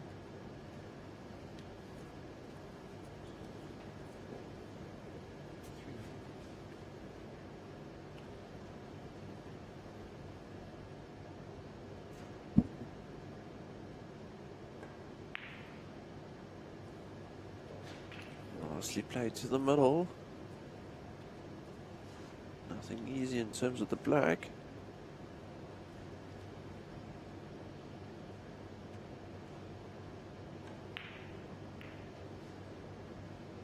Looks like he's underhit that.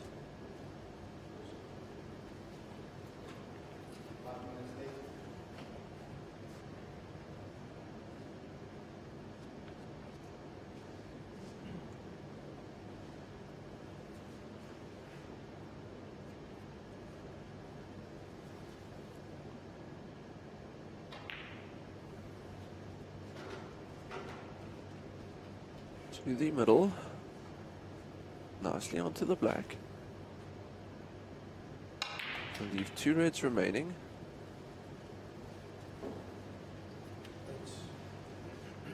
Points difference currently on 16. Ethan looking like the favourite here.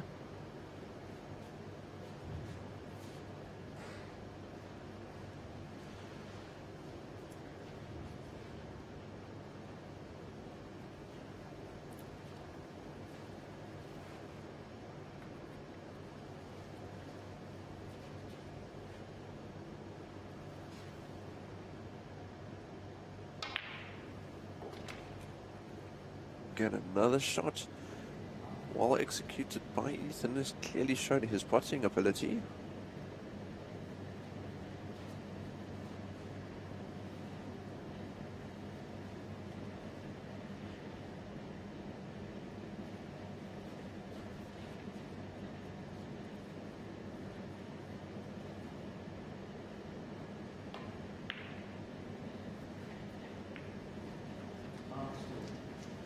For once we see Ethan rather taking the safer approach, just playing the blue off of the rail. There's the cue ball going, very close to going off.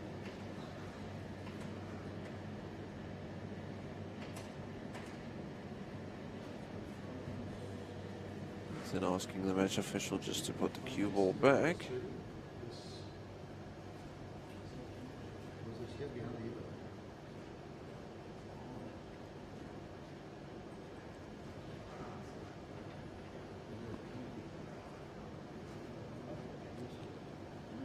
Not a lot of time remaining.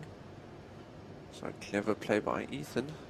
He's forcing Ricky to make this. If not, he's just increasing the lead. Which he's done there.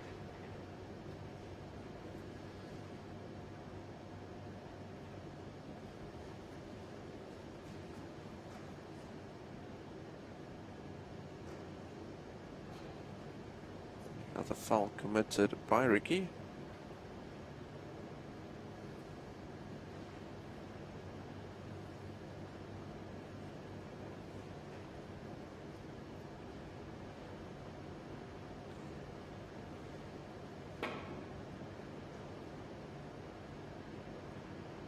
Still quite a long way off.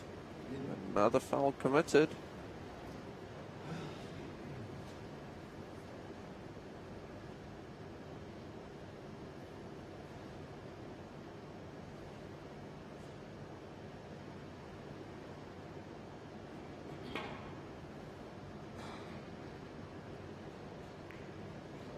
Finally made contact with the red.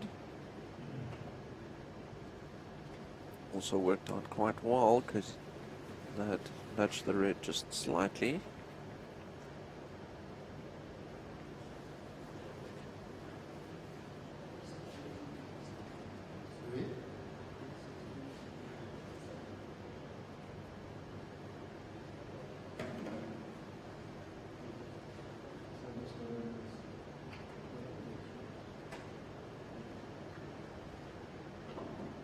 Ethan requiring the rest to get to the red. I'm sure you can see a little bit of the red peeking out just behind the black. Should be able to make contact with the red. Just send the cue ball back up the table.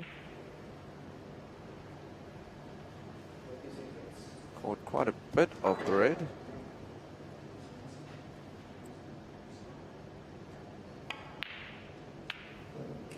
Makes the red. 20 points the difference. Ricky cannot afford for Ethan to come back to the table.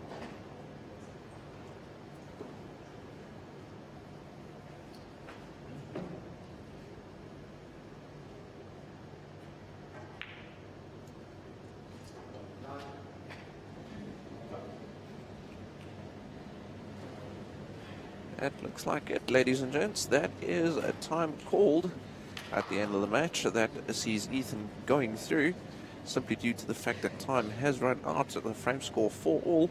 However, Ethan in the lead, 41 points to 26, which does see Ethan through to the semi-finals. He'll be playing Fakhri tomorrow at 10 o'clock. The final will be scheduled for 2 o'clock. We hope to see you all join us. It will be an exciting event. This is the TAOM Classic. Just before we close off for the evening, a big thank you once again to TAOM Billiards for their incredible products and their incredible support in Q Sports all around the world. Thank you to them and My Day Juices, Diana team. Thank you for everything that you guys are doing as well. The viewers for joining us, again asking everyone to please stay safe, stay warm, and we'll see you all tomorrow. Thank you so much and have a good evening.